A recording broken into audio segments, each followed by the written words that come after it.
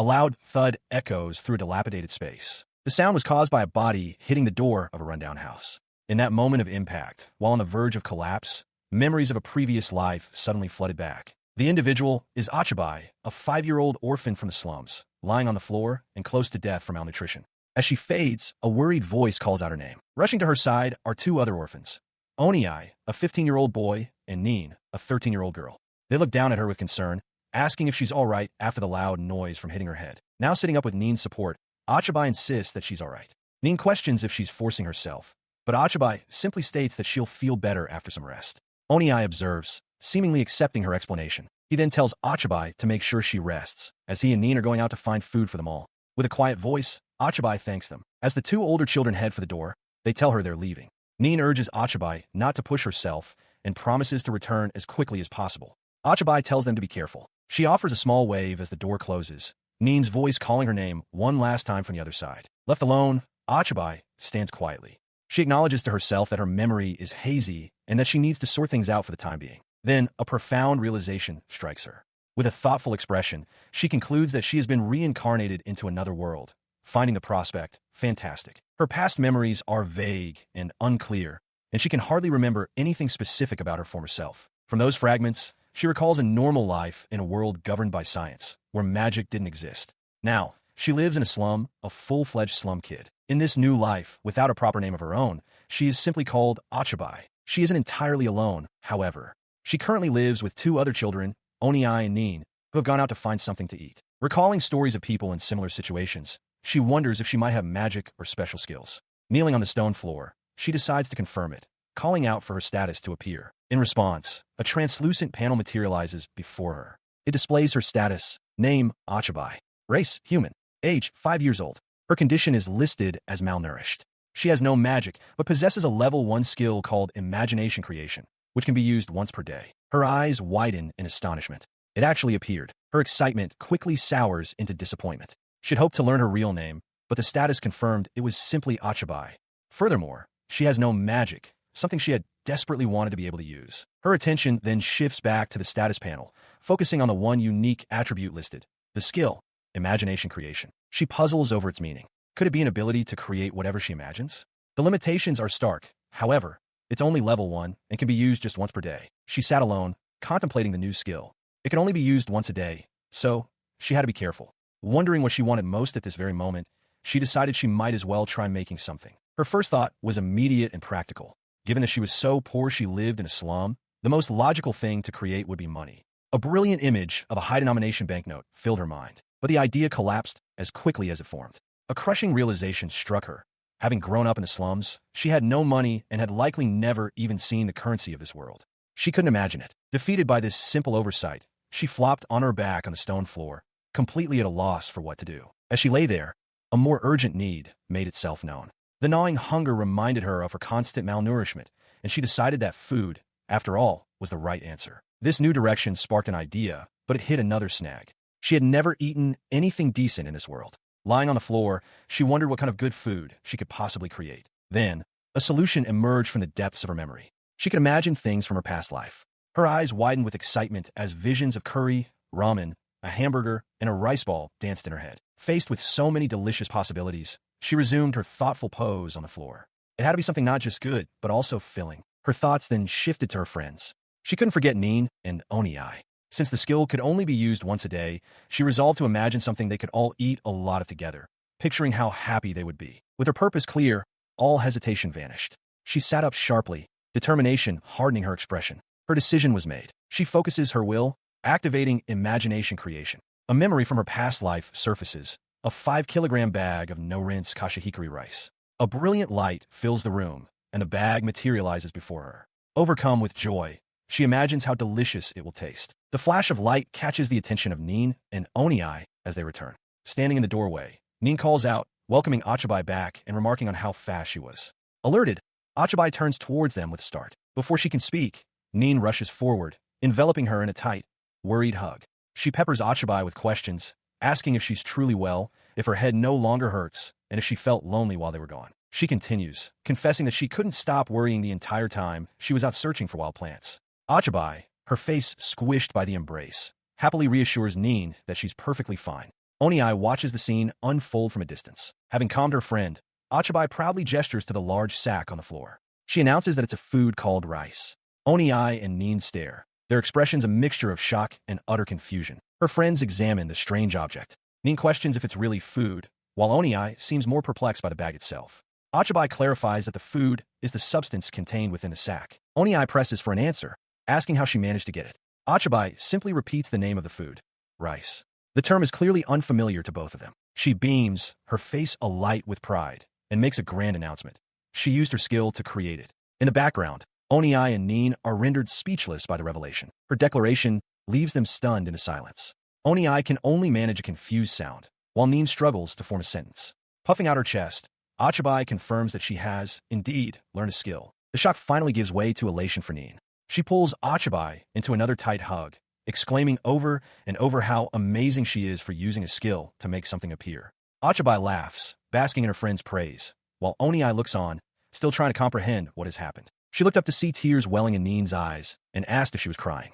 Nin quickly wiped them away, dismissing the concern by explaining it was nothing, just a memory from the past that had surfaced. Oniai, however, was focused on the more immediate matter. He eagerly declared that if it was food, they should hurry up and eat it, asking how they were supposed to prepare it. Achabai hesitated, trying to formulate an explanation. She then began to detail the process, visualizing the necessary components: a pot, water, and the rice. She explained that they needed to put the rice inside the pot with water and then watch over it until the water completely disappeared, which would result in fluffy, sweet rice. Nin readily agreed, deciding they should get the cooking done and confirming they would need water and a pot. Full of energy, Oniai announced that he would prepare the fire. As he went to do so, Nin took on her task.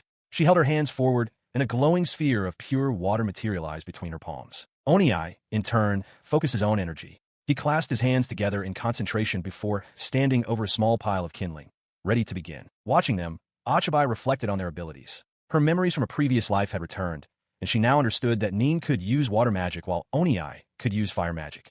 A pang of jealousy struck her. She thought how wonderful it must be to use magic, wishing she could become a magical girl herself. Their combined efforts brought a pot to a rolling boil over the flames. As they watched, one of them asked what a spell was, receiving the simple answer that it was similar to a little trickle. Soon, a wonderful aroma began to fill the air. Nin clasped her hands, remarking on how good it smelled. Oniai, his mouth watering, impatiently asked if they could eat it already. She, however, held up a hand, telling him not to rush. With intense focus and a bit of drool of her own, she promised she would make him eat the best rice. Her sudden seriousness left Oniai confused, wondering what had come over her. She presented her creation, 3 steaming bowls of what she called koshikaran rice, each portion garnished with wild plants. Her companions, Oniai and Nin, stared at the meal, their anticipation palpable as they swallowed hard, steam rising before their faces. Without another moment of hesitation, they each took a bite. The flavor was a revelation. Oniai, wide-eyed, could only ask what it was before declaring it unbelievably delicious.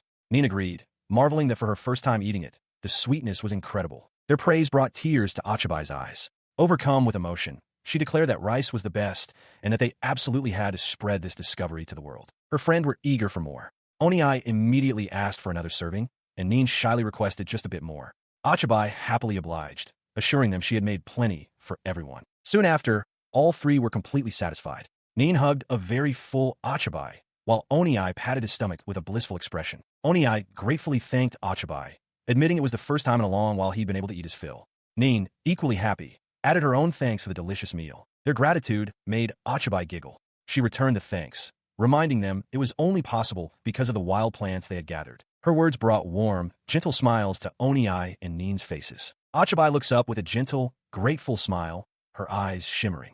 She feels that she should be the one thanking her friends. She holds their hands, reflecting on their kindness. Even though it's difficult for children to survive in the slum, and despite her being a hindrance at first, Oniai and Nin had still taken her in and cared for her. This realization brings a chilling thought. If they remain in the slums, the 3 of them will inevitably be in danger. Her memories from a past life surface, providing a grim understanding. She recalls the poor sanitation of the slums, a place where she was malnourished and couldn't eat properly. The image of a rat scurrying through the filth solidifies her fear. In such conditions, she knows it wouldn't be strange if any of them fell ill at any moment. Their very survival is uncertain. A jolt of panic and resolve strikes her. Since she possesses memories of a past life, she must make full use of them. A single, urgent thought dominates her mind. They have to escape this place, somehow. Her gaze falls upon her own hand, which seems to glow with latent power. She realizes she can use the knowledge from her previous life, combined with her skill, imagination creation, to rise above the slums. Her mind immediately focuses on the first, most critical step. Before anything else, they need money. To achieve that, she must first learn about the currency of this world. She clenches her small fist, her body tense with determination. I need to succeed, she thinks, startling Nin, who can only offer a slightly bewildered "RIT." With a bright, confident expression, Achabai throws her hand forward, imagining all the things she can bring into existence. She makes a vow. With her skill, imagination creation, she will make Nin and Oniai happy. She presented her creation to her friends with a flourish. Nin, kneeling before her, clasped her hands together and gushed about how cute Achabai-chan was. Oniai, however, looked on with a puzzled expression, asking if this was some kind of new game she had invented. The next day, with renewed determination and a mouth full of food, the young girl known as Achabai turns to her companions with a single, pressing question. How can she earn money? Her query prompts a moment of thought. Oniai repeats the word, money, as if considering its weight, while Nin thoughtfully brings a finger to her chin, pondering the possibilities. Nin is the first to offer a solution, suggesting they could sell any valuable items they might find in a store. Oniai, however, sighs at the idea, asking why they can't simply get a job. He immediately answers his own question with his somber expression, explaining the harsh reality that people from the slum are not permitted to hold proper jobs due to widespread discrimination. Achabai absorbs this grim fact.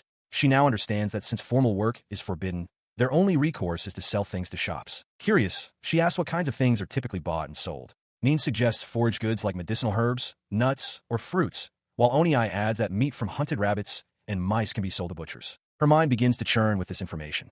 Hunting and gathering are their established options, but she starts to wonder what she could create through her own imagination. She considers the classic ways to make money, thinking of valuable commodities like salt, spices, and sweets, all while savoring the simple taste of her rice. An idea sparks. She realizes she must create a common product, something that won't raise suspicion about its origins and fits within the scope of what a child from the slums could plausibly acquire. With a flash of insight, she activates her ability, imagination creation. In her hands materializes a jar of blended honey, complete with a label indicating a weight of 1,200 grams and a price of 4,800 yen. Oniai stared, utterly surprised by what she had made. Nin, looking at the newly materialized object, confirmed her suspicion, asking Achabai if this was the result of her skill. Before them sat a pristine glass jar filled with a golden liquid, a label with a bee affixed to the front. Oniai, perplexed, wondered aloud about the transparent container itself, while Nin asked what was inside. Achabai proudly declared that it was honey inside a glass container. The revelation stunned her friends. Oniai exclaimed in amazement at the sight of glass, while Nin's eyes sparkled as she recognized the sweet substance. Her eyes shining with purpose, a symbol for money appearing in one, Achabai announced her plan. They would sell this and make some money. Nin asked for clarification, wondering if they intended to sell it just as it was. She was taken aback by their hesitation, demanding to know why not. Oniai, with a serious expression, advised against it. He and Nin stood together, a shared look of concern on their faces. He elaborated on his concern, pointing out that neither of them had ever seen such a magnificent, perfectly crafted glass bottle before. Nin agreed, holding the jar carefully.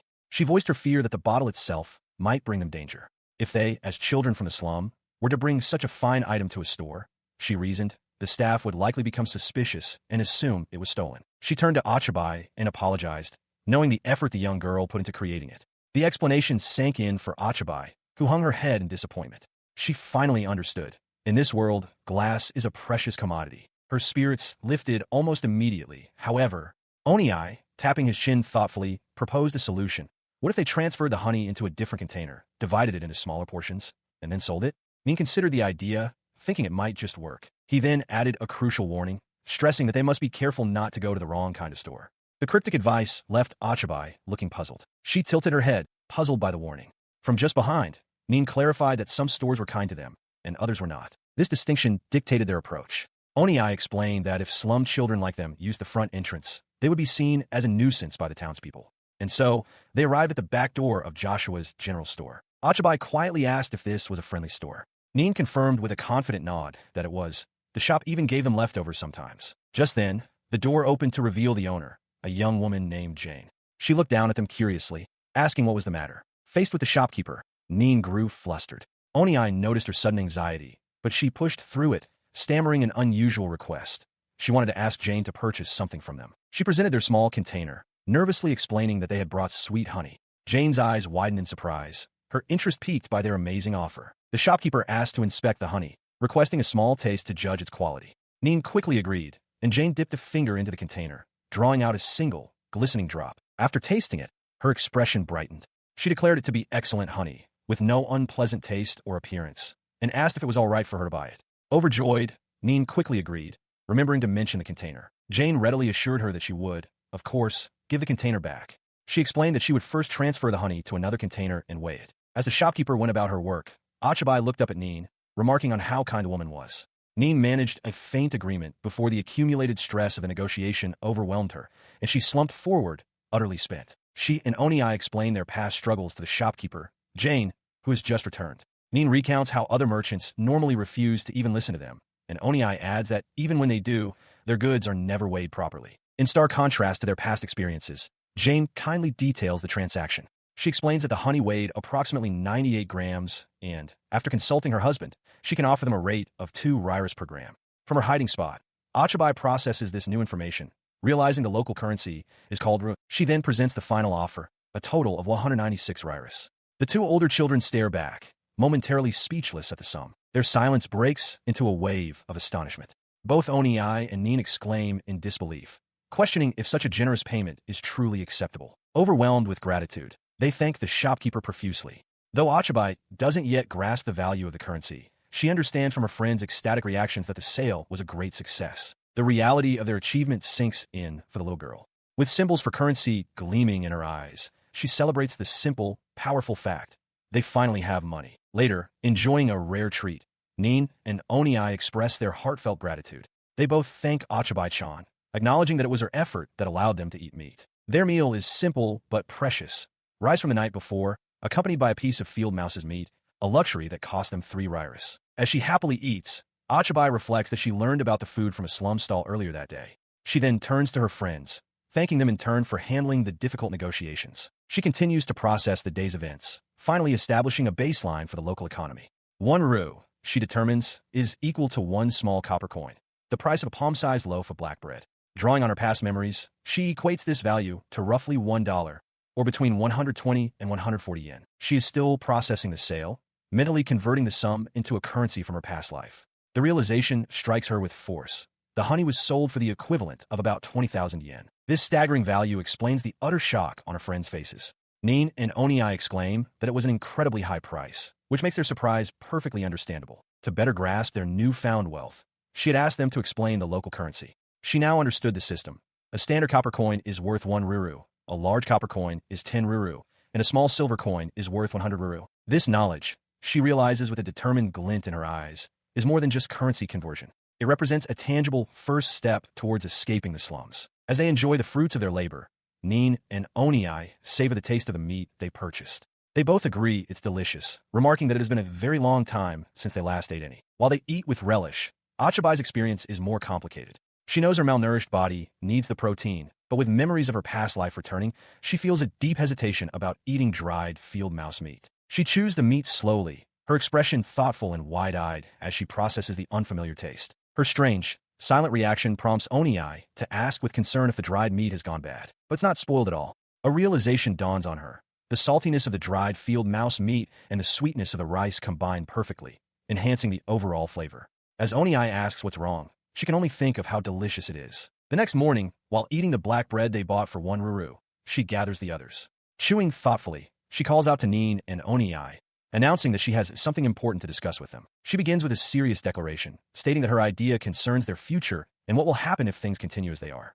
Her somber tone immediately gets the attention of Neen and Oniai, who ask her what's wrong. Taking a determined bite of her food, she states with grim certainty that at their current rate, they will never be able to escape their life in the slums. Her stark assessment leaves Oniai and Neen confused, prompting them to ask how they could possibly improve their situation. Achabai counters that they need to set a goal and start by improving their lives little by little. To put it bluntly, she announces with sudden, startling intensity, their very first step must be to clean themselves. The directness of the suggestion catches Neen completely by surprise. The statement strikes Oniai and Neen like a physical blow. A shared, horrified realization washes over them as they finally confront the truth. They are filthy. Overwhelmed with embarrassment, both of them stammer apologies, admitting that what she said is true. Seeing their reaction, Achabai quickly apologizes for being so direct. She then explains her reasoning. Because of their current appearance, they can't even enter shops in town. However, she argues, if they are clean and presentable, they will be treated like proper customers and welcomed inside. The simple logic resonates with Nin, whose face lights up with understanding. She praises Achabai for being so smart and enthusiastically agrees that they must start by cleaning themselves. Oniai, ever the pragmatist, asks for the specific details of how they are supposed to get clean.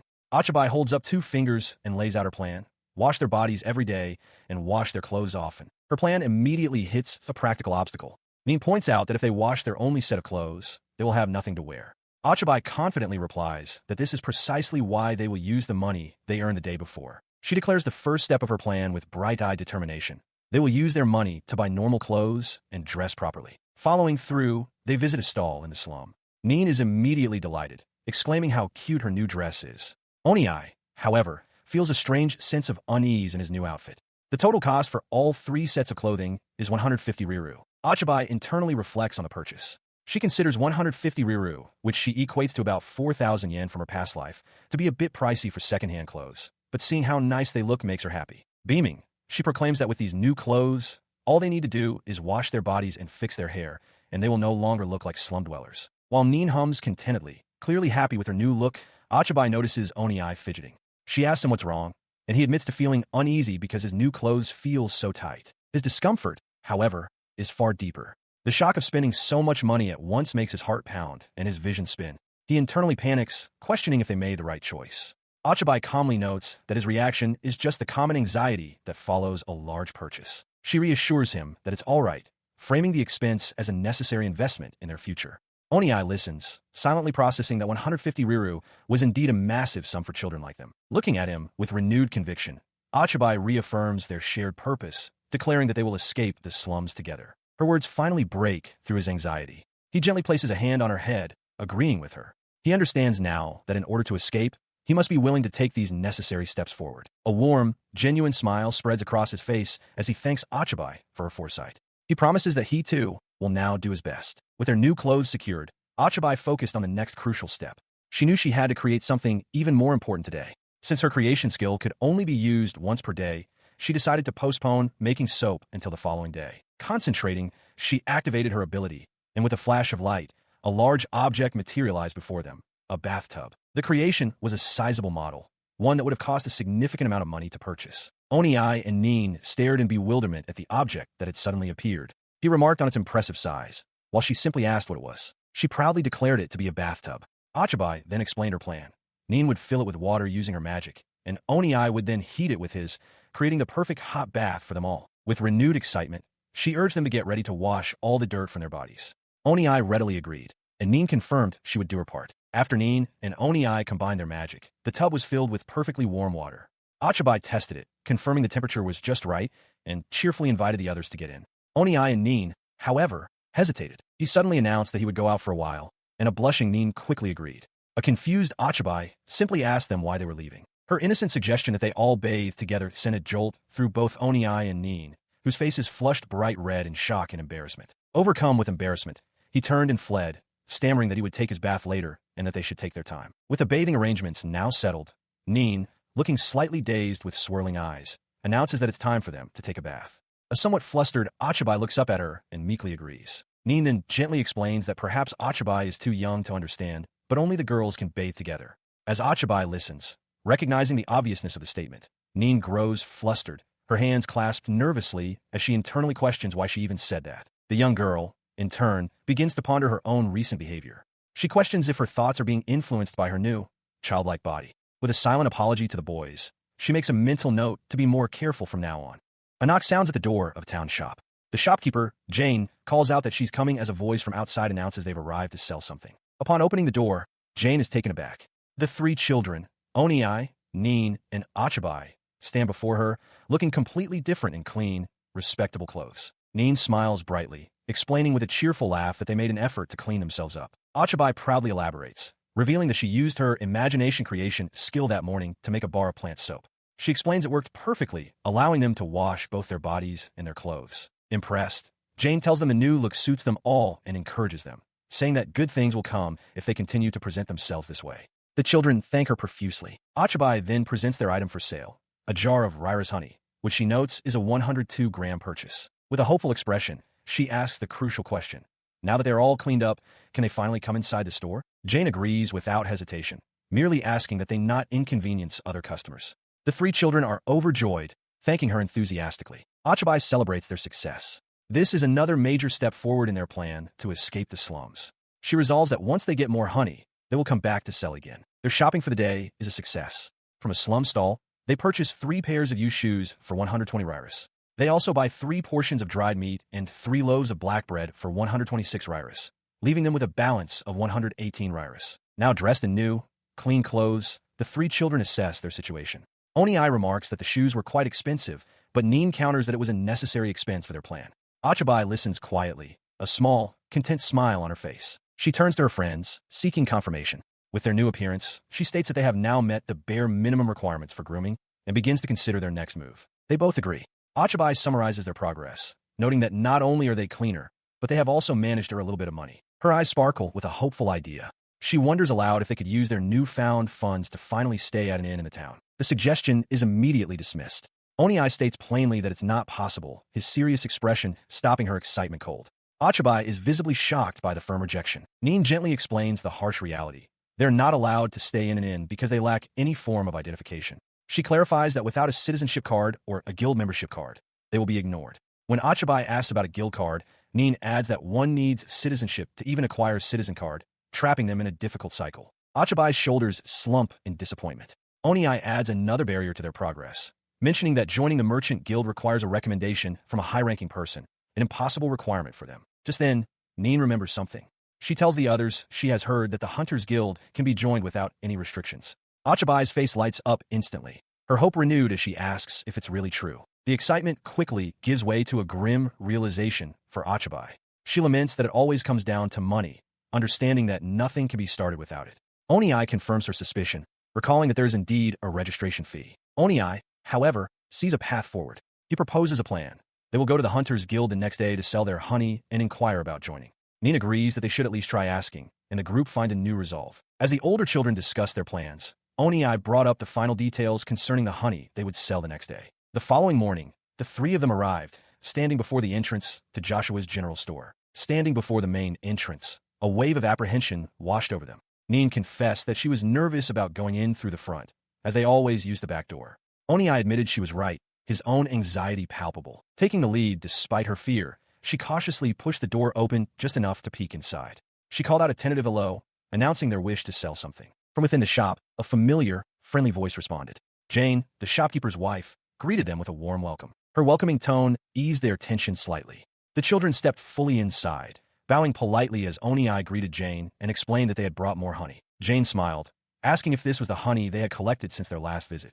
From behind her siblings, the small girl shyly confirmed that it was. Just then, a man emerged from the back of the store. With a kind smile, he greeted them and asked if they were the children from the slums who had been supplying them with honey. He introduced himself as Joshua, the owner. He looked them over, remarking that they didn't look like they were from the slum, noting how clean they appeared. The children exchanged nervous glances, unsure how to respond. Putting them at ease, he formally introduced himself again as Joshua, the owner of the store, and gestured to his wife, Jane. He welcomed them properly, expressing his pleasure in finally meeting them all. He explains with a kind smile that his curiosity was piqued because the honey they brought was so good, adding that he always welcomes customers who bring benefits to his store. She observes him, thinking to herself that despite knowing they were from the slums, he treats them with respect. She concludes that he seems to be a genuinely nice person. Her resolve hardened, she gives a confident wink as she reaches into her small bag, while Oniai watches with a look of slight confusion. From the bag, she produces a pristine, sparkling jar, clearly labeled with the image of a bee. His eyes widen in utter shock as he holds the object, exclaiming in disbelief as he recognizes the material. It's glass. She confirms his unspoken question, explaining that they intend to sell the entire container, along with the honey they've been bringing for sale. Her companions, however, do not share her calm. Neen gasps, noting that the container must be extremely rare, while Oniai nervously questions if it's truly okay to do this, worrying about the potential danger. He presses the point, his mind racing with a critical question. Aren't people going to ask where a rare item like this came from? Neen voices the fear gripping them both, exclaiming that if anyone else discovers that the tiny, cute Achabai can create such amazing things, she will definitely be kidnapped. Oniai agrees from the side. She meets their worried gazes with a bright, confident smile, telling them to rest assured. She declares that she has a special secret up her sleeve. She confidently confirms her friend's disbelief with a cheerful yes, her plans seemingly in motion. Her certainty sways her friends. Nin agrees to trust her judgment, and Oniai concurs, acknowledging that Achabai tends to think things through carefully. With their support secured, her attention snaps back to the shopkeepers. Joshua, his eyes wide with astonishment, asks if she intends to sell him the entire jar. Achabai immediately presses her advantage, asking how much he is willing to pay for it. His initial excitement hardens into a serious inquiry. He leans forward, demanding to know where on earth they could have possibly found such an item, his sudden intensity startling the three children. He waits for an answer, the air thick with tension. Oniai and Nin exchange worried looks, realizing the moment of truth has arrived and wondering how Achabai will respond to the direct accusation. She responds not with words, but with a dramatic pose, puffing out her chest and adopting a comically stern expression. She declares that she cannot possibly reveal the secrets of her business. This absurd declaration leaves Oniai and Nin utterly horrified, their faces frozen in shock. Their minds race in panic. Nin realizes with dread that this must have been the secret plan Achabai mentioned, one that only makes them look more suspicious. Oniai laments that despite her cleverness, he forgot she is still just a toddler. Springing into action to cover for her, they frantically try to reassure the shopkeeper. They stammer that while they cannot explain the details, the jar is definitely not stolen. Oniai swears it on the name of the angel, and Nin quickly adds her own oath. The children's panicked and earnest denials completely break the tension. Both Joshua and Jane erupt into warm, hearty laughter. His amusement leaves Oniai and Nin completely puzzled, their faces frozen in expressions of wide-eyed confusion. He reassures them with a kind smile, apologizing for laughing. He explains that he doesn't believe they are lying, reasoning that if the item were stolen, they wouldn't be trying to sell it so openly. He continues, explaining that his many years in business have given him a good eye for people. Furthermore, he notes that he has never seen such transparent glass in the area, highlighting the jar's exceptional quality. His sharp deduction stuns the older children. Oniai, flustered, exclaims that his reasoning is true in a way, and hastily concludes that the jar must have something to do with Achabai's magic. At the mention of her abilities, Achabai's expression hardens. As her friends call her name in alarm, she puffs out her chest and declares with great seriousness that she cannot reveal the secrets of her business. Her professional posturing clearly amuses him. He smiles and agrees to her terms, stating that he will refrain from asking for more information and will simply evaluate the item. He then turns to Jane, asking for her assistance. He informs the children that because it is a valuable item, the appraisal may take some time and asks them to wait, which they gratefully accept. As the shopkeepers step away, Achabai celebrates her cleverness, boasting that her plan to say something smug worked. Oniai and Nin, however, simply let out a sigh of relief, with Oniai admitting how scared he was. Nin looks at Achabai with astonishment, admitting she never thought the little girl could think so far ahead. Oniai, unconvinced, mutters that it was probably just a coincidence. A short while later, Joshua returns, apologizing for the wait. He announces that he will purchase the honey inside at the same rate as before, 2 reals per 16 units. He then turned his attention to the container. While the children celebrated the generous offer for the honey, with Nin declaring that 2,002 rairas for 1,001 grams sounded great, Joshua had a separate proposal for the jar. With a warm smile and a single finger raised, he made his offer, 10,000 rairas for the jar alone. The number struck them like a physical blow. Oniai, Nin, and Achabai stared, wide-eyed and sweating, unable to process the sum. 10,000 rairas. The amount echoed in their minds, a figure beyond comprehension. Her mind, still reeling, began a frantic calculation based on memories from her past life. She reasoned that if 1 riru was roughly equivalent to $1 from her original world, then 10,000 rairas was $10,000. The final conversion solidified the staggering reality. It was an amount somewhere between 1.2 and 1.4 million yen. The sheer scale of the wealth was almost impossible to grasp. Her companions were equally overwhelmed. Oniai and Nin stammered, questioning if Joshua was truly sure he could spend such a huge amount of money. Achabai, frozen, could only think of the immense value being placed on what seemed to be just a glass container. But it was no ordinary container. The glass was perfectly transparent and smooth, a quality of craftsmanship none of them had ever witnessed. It even possessed a metal lid that sealed it perfectly. Joshua explained his valuation, noting that for an item of such quality, it wouldn't be surprising if it were worth a great deal more. He presented his offer as the best his particular store could manage and asked for their decision. The transaction was finalized. The total purchase came to 12,002 rairas, 10,000 for the glass container, and 2,002 for the 1,001 grams of honey. With the deal concluded, the 3 children stood outside the shop, completely stunned into silence by the sudden, life-altering fortune they now possessed. She watches as Oniai trembles, clutching the money and admitting he's terrified to be holding such a large sum. Nin, standing beside him, agrees that the whole situation is indeed surprising. He explains his fear stems from the fact that they are just children, and the money is directly related to Achabai's skill. The little girl shudders, internally calculating the amount to be over 1 million yen in her previous world's currency, a staggering sum to be carrying. He then proposes a solution, They should simply treat her ability as a form of magic, just as Joshua had suggested. Both Nin and Achabai look at him, puzzled by what he means. He clarifies his plan, suggesting they create a story that their power is a magical connection between the three of them, an ability they can only use when they are all together. Nin's face lights up in understanding. She exclaims that it's a brilliant idea, as it would prevent Achabai from being singled out and targeted for her unique skill. Achabai beams with excitement, praising Oniai for being so smart. He smiles, pleased with himself, but adds a note of caution. This is a story to be used only when they have no other choice. With a plan in place and the money secured, Oniai considers their next move. He declares their destination, the Hunter Guild. Nin and Achabai cheer in enthusiastic agreement, ready for the next step. As they prepare to leave, she quietly wonders about the cost of the Hunter Guild's registration fee, hoping that their newfound wealth will be sufficient. With a look of firm resolve, she sets her sights on their goal, the Hunters Guild. Her mind, however, was fixated on a very specific aspect of their destination. As she considered the guild, she pictured the beautiful lady who must surely work at the reception desk, her eyes sparkling with anticipation as she silently pleaded for the woman to wait for her. Meanwhile, at that very reception desk, a young woman with a pleasant smile had a far more mundane thought cross her mind. She simply wanted to drink some alcohol. The destination is a large, well-maintained building with timber framing, the Hunters Guild. Inside, several individuals are gathered, looking over a large notice board. Inside, the three children stand together, looking uncertain.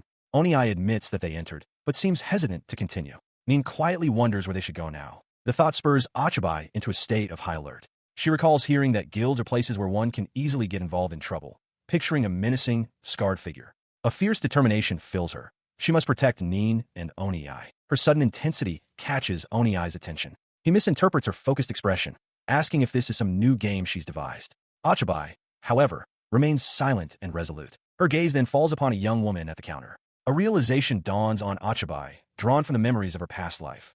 This is a classic archetype, the beautiful lady of the guild, a staple in reincarnation stories. The woman approaches them with a warm, welcoming smile. She asks if this is their first time visiting the Hunters Guild. Oniai, slightly flustered, stammers out a confirmation. She correctly deduces their purpose, asking if they wish to register as new members. Oniai affirms this, but confesses that they are unsure of the procedure. The receptionist kindly offers to guide them, explaining that she is just returning from break. Her eyes land on the smallest of the group as she remarks what a cute little girl Achabai is. The young girl snaps to attention, replying with a formal, "Yes, ma'am." The simple compliment strikes Achabai with unexpected force, leaving her wide-eyed and utterly starstruck. Her stunned silence prompts Oniai to ask what is wrong. Lost in her own world, Achabai is overwhelmed by a single, powerful thought. A beautiful lady just called her cute. The guild receptionist offers a warm, professional smile, placing a hand to her chest. She introduces herself as Irene and formally welcomes the three children. In response to her greeting, the older children state that they will be in her care. As Irene prepares to begin her explanation, it becomes apparent that the smallest child is standing on a stool just to see over the tall counter. Irene gives a small, amused smile, apologizing for only just noticing the girl's effort. As Nin smiles warmly, Achabai seems to vibrate with excitement, almost levitating off the stool. The little girl's mind is utterly captivated. To her, this woman is not only beautiful, but also incredibly kind. Having collected themselves, the children offer a polite and heartfelt thank you. Irene simply smiles back, acknowledging their gratitude before proceeding. She then explains the rules of the Hunters Guild. Anyone over the age of 12 is eligible to register. New members begin at level 1 and can advance up to the highest rank, level 5, as their contributions to the guild increase. Her words about the age requirement land with a heavy thud. The realization that one must be over 12 years old sends a shockwave through Achabai, whose eyes widen in disbelief and horror. Noticing her reaction, Irene asks if the little one plans to register too. The question triggers a full-blown panic in Achabai's mind. She's the only one without an ID, the only one who can escape the slums. She is suddenly in a desperate pinch. Seeing the child's distress, Irene calmly raises a finger to reassure her. She explains that those under 12 can still register, though it will be a provisional registration. Hope flickers in Achabai's eyes as she quietly questions the term. Irene clarifies that provisional members are treated like apprentices. There are restrictions. They cannot take on requests by themselves and will remain in the first class until they reach the age of 12. The three children listen intently to the conditions. She breathes a sigh of relief, thankful that she can still register despite her age. Beside her, Nin turns to the receptionist and asks about the cost. The receptionist, Irene, explains the fees. With a citizenship card, it is 100 rairas, but without one, the cost jumps to 500 rairas. The three children react with shock at the high price, which Nin speculates is meant to deter people from easily acquiring identification. Achabai quickly calculates the total in her head. Since none of them possess citizenship cards, the fee for all three will be 1,500 rairas. She mentally converts this to a currency from her past life, grimacing as she realizes just how expensive that is. Despite the daunting cost, her expression suddenly shifts to one of bright, determined confidence. She puffs out her cheeks and declares that it's perfectly all right. She then proudly announces the total sum of their savings, 12,002 riras, plus some honey. A smug, knowing look crosses her face as she reflects on a fundamental truth she's come to understand. One can't start anything without money. With their financial security confirmed, Onii speaks up, and the three children exchange determined nods, their decision made. In unison, they turn back to the receptionist and formally request to register all three of them. The receptionist agrees, sliding a registration form across the counter and instructing them to fill in the necessary information. She then offers the services of a substitute writer, but Neen quickly interjects, politely declining the assistance and confirming they can handle it themselves. She confidently declared that she would handle the writing for all of them, her expression bright with determination. This was a relief for Achabai, who internally admitted a significant problem. Despite retaining memories from a previous life and understanding some Japanese and English, she was completely illiterate in the language of this new world. Her companions, however, were in different situations. Neen appeared to have received a proper education, as her literacy skills were flawless. Onii, on the other hand, could only manage to write his own name, a limitation that steeled his resolve to learn more. This brought up a crucial detail for the registration. Both Neen and Onii possessed proper names. Neen's true name was revealed to be Seal, and she was 13 years old. Onii was actually named Marco, and at 15, he was the eldest of the group. This revelation highlighted Achabai's own uncertain origins. She recalled that she had been abandoned in the slums approximately 2 years prior, and, unlike the others, did not even know if she possessed a real name. Putting the matter of names aside, Seal turned her attention to another section of the form. She proposed that they should list their most proficient magic as a special skill to make a good impression. As Seal prepared to write, Achabai hesitantly asked if she could make a request. Marco readily agreed with the plan. Seal then took charge, stating she would list fire magic for Marco and water magic for herself, confidently noting their respective strengths. She then leaned in and whispered to Achabai, promising not to write down her particular skill, acknowledging that it should remain a secret. With a grateful smile, Achabai thanked her. With the details decided, the process of filling out their names and special skills on the registration form proceeded without any further issues, and the three children looked on with satisfaction. She contemplates the concept of having a name, a small, hopeful smile gracing her features. The hopeful thought instantly curdles into panic as a stark realization hits her.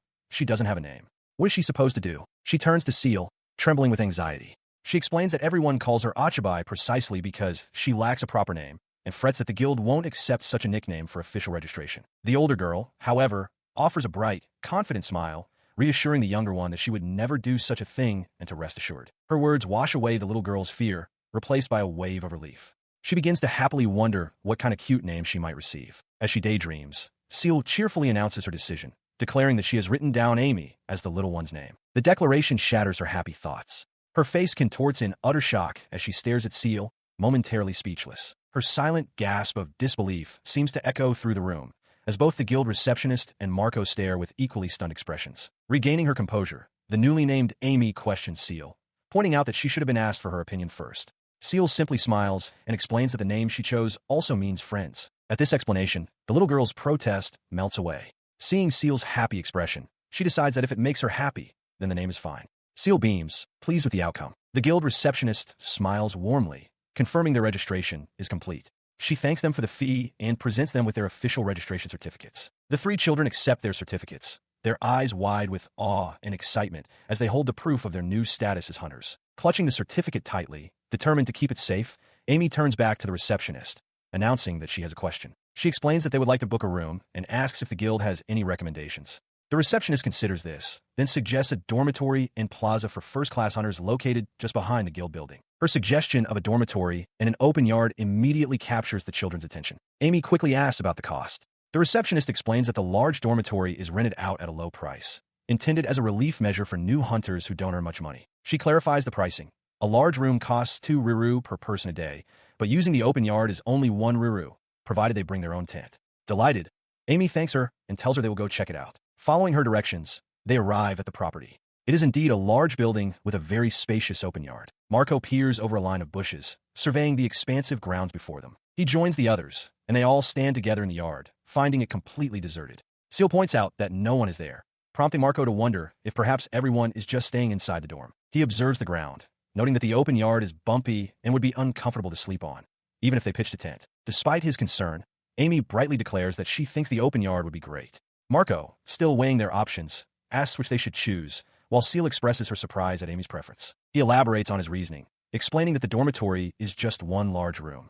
If they were to stay there, the large container of rice in the bathtub Amy had created would surely attract unwanted attention. He adds that he also wants to keep the other two children hidden. Understanding his logic, Amy has a sudden realization. She declares that the best course of action is to find a secluded, inconspicuous spot within the open yard where they won't be noticed. With a plan in mind, she darts away from them and into a patch of tall grass, her older siblings calling out her nickname in surprise. She peeks back out, proposing that the area behind the tall grass would be a perfect hiding spot. Marco confirms her intention to use the foliage for cover, and Seal enthusiastically agrees with a clever idea. Now that they have a location, a new problem presents itself.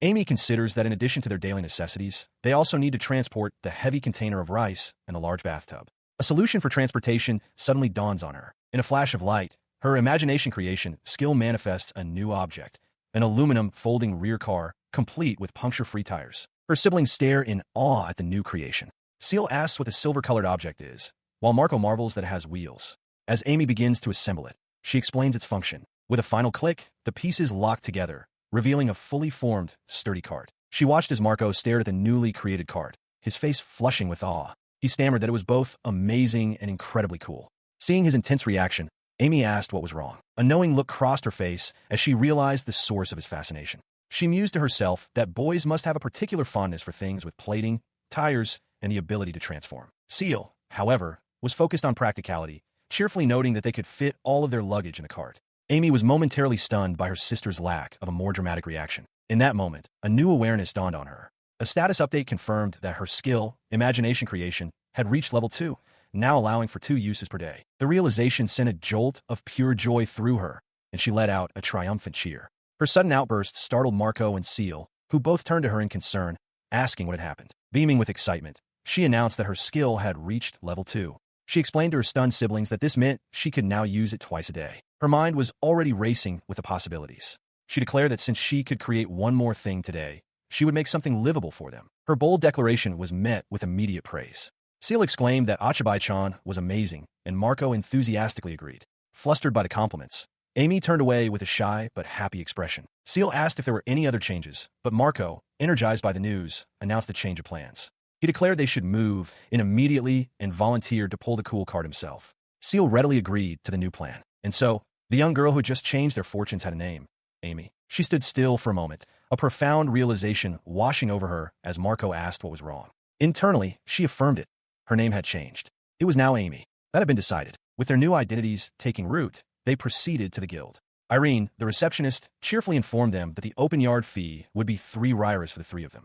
To avoid drawing attention, they moved their belongings on the cart, hiding everything under a large, ragged cloth. After paying the fee, they arrived at their new plot of land. Before them stretched a wild, untamed space, completely overgrown with a dense wall of tall weeds. Seal, ever practical, suggested a plan. They should leave the tall weeds at the front to act as a screen, then create a path and clear an open space behind them. Both Amy and Marco jumped in enthusiastic agreement. A short while later, Marco wiped sweat from his brow, having cleared a sizable area. He asked if the space was large enough. Seal then turned to Amy, inquiring what they were going to do from this point on. She didn't answer. Seal called out her name, but Amy remained still, facing the cleared ground. Marco looked over, his expression shifting to one of concern. Amy stood alone, muttering in frustration. She couldn't make this one. It was no use. The creation she had envisioned was failing to materialize. Her friends quickly moved to her side, their faces etched with worry. Marco asked what was wrong, and Seal gently questioned if she was all right. She turned to face them, her eyes wide and utterly blank. A single confused sound escaped her lips. Yeah. Marco and Seal could only stare back, their own expressions mirroring her complete and sudden bewilderment. After clearing a significant amount of tall grass, Amy takes a moment to catch her breath. With the area prepared, she decides it is finally time to use her special skill to create a new home. She considers her options carefully. Since this will be a temporary residence, she concludes that it should be something mobile, a structure that can be moved around and still function as a home. An idea suddenly strikes her. She pictures a large, four-made camper van, a perfect self-contained home on wheels. With a determined expression, she holds her hands out and invokes the power of imagination creation. Her attempt fails completely. Shocked, she wonders why it didn't work. Deciding the first idea was too ambitious, she resolved to try creating something smaller, like a camper based on a light truck, questioning if her posture had been wrong. She tries again, this time attempting to create a simple light wagon. But once more, her imagination creation yields no result. The skill remains inert. A heavy silence hangs in the air as nothing materializes before her. Panic begins to set in. Her mind races with the terrifying thought that if she can't make this work, they will have to return to the slum. In her desperation, she lowers her expectations drastically, thinking that even a cheap, used light van would be perfectly fine. That desperate, specific thought is enough. A vehicle shimmers into existence. A used Sano van 664WD with 155,000 kilometers on it, valued at 148,000 yen. Overwhelmed with relief, she collapses to the ground. She joyfully exclaims that she finally created it, admitting to herself that she had panicked but is immensely glad it worked out in the end. She continued to puzzle over the limits of her imagination creation skill. What was the key difference between the things she could make and the things she couldn't? Was it the size, or perhaps the weight? Then, a thought struck her. The light van she had just created was nearly identical in size and weight to a light wagon. The crucial differences must lie elsewhere. She theorized that perhaps she couldn't create anything too expensive, concluding that it must be a money-related problem. This was a variable she would need to test in the future. As she pondered this, Seal and Marco approached the vehicle, their eyes wide with wonder. Seal asked what this beautiful, silver-colored iron object with shiny glass windows could possibly be. Amy offered a sheepish apology for surprising them. She explained that it was a vehicle with a rare engine, sometimes referred to by a peculiar name, and that it would serve as their new home. Her friend stared, taken aback by the declaration. With a flourish, she proudly announced its name, a light pack. The term only deepened Marco and Seal's confusion. She clarified that it was best to think of it as a portable shelter, something to protect them from the wind and rain. The concept of portable seemed to puzzle Marco. To illustrate, she explained that if any danger arose, they could simply move it away. The idea of such an easy escape struck Marco as incredibly cool. He was completely captivated, a blush rising on his cheeks. The notion of a mobile home, something with wheels that you could live inside, was simply amazing to him. Seal, observing his reaction, asked what was wrong. Amy watched him, surmising that after his experience with the cart, the vehicle was stimulating his boyish instincts. She concluded that as long as he was happy with it, everything was fine. While Marco celebrated their new home, Seal voiced a practical concern, wondering if the guild staff would become suspicious if they weren't seen living in the open yard they were paying for. Amy, too, seemed to pause and consider the problem. She quickly devised a solution, brightly suggesting they create some camouflage for their new residence. Her plan was to assemble the rags and wooden boards they had brought from the slums into a makeshift tent, which would serve as a disguised entrance in a grassy area. Seal, delighted by the clever idea, hugged Amy tightly. Marco understood immediately. This would allow them to hide the light pack and live inconspicuously, using the tent as a decoy. With everyone in agreement, Marco rallied them to start building the camouflage tent and organize their belongings. Amy beamed with pure joy, celebrating that, even if it was only a temporary home, they had finally escaped the slums. After finishing their setup, she declared the move complete. Since it was still early, she proposed they go get dinner. He readily agreed, admitting that the day's events had made him hungrier than usual. Seal, standing beside him, felt the same way, and Amy chimed in with her own agreement. Seizing the moment, Amy suggested they splurge a little to celebrate their escape from the slums, an idea that Marco and Seal enthusiastically endorsed. Her eyes lit up with a specific desire. She wanted to try eating at the Hunters Guild cafeteria, expressing a keen interest in the food of this world. Marco, though seeing Seal's hesitation, reassured her that it would be fine. Marco beams with pride, holding up his new registration card. He declares that they're now officially members of the guild and confidently assures the others that everything will be fine. He then takes stock of their finances, announcing they have a total of 10,167 rairas, which he deems more than enough. Seal peeks over his shoulder, asking if they have money to spare, while Amy looks on with some hesitation. With their success fresh in their minds, Seal suggests they go to the cafeteria to celebrate. Marco enthusiastically agrees, and Amy throws her arms into the air with a joyful cheer. Following their decision, the door to the Hunters Guild cafeteria swings open, revealing a simple, empty room filled with wooden tables and stools. The three children step inside, with Marco noting the lack of people. Seal suggests it might be because it's not yet evening. As they stand in the quiet hall, a gruff voice suddenly calls out to them. The voice belongs to a large, intimidating man with a scarred face and a thick mustache, who glares down at them from behind a counter. He addresses them as brats and demands to know who they are, stating he's never seen them before and asking if they're newbies. His menacing presence instantly terrifies the children.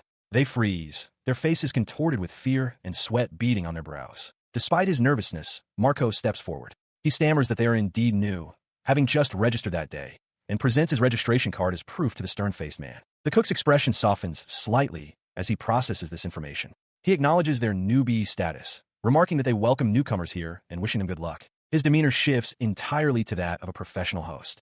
He thanks them for their patronage and politely asks if they would like to order something. Relieved, Marco confirms that they would. He explains to the cook that they wanted to eat something to commemorate their guild registration. Understanding, the man nods and presents them with the menu. As Seal studies the menu, Marco asks her what it says. A moment of silence passes before it becomes clear. None of them can read the letters. She admits that while there's a lot written on it, she can't understand it very well. Unable to proceed, Marco turns back to the cook and hesitantly asks if he may call him Master Sen. The man simply agrees. He confirms that it's what everyone calls him. This is Mason, the master of the Hunter Guild cafeteria. With the issue of addressing him settled, Amy asks Mason if he has any recommendations. He strokes his chin thoughtfully before suggesting the day's special. He announces that today's special is a boar steak set, and the price is only 5 riras. The children's eyes widen in unison, shocked and thrilled at the mention of meat. A quick, unspoken agreement passes between them. Seal asks the others if it's fine to order the special, and Marco declares it's the only choice. Amy enthusiastically agrees. Beaming with excitement, Amy turns back to the cook and orders 3 daily specials. Mason looks down at the small girl, remarking on her large appetite. He then advises her that 2 servings would likely be enough for the 3 of them, noting that it's better than having leftovers. With their order placed, Seal expresses her relief, admitting the ordeal was scary but successful. Marco suggests they find a table, and Amy, letting out a breath, confirms the order of 2 portions for 10 riras. Hearing this, the cafeteria master freezes, his expression hardening as he shouts for them to wait. Amy is struck with terror at his sudden, intense reaction. She immediately fears the worst, wondering if this is the kind of trouble one typically finds in a guild. With tears welling in her eyes, she steels herself, determined to protect Marco and Seal. But his outburst was not one of anger. The cook simply points out that a normal chair would be difficult for her to use and offers a smaller one instead. The 3 children are now seated, with Amy comfortably settled on her special, lower stool. She is utterly stunned by the gesture. The realization hits her with full force. He is far kinder and gentler than his intimidating appearance suggests. Marco, too, reflects on the situation. He considers that they were told to order only 2 servings for the 3 of them, an unprofitable request. He realizes the cook's actions are born from pure kindness, a thought that makes even his gruff face seem cute. Their conversation turns to the master's surprising nature. Marco exclaims how kind he is, and Amy agrees, feeling apologetic for her initial fear. Seal smiles, adding that anyone who treats Amy well is surely a good person. As they wait, Amy beams with excitement, looking forward to their first ever meal out. Marco marvels at the moment, admitting he never thought a day like this would come. Seal quietly affirms his sentiment. Her friends watch her, their expressions softening. Seal and Marco both gently say her name, their voices filled with affection. She looks from one to the other, her small face earnest, and offers them both a sincere, heartfelt thank you. She looks up at her friends, her expression a mixture of concern and confusion, and asks what is wrong. In response, Seal explains that it was Amy who truly thought about their situation and took action, which helped them escape the slums. Marco agrees, adding that without her, they would still be simply trying to survive day by day. Seal's gratitude is tinged with the memory of a harsh past, recalling a time when a filthy child was cruelly told to go away. With tears in her eyes, she repeats that their escape is all thanks to Amy. The painful recollections continue, flashing to a memory of watching over someone weak and frail, promising to wait for them no matter how hard or painful it became. Once again, she attributes their current fortune entirely to Amy. Returning to the present, both Seal and Marco look upon Amy with tears of gratitude shining in their eyes. Seal speaks for them both, saying simply, "That's why, thank you." Their minds drift back to a dark alleyway where they first met. A younger Seal excitedly pointed out a small, cute girl to Marco, noting that the child's eyes were the same color as an angel's. As she gazed at the silent child, Seal wondered aloud if God himself had sent her to them. Marco, however, reacted with a bitter scoff, muttering that he hates God. His expression then softened with concern as he wondered how long the little girl had been there all alone. Seal voiced a sudden fear, worrying that if they left the child, she could be kidnapped. She then considered another possibility, that she might be taken to the church, a thought that visibly startled Marco. He immediately agreed, his voice filled with alarm. He warned that if someone took her to the church, there was no telling what they might do to her, revealing a deep-seated distrust. Seal listened, contemplating their next move. Continuing the memory, Seal brightly suggests to a startled Marco that they should take the little girl home with them. He hesitates, thinking to himself that he isn't a monster like an orc or goblin.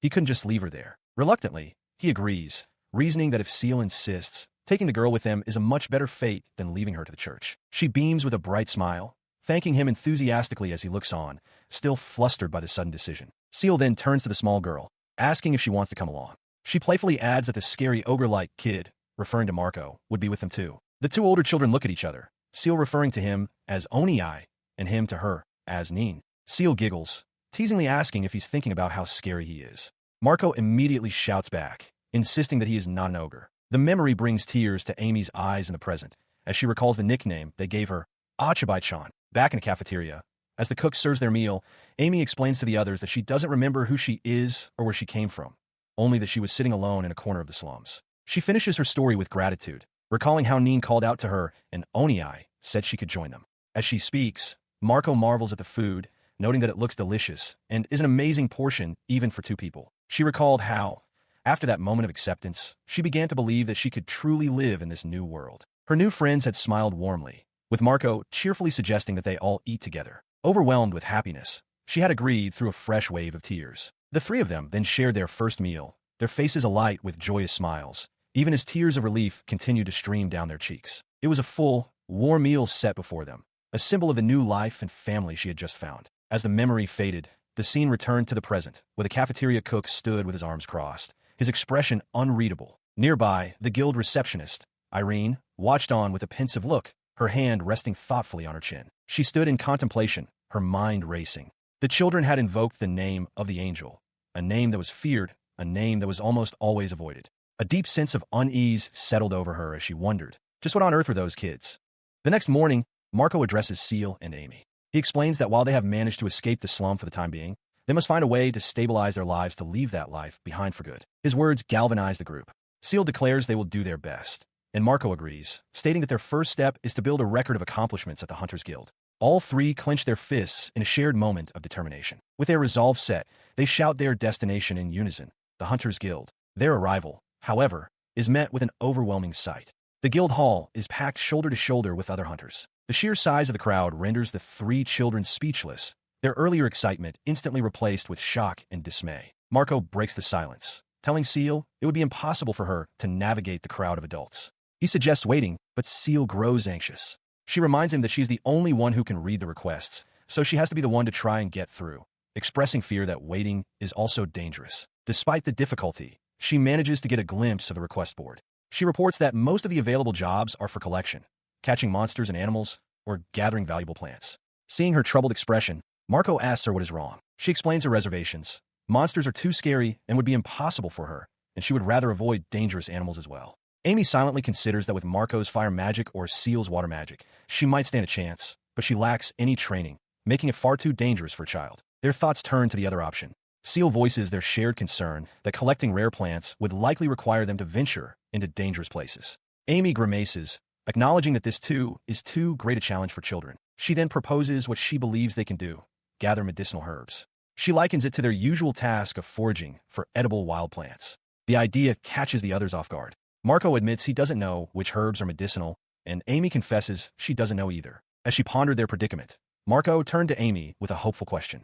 He reasoned that since Amy knew about edible plants, she might also recognize medicinal herbs. Amy, however, had to admit that she didn't, realizing with a sinking feeling that the knowledge from her previous life was of no use in this world. Her admission cast a pall over the group. All three slumped in defeat, feeling as though they had failed before they had even begun. Marco voiced their shared despair, wondering what they should do now. Breaking the heavy silence, Seal changed the subject, wondering aloud who actually posted the quests. As Amy pondered the question, Seal reasoned that they likely came from local shops, clinics, pharmacies, and other townspeople. She continued, adding that public officials, nobles, and even the church might post requests. Marco, however, quickly dismissed the idea, certain that such powerful entities would have no interest in hiring novice hunters like them. He was right. Amy concluded that for the time being, their only realistic options were quests from the local shops. She racked her brain, trying to think of a task that only they would be able to accomplish. As she mulled over the phrase, something that only we could do, a brilliant idea struck her. She turned to Marco and Seal, her eyes wide with sudden inspiration. With a newfound confidence, she announced that she had come up with a secret trick.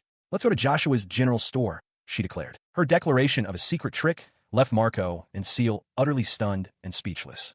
The mischievous glint in Amy's eyes did little to reassure them. As they arrived at the storefront, their apprehension grew. Seal nervously asked if her secret trick was truly all right, while Marco insisted she should at least explain the plan to them first. Before she could answer, the shop owners, Jane and Joshua, greeted them warmly. Jane immediately asked if they had brought any honey with them, and Joshua added with a smile that they would always be willing to buy it. She listens intently as the children stand before her. They explain that they have come today because they have a request regarding the honey. Before they can elaborate, however, they excitedly announce their recent accomplishment. They were able to join the Hunters Guild. This news brings smiles to the faces of both Jane and Joshua.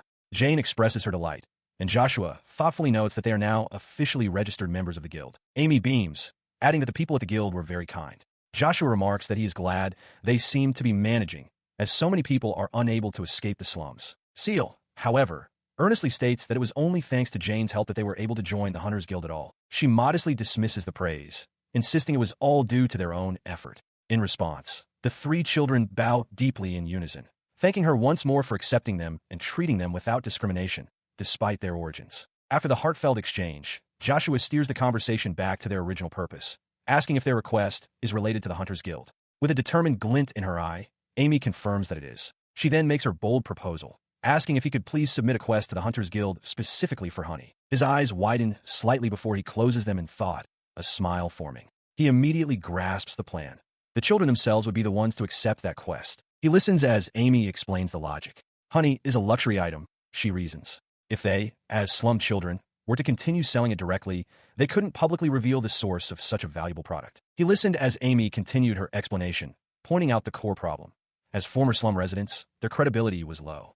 If it became known that the product came from them, it was possible no one would buy it. However, she presented the solution.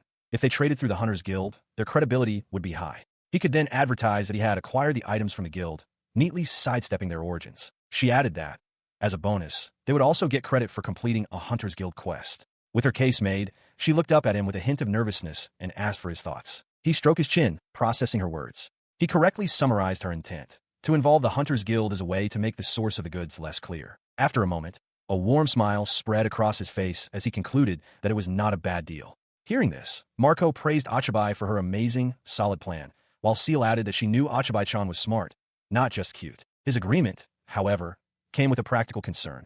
He pointed out that since the Hunters Guild would be involved, they would charge a handling fee, which might result in a loss for the children. He asked if they were all right with that. She responded with fierce determination. While money was important, she insisted that what they truly needed right now was to establish a track record. Her conviction was immediately echoed by the others.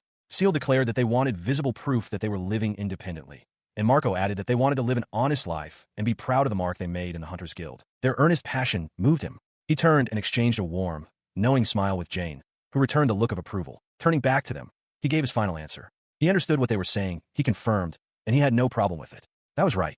Amy's expression softened with relief. In response to his agreement, the children beamed with gratitude. Seal declared that if she ever wanted honey, she would be sure to put in a request at the Hunters Guild. Joshua reassured them, but immediately considered a potential problem.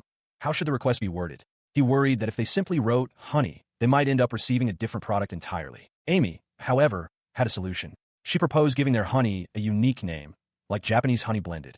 She reasoned that since no one else would know what that meant, no other hunter would be able to accept the quest. He conceded that her logic was sound. With such a specific name, they could easily refuse any delivery by stating it was the wrong item, ensuring only the children could fulfill the request. As the plan solidified, Marco remarked to Seal that it seemed everything would proceed without issue this time, praising Achabai for being amazing. Hearing their praise, Amy confidently addressed the shopkeepers again. She asked if they had any other requests besides honey, explaining that since the children didn't know what products were in demand, they would be happy to try creating something new. Her sudden pivot to new product development rendered both Joshua and Jane speechless. Amy looked back at them, puzzled by their stunned silence. She tilted her head, innocently asking if she had done something wrong. A flustered Joshua quickly stammered that she hadn't at all. He paused, a realization dawning on him. He noted that Achabai knew many difficult words for a child, such as demand and request. Reflecting on their interactions, he understood their conversations had been complex negotiations about gains and losses. Amy, meanwhile, had her own sudden, panicked realization.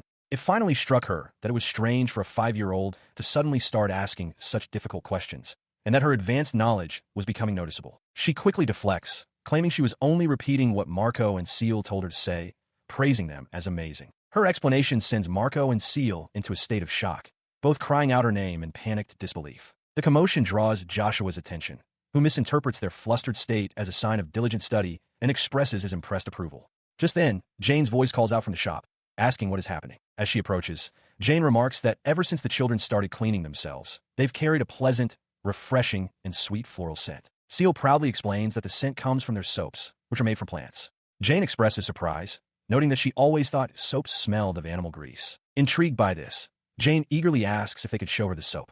Joshua agrees, suggesting they should consider selling it as a new product. On their way back, Marco and Seal are ecstatic. They celebrate the fact that the shopkeepers are willing to submit a guild request for their products, seeing it as a great opportunity to sell soap in addition to honey. Listening to them, Amy realizes she hasn't used her imagination creation skill for the day. She decides she can make one honey and one soap for now. She then considers the inefficiency of creating just one item at a time. A new idea sparks in her mind. Perhaps she could create an entire box full of them at once. With her power, she visualizes the final product. A herbal soap year-end gift set, complete with 6 bars each of roses, lavenders, and chamomiles, presented as a professionally packaged item. She proudly presents a box filled to the brim, explaining to a surprised Marco and Seal that she used her imagination creation skill to create many soaps all at once. Seal marvels that the box is completely full, while Marco is stunned by the sheer quantity. She explains that she attempted to create a set product because she thought she could make a large amount in one go, and it was a success. Hearing that there are 3 different types, Marco and Seal readily agree to take one of each. Returning to the shop, Seal announces their arrival. She and Marco present the soaps, explaining that they have 3 varieties, each with a unique scent: rose, lavender, and chamomile. Joshua asks if it would be alright for them to test all 3 different kinds. Amy enthusiastically encourages them to go ahead. As they test the product, Jane is astonished by the rich foam, exclaiming that it makes her feel like an aristocrat. Joshua is equally impressed, noting that the smell is amazing and that it's the first soap he's ever encountered that doesn't smell like animal fur. Her eyes wide with conviction, Jane turns to her husband and declares that the soap will absolutely sell. He agrees with equal fervor, certain of its success. He immediately decides to purchase them, even though they're just trial products. Amy seems surprised by his decisiveness as he begins to contemplate a price. Seal cheerfully proposes a price: 100 riru for each bar, or a set of 3 for 300. Marco enthusiastically agrees that the price is great, and Amy beams with delight. The price leaves Amy stunned. She internally calculates the conversion, realizing with a shock that 100 riru is equivalent to over 10,000 Japanese yen.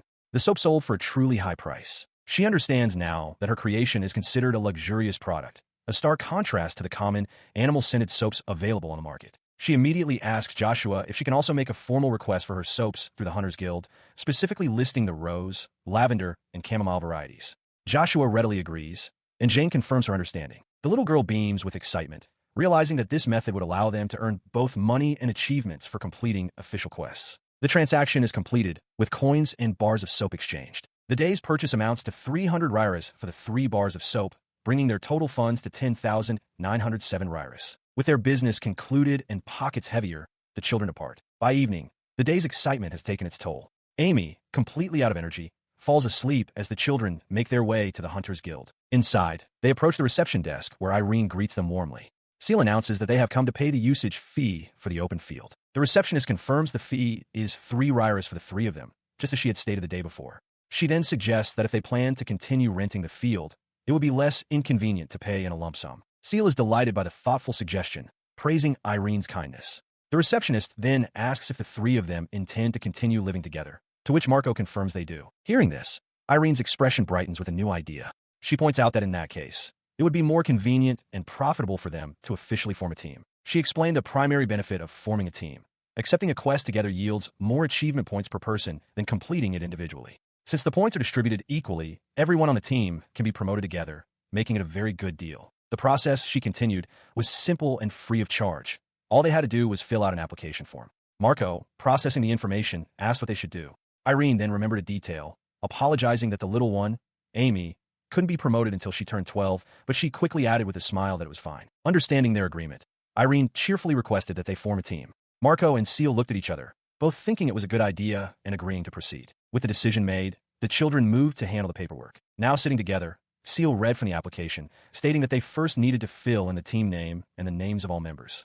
Marco suggested that, for the time being, their main duty should simply be gathering. At the mention of a team name, Seal immediately asked what it should be. Marco began to ponder the question thoughtfully, while Amy was struck with a sudden realization. Amy recalled with sudden clarity how Seal, or Neen, as she called her, had made a quick and arbitrary decision when it came to giving her the name Amy. Yet now, for the team name, Seal wanted to listen to everyone's opinions. The hypocrisy of it all left Amy momentarily stunned. Her shock quickly hardened into resolve. With a fiery determination burning in her eyes, she declared that as revenge for how her own name was chosen, she would be the one to come up with a good name for their team. She puffed out her cheeks in concentration, pondering what would be a good name, one that would help them build a solid track record. As Marco and Seal watched with concern, an idea suddenly sparked in her mind. Her face lit up. She turned to the others and confidently proposed her idea for the team name. How about promotion? Marco could only stare back, repeating the word in utter confusion. She enthusiastically explains that promotion means to achieve a high position and gain recognition from the world. Seal, however, listens with a puzzled expression, thinking to herself that Amy's pronunciation sounded a bit strange. Despite her initial thought, Seal decides the name promotion actually sounds quite nice. Amy agrees wholeheartedly, and Marco adds that it perfectly represents their immediate goal. As her friends accept the name, Amy reflects on her choice. She knows she used a foreign word, not the local one for promotion, precisely because it sounds cool. She briefly wonders if the local accent is just more forward, which might explain Seal's initial reaction. With the decision made, Marco turns to the guild counter and officially declares their team name, Promotion. It is settled.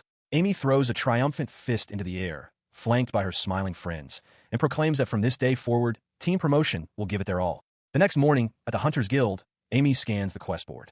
Her eyes light up as she points to a specific notice, announcing that she's found a request from Joshua's general store. Her companions, Marco and Seal, lean in closer. Marco asks what the notice says, while Amy studies the text, murmuring thoughtfully to herself. She begins to read the details aloud. It is a permanent request from Joshua's general store, seeking specific items. Nahansi honey blended at 2 ryers per gram, and 3 types of Nahansi soap, rose, lavender, and chamomile, for 100 ryers each. All items are to be delivered directly to the store at any time. Upon hearing the full request, the 3 children celebrate. Marco pumps his fist, exclaiming that they did it. Amy expresses her relief and excitement that Joshua requested soap in addition to the honey. Amidst their joy, Amy suggests that if there's anything they don't understand, they can simply ask someone. This prompts a question from her friends. What exactly is a permanent quest? With this new question in mind, they move from the quest board over to the guild's main reception counter. At the counter, the receptionist, Irene, responds to their inquiry with a bright wink and a confident smile, assuring them she can explain everything about permanent requests. The children gratefully thank her in unison. Beaming, Irene prepares to begin her explanation of the different types of quests available at the guild. She starts by outlining the basic structure, holding up 3 fingers. All quests, she explains, are broadly divided into 3 categories: normal quests, designated quests, and permanent quests. She elaborates on the first 2 types. For regular and designated quests, an adventurer must peel the physical request form from the bulletin board and bring it to the counter to begin the application process. She clarifies that designated quests are special tasks assigned to a particular individual or team by name, a concept that leaves Amy impressed. She begins her explanation, clarifying that a permanent request, as its name suggests, is a quest that is continually available. She continues, pointing out the key difference. They can start working on it at any time without having to process the quest to the counter first. Amy expresses her surprise, asking if they can really start without going through the usual procedure. Seal beams, remarking how simple and nice that sounds. She understands that completing the quest is as easy as submitting a completion report or delivering the goods directly to the counter. The receptionist confirms this, but adds a word of caution. They must bring a report that includes a magic verification. Amy quietly wonders what that is. The receptionist clarifies that magic verification is a security measure to prevent counterfeiting. Once magic is imbued into the report, no one can modify it except for the person who cast the spell. Amy is struck by this, realizing with a shock that this system is more robust than anything she knew in her previous life. With the explanation complete, the 3 children smile brightly, thanking her for all the information. The receptionist smiles back, confirming that's all there is to it. Sometime later, as they walk past a field, Marco reflects on what they learned about permanent requests, calling it a learning experience.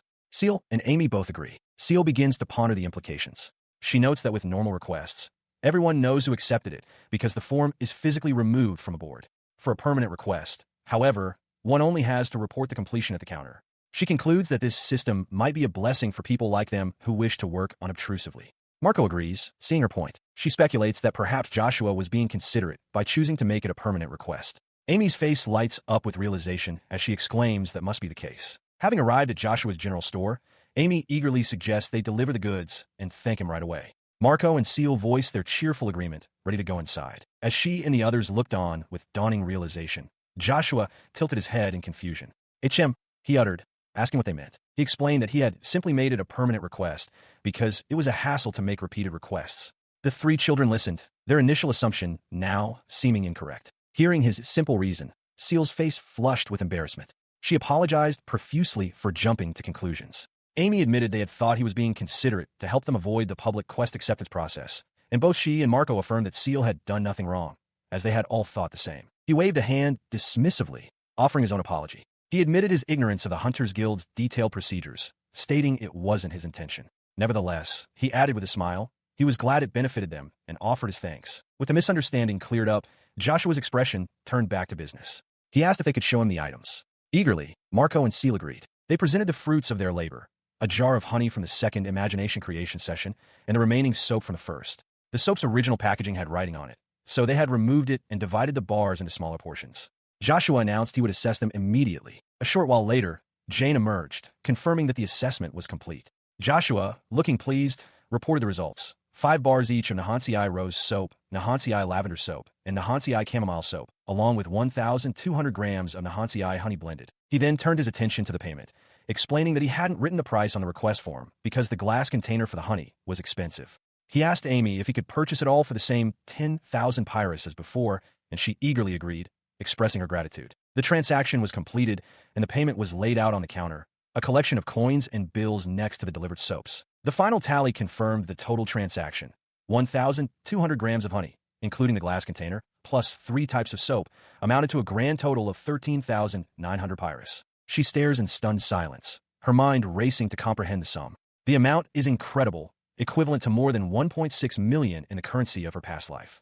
Joshua simply smiles, confirming her calculations. He then shifts to business, asking her how much of the product can be delivered and on what kind of schedule. Amy looks up, considering the logistics of their new enterprise. He explains that they are already pitching the soaps to major clients, which could lead to sudden increases in demand. Amy, along with Seal, confirms that they can deliver the same amount every day, a prospect that delights Joshua. His thoughts then turn to distribution, musing that the best sales channel might be the churches. This suggestion startles Marco, who immediately asks with concern if Joshua intends to sell to the church. He recoils at the idea, vehemently refusing. Joshua declares that no matter how much money is offered, he will never sell his merchandise to the church, stating his dislike for those who seem to worship money instead of a higher power. Jane's voice cuts in, filled with righteous anger. She agrees wholeheartedly, launching into a tirade against the church. She accuses them of doing whatever they want under the pretext of offerings, even resorting to blackmail, and laments that the world is doomed with such greedy people becoming priests. His relief is palpable. Marco is glad to hear the products won't be sold to the church, admitting he wouldn't want his creations ending up there either.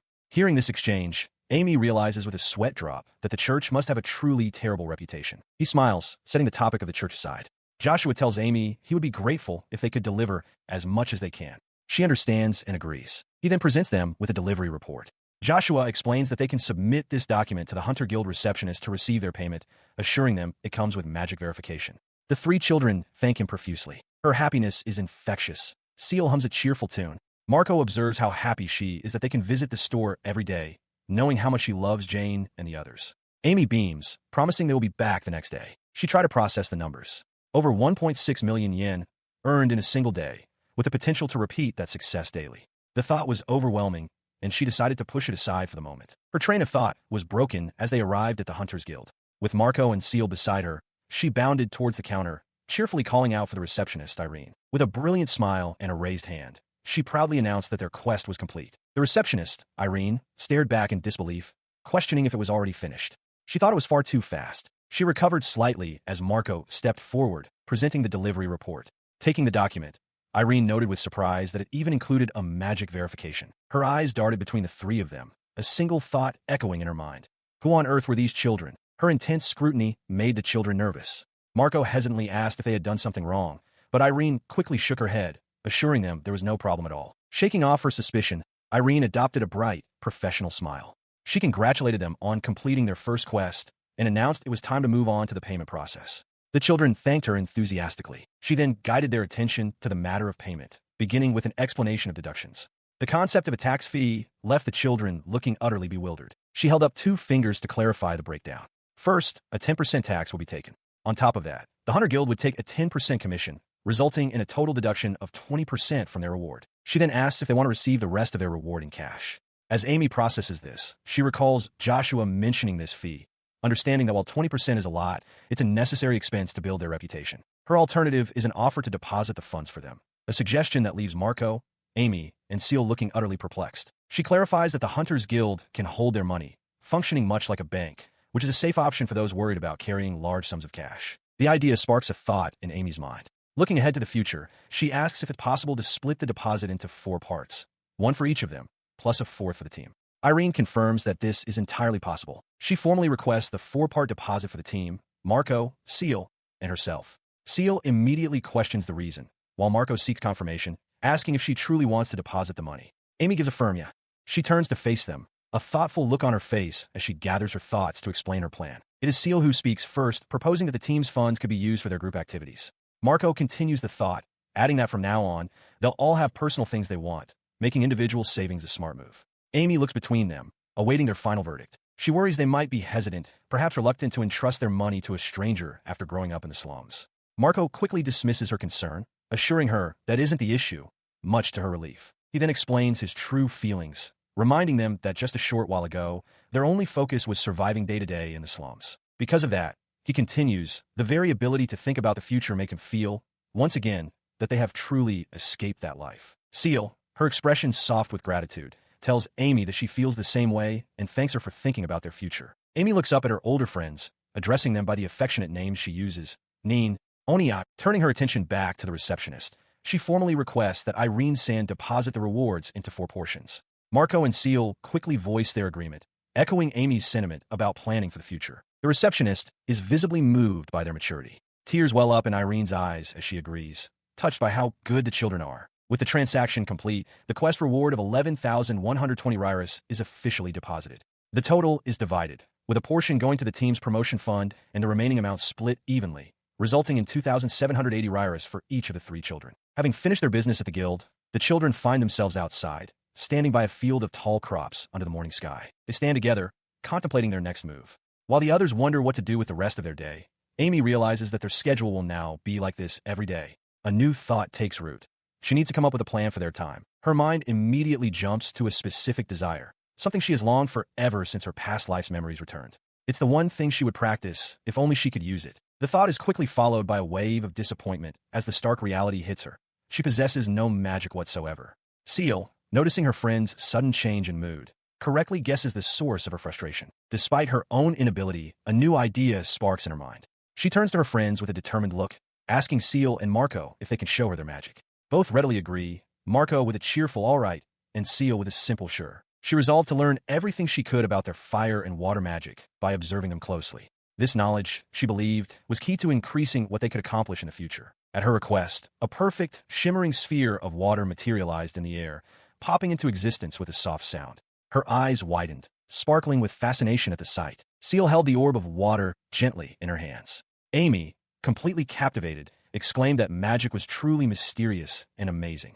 Marco, however, remarked that for him, Amy's own skill was far more mysterious. Seal then shared that she'd been feeling good lately. Previously, just pouring a little water would tire her out, but now she didn't feel so tired even when filling the entire tub. Hearing this, Amy's mind raced.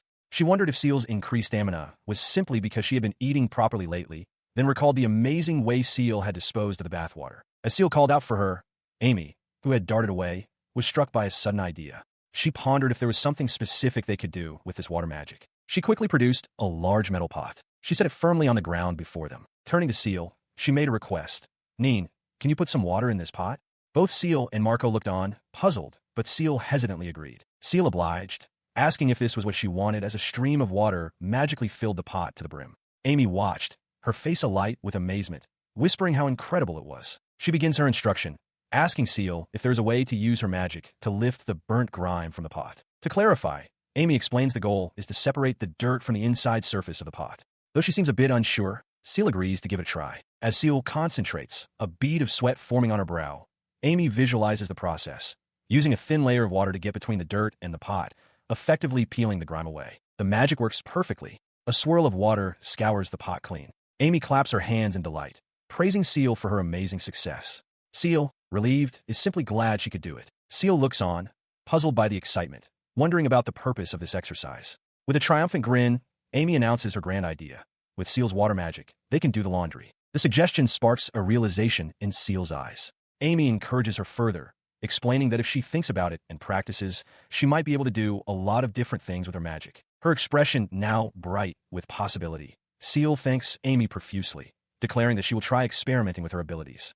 Nearby, Marco watches the two of them with his hands on his hips. Later, standing in an open field before a large building, Amy turns her attention to Marco. She asks him if it would be all right for the grass in this area to catch fire. Her eyes light up as she excitedly brings up his fire magic. He confirms that he can use it, but then adds that she is misunderstanding something important. With a serious expression, Marco reveals to a stunned Amy that fire is not his only ability. He declares that he can also use another type of magic. A gentle breeze wafts past Amy, who closes her eyes in delight, finding the sensation incredibly cool and refreshing. Marco explains to her that what she's feeling is just a little wind magic he produced. Amy, still enjoying the breeze, seems to understand. He elaborates that since it's only a gentle breeze, it's invisible and he hasn't had many opportunities to use it, unlike fire magic. Deciding to demonstrate, he announces that fire magic is next, summoning a small orb of light on his fingertip. With a soft grunt of effort, he transforms the light into a small, flickering black flame dancing on his index finger.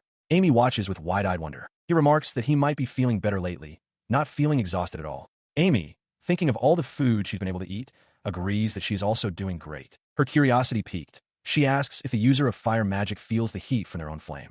Marco clarifies that since he created this particular fire himself, it isn't hot to him, which is why he can touch it without issue. At her request to make the fire longer and thinner, he concentrates, reshaping the flame into a long, thin blade of dark fire. Amy gasps, exclaiming that it looks good. Her eyes sparkle with excitement as she asks an unexpected question.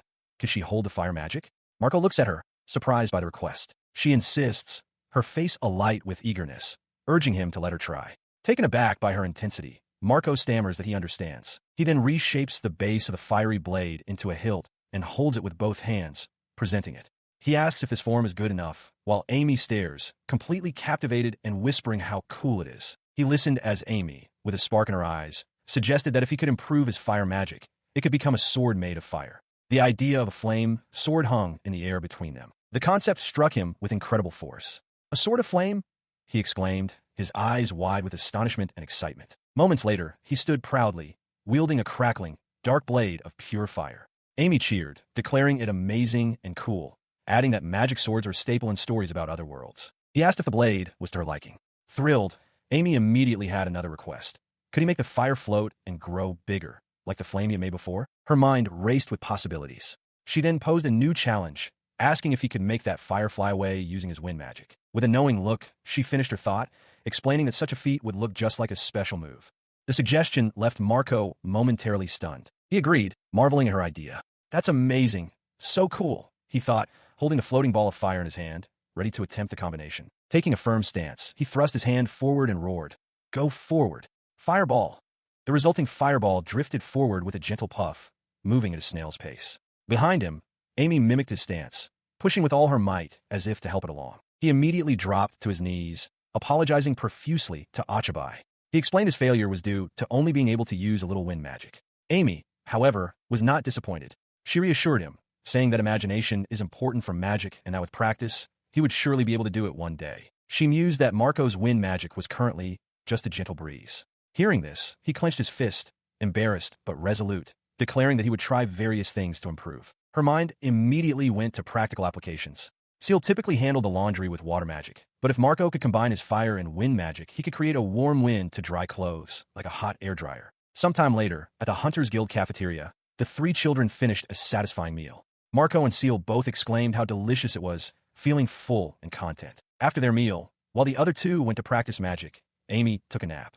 She reflected on her small body's limitations, but resolved that she had to find something she could do to contribute. Her thoughts turned to her unique skill, imagination creation, which could only be used twice a day and couldn't be practiced like magic.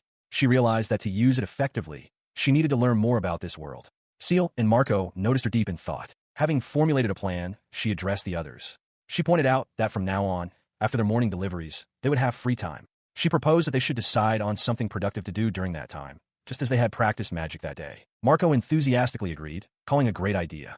Seal was just as excited, declaring her intent to practice her magic as well. She then turned to Amy, asking what she planned to do. In response, Amy announced her own goal. She wanted to learn how to read and write. Seal's eyes widened in surprise and delight, and she immediately offered to teach her. Marco raised a practical point, asking if Seal should be focusing on her own magic practice. Seal waved off his concern, insisting that teaching Amy was her priority and that Amy should focus on having fun with her own magic. Their discussion was suddenly interrupted by a deep voice. The master of the Hunters Guild cafeteria, a man named Mason, informed them that there were various courses available at the guild. Amy looked up, startled to be addressed by the cook. He confirms that the guild offers courses on everything, gesturing as he lists them off, from reading and writing to swords, bows, and even magic. The children's interest is immediately piqued, with Amy and Seal thinking of literacy, while Marco focuses on magic. Noticing their rapt attention, he reveals that he had been listening to their earlier conversation and asks if they are interested. In perfect unison, The three children shout an enthusiastic yes. Their exchange is suddenly interrupted by a new voice. It is Irene, the guild receptionist, holding a large wooden mug. She offers to explain the details herself, startling Amy. As she joins the children at their table, Mason observes with mild exasperation that she has already started drinking. Irene cheerfully confirms that her work for the day is finished. She raises her mug, declaring that this is an afternoon toast to celebrate the team's first completed quest since their promotion. Her celebratory mood makes Marco worry that they are being inconsiderate, but Irene waves off his concern, insisting it is her treat. She turns to Mason and orders 3 glasses of milk for them, prompting grateful thanks from the children. From behind the counter, Mason grumbles that she shouldn't drink while working. Taking another swig, Irene proudly retorts that as a capable woman, she can certainly work while drinking. She then begins her explanation, stating that there are 3 main types of courses available at the Hunters Guild. The first category covers the basics for daily life: reading, writing, and arithmetic, law and system knowledge, and even hospitality and etiquette. She continues, detailing the next category, which enhances a person's basic skills like magic, martial arts, swordsmanship, and archery. The final category is meant to improve a hunter's specific abilities, offering courses on herb knowledge, traps, dismantling, and searching. Finishing her drink, she concludes that there are various options available. The children look on, amazed by the possibilities, just as Mason arrives at their table with the milk he brought for them. Amy inquired if anyone could take the guild's courses. The receptionist, Irene, clarified that they couldn't accept just anyone without conditions, explaining that the tuition fee is 100 riru per day for each person. She quickly calculated the cost, realizing it would be 700 riru to complete a single course. Taking a sip from her mug, Irene confirmed that all courses are designed to be completed in 7 days, with 1 hour of lessons per day. The receptionist elaborated that the tuition is quite expensive, which is why most hunters cannot afford to study, and there are few takers for the courses. Amy listened intently, understanding the situation. The information settled over the 3 children. While the cost was certainly high, Amy's expression hardened with resolve. With the money they now possessed, she believed it was a worthy investment and an opportunity they could not afford to miss. Her decision made, she firmly announced the 3 courses she intended to take: basic reading, writing, and arithmetic, law and system training, and hospitality and etiquette training. Inspired by her decisiveness, Marco declared that he would try the basic magic, basic swordsmanship, and beginner hunter courses. Seal, equally eager, raised her hand and added that she also wanted to take the basic magic course. She then wondered aloud what other course she should choose. Amy turned to her with a smile, suggesting that since Seal was a beautiful woman, the hospitality and etiquette course would be very useful for her future. Her face lit up with understanding. Seal agreed with Amy's advice and decided to also take the beginner hunter course, thinking it would be beneficial for their future activities together. With their choices made, Amy turned back to the receptionist and asked if there was a set timetable for the classes. Irene shook her head, explaining that the schedule would be adjusted according to the students' desired time. She finished with a cheerful grin and a peace sign, telling them to simply request a schedule whenever they were ready. With that settled, she declared they could start as early as tomorrow. Amy presents the finalized schedule to her friends, asking for their thoughts. Seal immediately agrees that it's great, and Marco enthusiastically concurs. The guild receptionist, Irene, leans in with a specific suggestion for Amy. She advises the 5-year-old to take a nap between noon and 1 o'clock, warning that she might fall asleep during the afternoon class otherwise. Marco and Seal agree, acknowledging that full-time activity is impossible for a malnourished child and that she needs proper rest. With the schedule settled, Irene calculates the total tuition fee for 3 people taking 3 courses each, arriving at a sum of 6,300 riru. Amy confirms she understands, mentally noting that while expensive, their finances are in good shape thanks to the money from selling her first glass container and their existing guild deposits.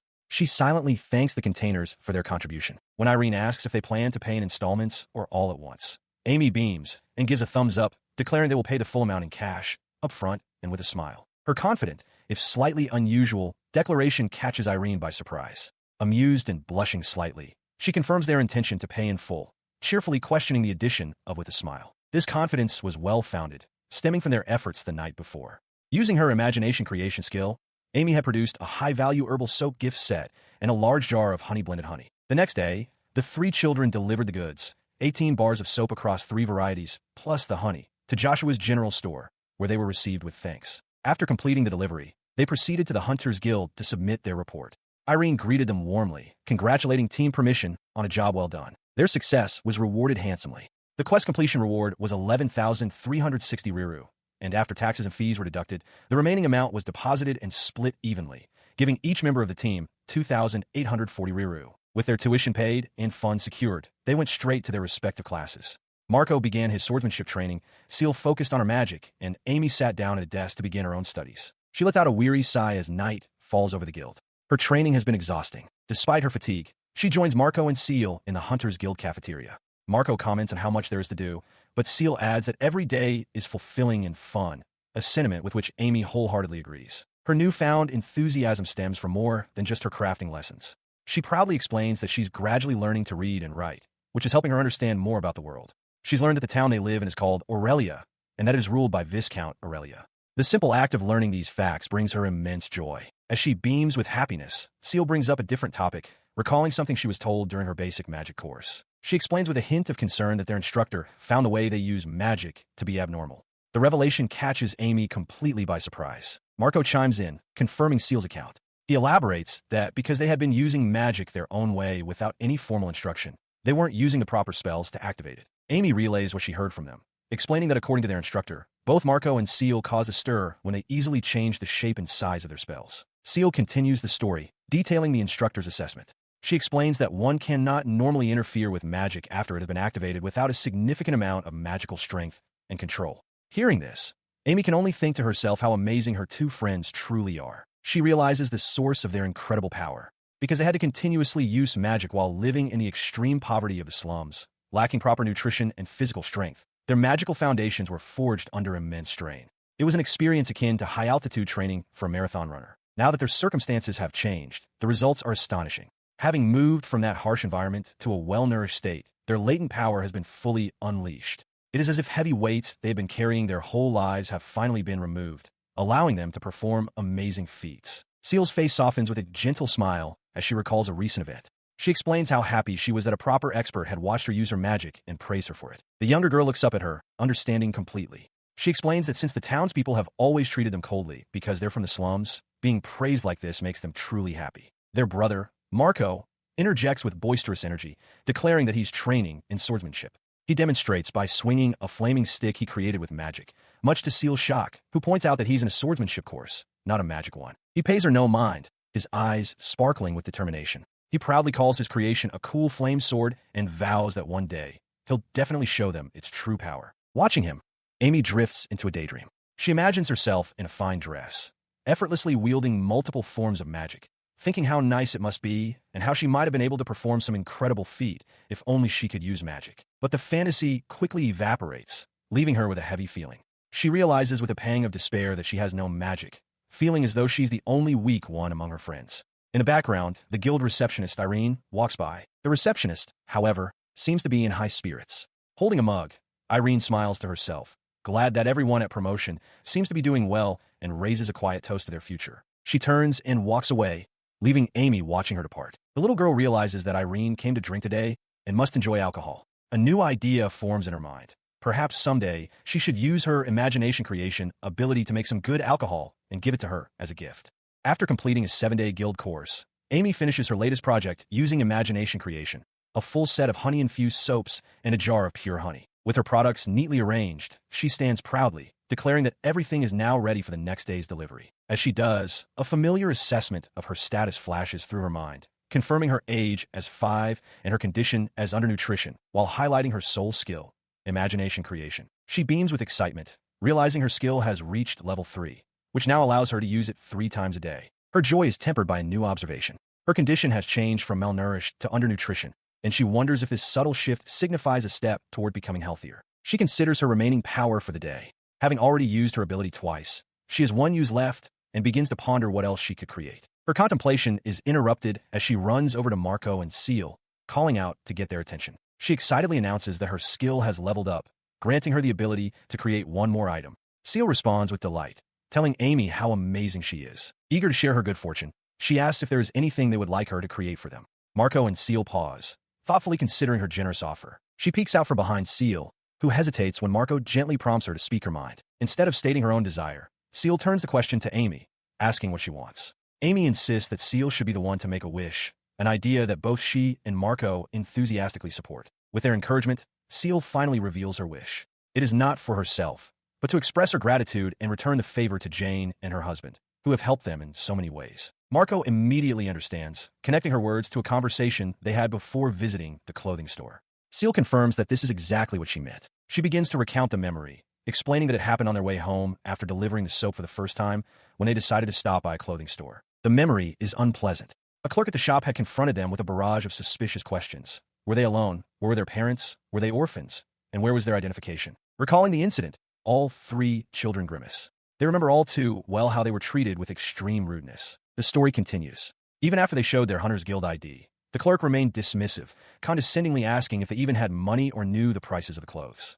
Her attitude only began to change the moment they produced a single, gleaming gold coin. The sight of the gold coin rendered the clerk speechless. In that moment, Amy had been silently fuming, wondering if the woman was only now willing to sell them clothes. Her shock instantly transformed into a fawning, overly sweet demeanor. Clasping her hands together, she declared that of course she would help them, as they were customers after all. As the children walk, Marco explains that the shoe store they visited had the same dismissive attitude. He remarks that most shops in town treat children they can identify with similar disdain, causing Amy to shudder at the memory. Walking between her older siblings on the town street, Amy looks up and calls out to them. She voices a sudden realization, stating that she now properly understands. After their experiences shopping, it has become clear just how much Kinder Jane and Joshua are compared to all the other storekeepers. Seal agrees, noting that Jane and her husband are truly kind, treating even children with sincerity. Marco adds that the couple has taken care of them many times before. He expresses his hope that they can repay that kindness one day. With renewed determination, Seal declares that she will definitely do it, reminding him of the vow she just made. She then turns to Amy with a giggle, remarking that Achabai-chan did something amazing on their way home regarding that mean store clerk. A confused Amy simply asks what she means. The memory reveals Amy's chillingly intense expression as she addressed the clerk.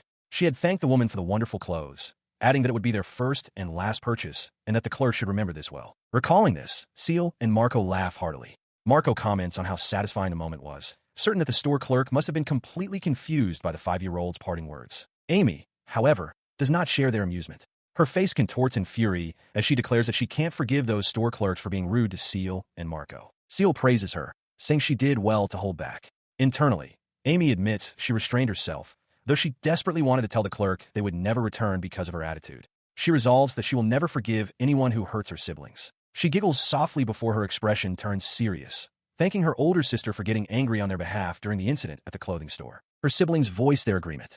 Seal exclaims that she's glad, and Marco chimes in with his own affirmation. Amy then adds that, in any case, she agrees with giving a gift to Jane and her husband. The children begin to brainstorm.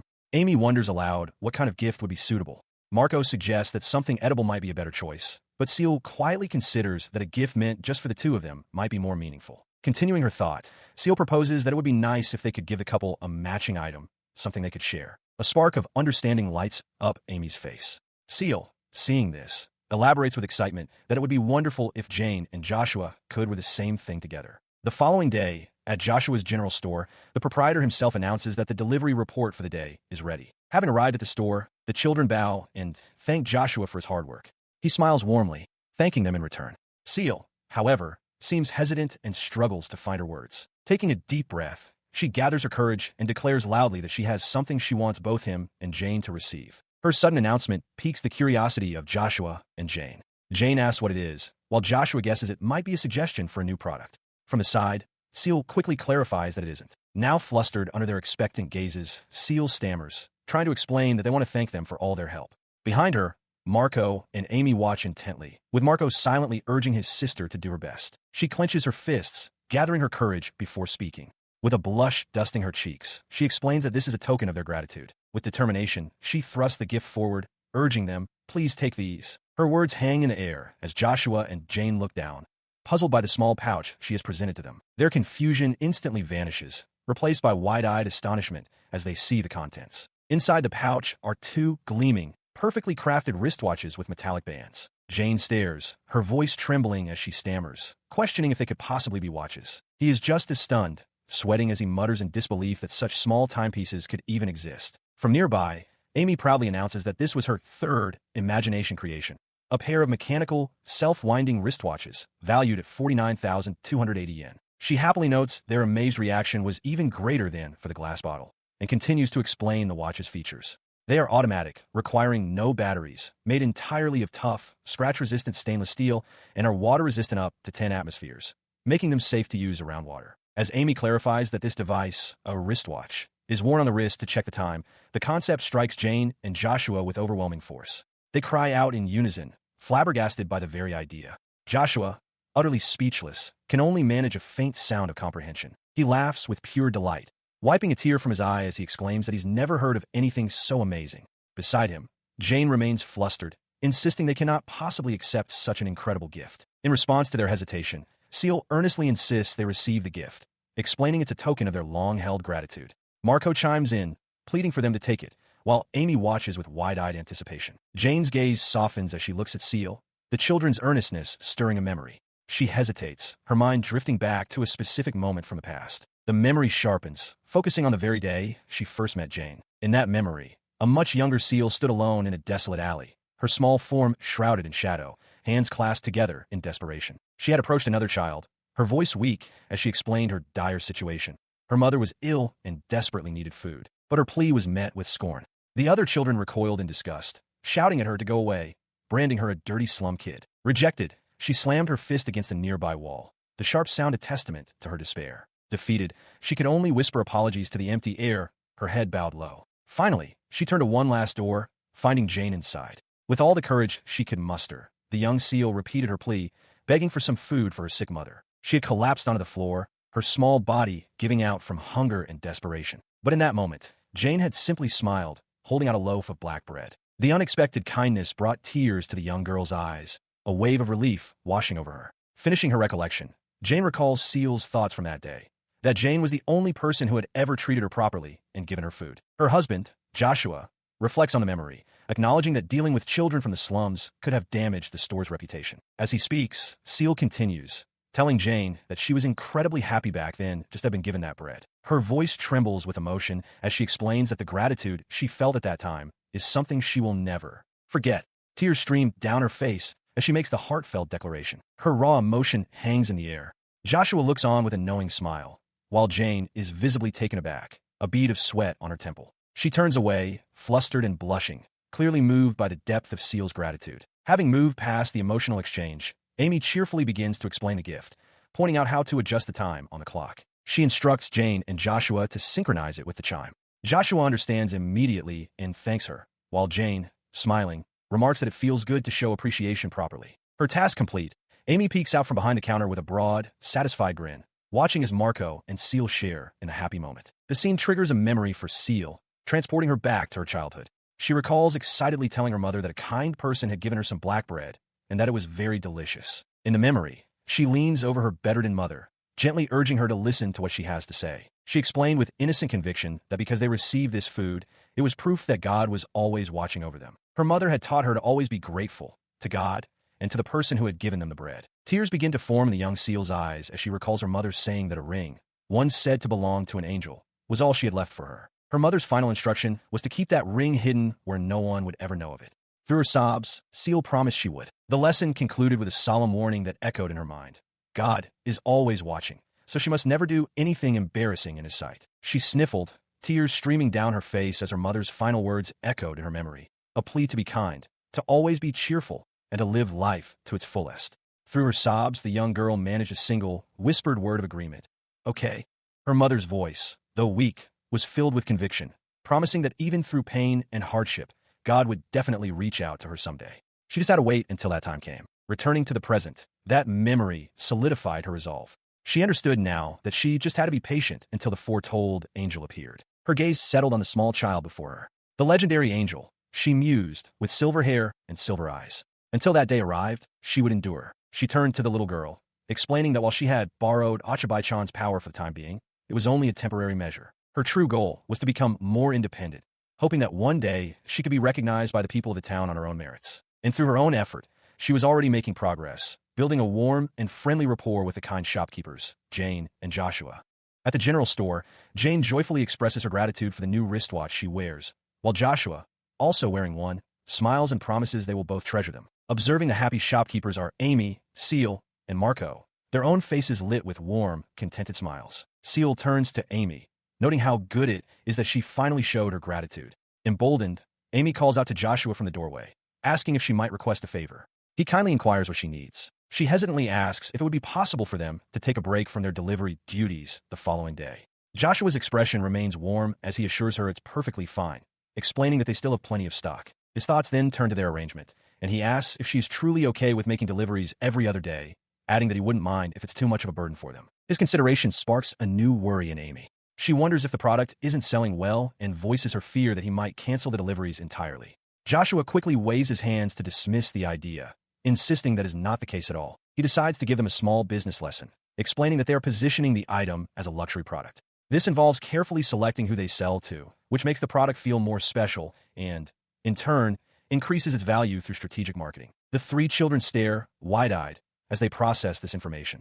Marco murmurs that business is a deep and complex subject, a thought that seems to be shared by the others. Joshua offers a reassuring smile, telling them not to worry. Jane adds enthusiastically that this is precisely what makes their work so rewarding. It's a place where they can truly show off their skills. Joshua agrees, saying he looks forward to their continued partnership, and the children happily concur. Later, standing outside, Seal notes that since they already finished all their guild courses the previous day, they don't have anything else left to do. With his hands on his hips, Marco confirms she's right. She begins to explain her reasoning to a curious Marco, who asks why she requested a day off from deliveries for the next day and changed their schedule to every other day. Her answer is simple: leisure. She reminds him that they've been working very hard to escape the slums and believes it would be a great idea for them to have more free time. She elaborates, pointing out that after their guild training, they were busy with deliveries for about a week straight. Since they haven't had a break, she feels it's time to take one. Marco and Seal listen, and he enthusiastically agrees with her. With a sly smile, she admits that while her points about needing a break are true, there is another, main reason for her decision. Her true motivation is for the sake of her beloved Neen and Oni-ai. She reveals that she was inspired to return the favor to Jane and her husband. By taking a break from the next day's delivery, she can use her imagination creation ability 3 times without restriction. Having laid out her plan, she turns to Marco and Seal. She reminds them that she already asked them yesterday, but she wants to confirm what it is they want. She clarifies that since tomorrow is a day off, they can use today's imagination creation freely. With a bright, expectant smile, she asks if there is anything they want, prompting them to look at each other in thought. His response is immediate and passionate. Marco declares that he wants delicious food, shouting that meat is the best. Amy internally notes that his wish is just as she expected. With one wish decided, she turns her smiling face to Seal. She asks her what she wants, and Seal looks back, surprised to be put on the spot. She remains silent for a moment, her finger pressed to her lips in thought. Amy, meanwhile, grins with cheerful anticipation, thinking of the sweet honey they sell. After some consideration, Seal voices her simple desire. She wants to taste that honey again. The request leaves Amy utterly stunned, her eyes wide with surprise. She misinterprets Amy's shock and quickly retracts her wish, waving her hands dismissively. She thanks Amy for the kind thought, but insists she is fine, explaining that the honey is far too expensive. A horrible realization dawns on Amy. She wonders if Seal had been suppressing her desire for something sweet this whole time simply because it was too costly, all while Amy herself was only thinking about making money. Overcome with guilt, she turns to Seal and apologizes, calling her by her nickname, Neen.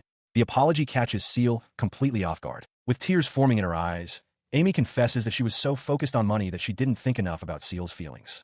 Flustered, Seal quickly insists that it's totally fine. She leans closer, earnestly reassuring Amy. Seal reminds her that because of all her hard work, they were able to get out of the slums, register with the guild, and even repay the kindness of Jean and her husband. Her own voice thick with emotion and tears welling in her eyes, she declares that all of these wonderful things were only possible because of Amy. Marco chimes in, adding his support. He tells Amy that she thought of everything and did it all for them, which is why they are so grateful.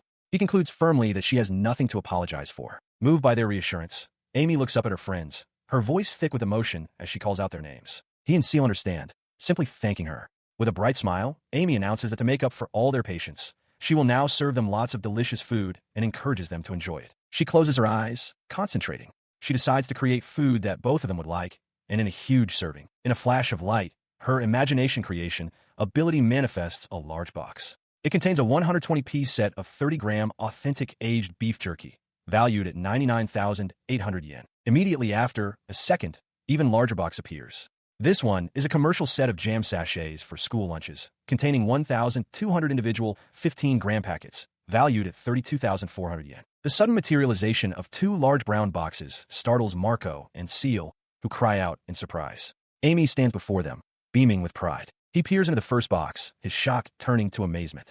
He exclaims that it's full of dried meat. Amy explains that it's called beef jerky and that this particular kind is flavored with a whole pepper Japanese-style sauce with garlic. She continues, explaining that it's a great snack for kids, with a soy sauce and strong garlic base, but also a touch of pepper for slightly more mature, spicy flavor, before turning her attention to the other box. Pointing to the second box, she tells an equally amazed Seal that it contains various flavors of single-serving packets, including honey, maple jelly, and raisin cream. She cheerfully announces that there are a total of 1,200 packets inside, a number so staggering that it leaves both Marco and Seal utterly speechless and wide-eyed with shock. She excitedly explains that for people who rarely eat sweets, the jam can be eaten with bread or simply licked as Seal wished. She jokes that the experience is sure to leave them in a cat-like state, then wonders aloud what is wrong with her for suggesting such a thing. With her arms spread wide in a gesture of pure generosity, she beams and tells Seal and Marco that there's a lot of it, urging them to please eat as much as they want. Touched by her kindness, both Marco and Seal smile warmly in return, thanking her sincerely for the gift. Their gratitude, however, seems to spark a new thought in Seal. While Amy continues to smile happily, Seal's expression shifts to one of concern as she suddenly asks, "But what about Achabai-chan?" The question interrupts the celebratory mood. As Marco looks on, Seal presses the point, asking what it is that Amy truly wants for herself. The little girl looks up at them, her cheerful expression replaced by one of quiet surprise. She stands silently for a moment, the question echoing in her mind as she begins to contemplate what she truly desires. Seal clarifies that the dried meat and honey were things she and Marco wanted. Marco chimes in, agreeing that since Amy is the one working to provide everything, she should be the one to get things she wants as well. Amy is stunned by their selflessness, wondering why they are still thinking about her needs even now. Her thoughts drift back to the past. She remembers that they never abandoned her, even when she was just a hindrance to them in the harsh poverty of the slums. They had always been by her side. A sudden, sharp realization strikes her. In her intense focus on making money to thank them and apologize, she hadn't even considered their feelings. She looks between them, understanding now that even in this moment of abundance, Seal and Marco were still thinking of her first, rather than themselves.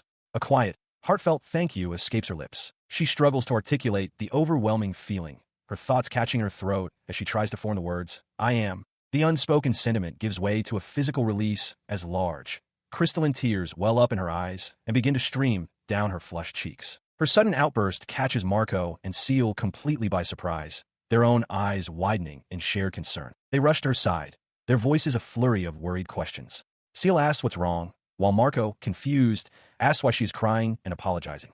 Amidst her hiccuping sobs, Amy finally manages to voice the beginning of her deepest desire, to be with her Nin and Oniai forever. The words hang in the air, a simple, heartfelt plea. Hearing her wish, their worried expressions melt away, replaced by soft, understanding smiles. They both reach out, gently placing their hands on her head in a comforting gesture. Seal promises her that it's okay, and Marco affirms that they will always continue to be with her. With bright, reassuring smiles, they declare in unison that they'll all be together forever. As Amy looks up at them, their promise sparks a profound realization within her about what it is she truly wants. Her mind flashes to an image of herself presenting the Imagination Creation board game set. In this scenario, when Seal asks if this is what she truly wants, Amy's own thoughts provide the answer. No, that isn't it. The vision shifts. Now, she declares her desire to play the game with them. Marco and Seal respond with interest, asking to be taught how to play. A serene smile graces her face as she understands. Her true wish isn't the object, but the shared experience. She pictured the three of them, Marco, Seal, and herself, sitting together, smiling brightly as they played a game. This was the happiness she truly wanted. Later that evening, as they ate, Marco and Seal were overjoyed by the food's flavor. Marco exclaimed how strong and delicious it was, while Seal found the sweet, fruity scent to be a dream come true. Amy agreed it was delicious, but realized it was too much for her to eat alone. It was a delicious waste, she thought, and an idea began to form. Her new idea solidified. She decided that they should share a little bit with the people who had taken care of them. And so, they made their way to the Hunters Guild. Inside, the receptionist, Irene, greeted them warmly. Recognizing them as Team Promotion, she welcomed them and asked what their plans were for the day. He explained that they had come to share something with her.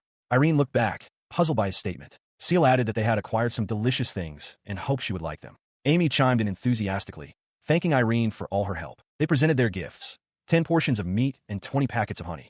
Irene was taken aback by the sheer amount. She picked up the dried meat, noting how delicious it looked and thinking it would pair well with alcohol. Then she examined one of the small packets, wondering what it contained. Seal explained that the little bags contained honey with different flavors. Irene was stunned, exclaiming that it was honey and that there was so much of it. She blushes, her expression softening with emotion. The gift is so sweet and delicious. She thinks it tastes like pure happiness. She wonders aloud if it's truly all right for her to accept something so precious. Deciding this is a rare opportunity she can't pass up, she gladly accepts the items, declaring that her snack for the evening has been decided. Amy insists, telling her to please take them. The children thank Irene for her help and turn to leave, announcing their next destination is the cafeteria cook's place. Watching them depart, Irene smiles to herself, thinking what a good group of kids they are. Her attention returns to the gift in her hands. She marvels at the transparent bag, wondering what kind of advanced technology could create something that contains the honey perfectly without leaking any scent. Her contemplation is broken by a voice calling her name. An elderly man with a white beard, leaning on a cane, approaches her desk and asks if he might take a look as well. Irene looks up, startled by his sudden appearance. A heavy silence hangs in the air. Across a table, the guild master, the cafeteria cook, and the general store owner stand with grim expressions, confronting the three children. Marco, Amy, and Seal sit before them, their eyes wide with shock and apprehension. Her mind raced, struggling to comprehend the gravity of the meeting. What was this situation? How had it come to this? The memory was a blur of exhaustion. It had all started a short while ago, back at the Hunter's Guild. There, Seal had explained their plan. Since they had the next day off from deliveries, they would take on some quests from the bulletin board. They had accepted a simple request to mow some grass. Their teamwork was efficient. Marco used his fire magic to burn away the weeds, while Seal controlled the flames with her water magic to prevent them from spreading. Amy watched, feeling as though she hadn't contributed anything useful. Returning to the guild, they approached the reception desk. Marco called out a cheerful hello, announcing they were from promotion.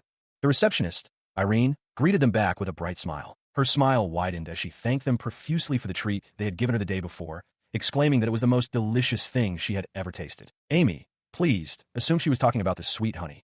Irene looked surprised, clarifying that while the honey was indeed delicious, that wasn't what she meant. Her expression shifted to one of intense passion as she declared she was talking about the dried meat. She raved about its perfect saltiness, the exquisite spiciness, and how wonderfully it paired with ale, which she was now drinking with gusto. As Irene continued to drink and celebrate, Amy watched with a deadpan expression, finally understanding.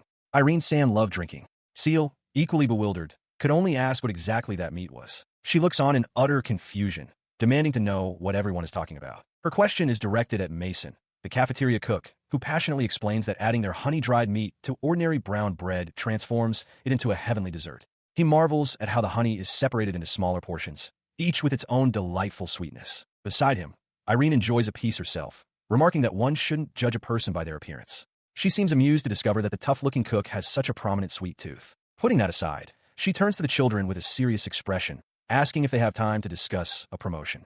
The proposal leaves Amy, Marco, and Seal completely baffled. Her question leads directly to the present situation, a formal, intimidating meeting. The three children sit opposite a formidable lineup of adults, the store owners Jane and Joshua, the cook Mason, the receptionist Irene, and the guild master, all staring intently. Seated at the far end of a long table, the children are dwarfed by the gravity of the room. Amy's mind screams with a single thought. What is this situation? Her face is pale with sweat and fear as she frantically wonders if they have done something terribly wrong. She glances over and sees that Seal is also trembling uncontrollably, her eyes welling with tears from the sheer intimidation of the adults facing them. The tense silence is finally broken by the elderly man at the center of the table. He apologizes for the sudden summons and suggests they begin with introductions. With a kind expression, he formally introduces himself as Logan, the branch chief of this Hunter's Guild. He gestures to the others in the room, beginning the introductions. A cheerful woman named Hannah presents herself as the manager of the purchasing department, followed by a man in glasses, Ethan, who introduces himself as the vice branch manager. Following their lead, Irene speaks up, revealing with a smile that she is the head receptionist. The children realize with a jolt that the friendly woman they've been dealing with holds a significant position. Then, the imposing cafeteria cook, Mason, announces that he is not only the cafeteria master, but also the head of the supplies department, adding to the children's shock. The weight of these introductions settles upon them. Amy, Marco, and Seal sit side by side, their expressions of awe mixed with intimidation as they process that they're surrounded by the guild's top brass. Their internal panic escalates. They now understand this is a formal summons from the guild's most powerful figures, and a single, terrifying thought consumes them. What have they done to deserve this? Seeing their terrified faces, Mason covers his own in exasperation. He urges them not to be so wary, assuring them that they haven't brought bad news, though his words do little to calm the trembling children. At this, the guild master finally cuts to the chase. He explains that, to put it simply, the meeting is about the items they handed out to Irene and Mason. He smiles warmly, holding up his fingers as if presenting the very items in question, the dried meat and the honey bags. He then makes his formal proposal, stating he'd like them to sell their products to the Hunter's Guild. The offer stuns the three children into silence. They can only stare back, collective, disbelieving gasp escaping them. Before they can fully process the proposal, Irene leans forward, holding up a piece of the meat. She passionately insists that more people simply must know about this delicious dried meat. The enthusiasm for the children's products was palpable among the guild's department heads. Mason, the cafeteria cook, declared his intent to serve the honey with bread, while Hannah from the purchasing department, having tasted it herself, praised its quality and expressed her desire to have it stocked for sale. The guild master attempted to summarize the proposal for the children, but they could only stare back with blank, uncomprehending expressions, utterly stunned by the sudden turn of events. She finally processed his words, her large eyes wide with disbelief. Amy sought clarification, asking if they truly meant to sell the dried meat and honey packets at the Hunters Guild. Hannah's cheerful confirmation of "that's right" sent a jolt of understanding through the young girl, whose face lit up with dawning realization. Her siblings shared in her delight. Marco and Seal beamed, expressing their happiness that the guild members had enjoyed the food they shared so much. Their celebration was cut short as Ethan, the branch vice chief, spoke up, indicating there was more to discuss. He noted that, in addition to the food items, there was another matter of interest. He continued, bringing up the mysterious transparent bag used for packaging, which possessed the unusual quality of preventing moisture or smells from escaping. The children's smiles vanished, replaced by looks of utter confusion. As Hannah held up one of the bags for inspection, asking about the transparent container, a cold sweat broke out on Amy's face. Her eyes widened in panic. She frantically recalled her mistake. The dried meat had been in transparent packaging, and in her emotional state after crying earlier, she had completely forgotten to remove it. They had remembered to remove the packaging with foreign characters from the soap, but had overlooked it on the meat. Her internal panic was cut short as Irene spoke, offering an apology. She revealed that the Hunters Guild was already aware that the group calling themselves Promotion handles special delivery requests, a fact that seemed to stun the children into silence. She stammers nervously, sweating as she explains that of course the guild would know about their activities, since they are the ones processing the quests. The guild master beside her remains placid. He continues his line of inquiry, stating that he has never seen a transparent bag like this in this world before, implying it is something completely foreign. The weight of his words strikes the children. Seal, her eyes wide with shock, blurts out that it must be an item created by a special summoned ability. The implication hangs heavy in the tense silence that follows. His gaze sharpens as he delivers his conclusion, declaring his belief that the ability belongs to the little girl, Amy. The three children stare back, stunned by the direct accusation. Marco and Seal immediately leap to her defense. He shouts that it isn't true, insisting it's a complex magic that requires all three of them working together. Seal quickly agrees, determined to follow through on their decision to protect Amy. The guild master calmly dismantles their lie, reminding them that based on the lessons they've received, he knows their magical attributes are fire, wind, and water, none of which could create such an object. His logic leaves Marco speechless and flustered. The guild master presses his point, concluding that by process of elimination, the ability must be Amy's. As he speaks, Amy realizes this might be the moment she has to act. She internally fumes at his smug expression, annoyed by his pretense of knowing everything. With quiet resolve, she decides it is time to use her secret tactic. As she steels herself, the guild master's mind is already elsewhere, thoughtfully considering other details about her, her hair, her eyes, and even her name. The sudden shift in the atmosphere leaves Marco, Amy, and Seal wide-eyed and speechless. Amy looks up with a questioning gaze, while her older companions are visibly shocked. His mind races in panic. He recognizes the packaging as a trait of a divine messenger and realizes with horror that Amy's identity has been exposed far too easily. He desperately wonders what he should do. Seal is gripped by the same terror, tears welling in her eyes. She recalls registering the little girl at the Hunters Guild under the name Ami, a decision that now feels catastrophic. The three of them sit in a heavy, unnerving silence across the table from the guild master and his staff. In the oppressive quiet, Marco and Seal exchange a frantic, worried glance. He breaks the silence, his voice strained as he looks down at the table. He confirms to the guild master that the items were indeed created by Amy. Seal looks at him in alarm, questioning his confession. She immediately tries to mitigate the damage, her voice trembling. She explains that if people find out about Amy's ability, the little girl will be in serious trouble. Marco looks back at her, startled by her outburst. The weight of their situation hangs heavy in the air, a silent acknowledgement of the danger. In a desperate, unified plea, Marco and Seal bow their heads low. He begs the guild master to keep it a secret, while she implores him to protect Amy if at all possible. Hearing their desperate cries, Amy looks up, her own eyes shimmering with unshed tears. She whispers their names before adding her own small, earnest voice to their plea. The three of them stand nervously as Hannah chides the cafeteria cook, Mason, for putting too much pressure on them. He wipes sweat from his brow, explaining that this was their intention from the beginning and that the children shouldn't worry, which catches them by surprise. He elaborates, stating they wanted to clarify the situation directly. He reasons that if they had simply left things to the guild, the children would have continued to sneak around. He then apologizes for having scared them. At this point, the guild master interjects, asking what the children's intentions are. With a calm expression, he formally asks if they would like to leave the matter in the hands of the Hunters Guild. Faced with this direct offer, the three children fall into a tense silence, their faces reflecting their deep uncertainty. While they consider the proposition, Hannah speculates to Mason that the gifts the children gave her and Irene were actually a calculated move to get the guild interested in their product. Seal listens quietly nearby. Amy, surprised by this assumption, clarifies that it wasn't the case at all. She explains they simply wanted to share something with them, as thanks for their recent kindness. Her innocent explanation makes Hannah pause mid-chew. She realizes there's no way such good kids would be so manipulative. She then wonders why she's eating the dried meat, remembering it pairs well with alcohol, which she doesn't have at the moment. The guild master, also enjoying a piece of the meat, is called out by Hannah. She reminds him they already ate, but he simply smiles and says he doesn't feel like he's eaten yet. Growing exasperated by the digression, Mason brings the conversation back to the main issue. He declares that Amy's ability isn't the only thing they need to address, surprising Marco and Seal. He then directs his focus to the two older children, revealing that their own magical abilities have become a topic of much discussion within the guild. The revelation leaves them both stunned. He and Seal were still processing the guild's interest in their magic, but Amy broke the silence with a cheerful exclamation. She declared that it all made sense, as they had both been amazing during the magic class. Her comment was followed by a formal address from Ethan.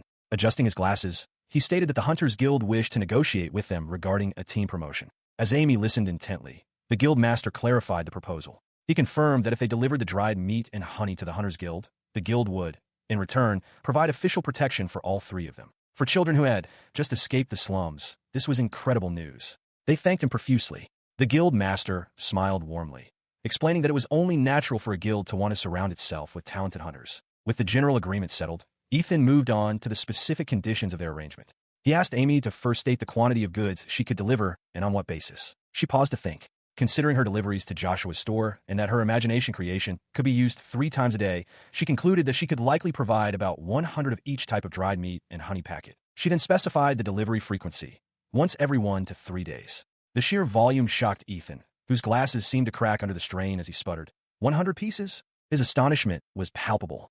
Hannah sought clarification, asking if Amy meant all the different types of honey packets. Amy confirmed with a simple yes, adding that she thought there were about 10 different kinds. The realization struck Hannah with physical force. She quickly calculated the total, about 1,000 pieces of honey alone, and reeled back, exclaiming the number in disbelief. Their shock quickly morphed into concern for the child. Hannah asked if it was truly all right for her to make so many, worried it would be a burden on her body, while Ethan echoed the sentiment, stunned she could produce it all in just a few days. She beams, cheerfully reassuring the stunned guild staff that creating the items won't be a burden in the slightest and that they shouldn't worry. Her casual confidence does little to soothe the nerves of the guild master and Hannah, who remain speechless and sweating with disbelief. Ethan, visibly flustered, adjusts his glasses and stammers that he understands. He suggests that while they would like her to produce as much as possible, it would be wise to leave some margin for safety, just in case. He then formally proposes a delivery of 100 units of each type of dried meat and small packets of honey to be delivered every 5 days.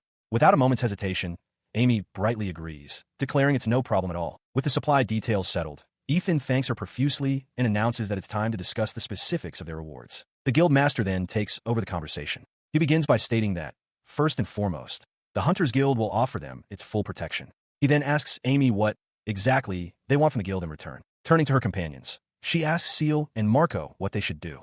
Marco immediately insists that Amy should be the one to decide. A sentiment Seal quickly echoes, agreeing that he's right. Seal clarifies her position, stating that her wish is for Amy to do whatever she wants. Marco emphatically agrees. Amy, touched, asks if they are certain, even if it's her own personal wish. Taking in their unwavering support, she closes her eyes for a moment, contemplating her decision. Her eyes snap open, a new determination shining within them. With Marco and Seal watching intently, she begins to state her request, if that's the case. Inside the Hunters Guild, the children and several guild members are seated around a long table for a formal discussion. The conversation turns to what the children hope to gain from their new association with the guild. Amy speaks for the group, her expression earnest. She states their primary request. If they ever find themselves caught up in any trouble, they want the guild to mediate things smoothly, no matter the circumstances. Her bold request hangs in the air. Marco and Seal watch with nervous apprehension, while the guild master, Logan, listens with a focused, unreadable expression. The other guild staff, Seal, the cook Mason, Ethan, and Hannah, all show signs of surprise and concern at the gravity of the child's demand. Logan leans forward, questioning the simplicity of her request. He asks if mere mediation is enough, clarifying that the guild won't simply take their side without question. Amy concedes the point, acknowledging that laws must be considered and that there will be times when they themselves are in the wrong. She then smiles sweetly, elaborating on her nuanced position.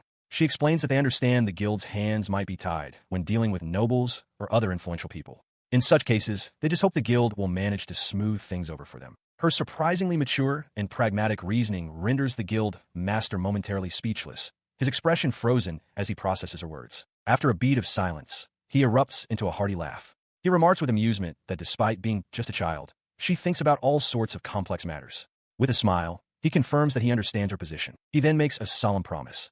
The Hunters Guild will mediate any disputes that arise and will stand by their side.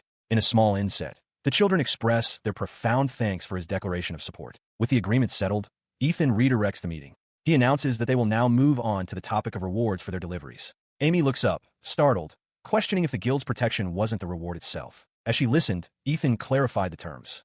The guild's protection was a separate matter. The compensation for the deliveries would be handled independently. At this, Hannah cheerfully interjected, assuring the young girl that the guild had no intention of taking things without proper compensation, while Mason simply addressed her as Achabai. She became flustered, quickly denying that she thought such a thing as Mason stared, asking if she truly believed the Hunters Guild would scam people. Bringing the conversation back on topic, Ethan adjusted his glasses and formally asked what she wished to receive as a reward for the deliveries. Her companions turned to her, putting the decision in her hands. Seal gently asked if there was anything else she wanted, while Marco simply questioned what she would do. An idea suddenly struck her.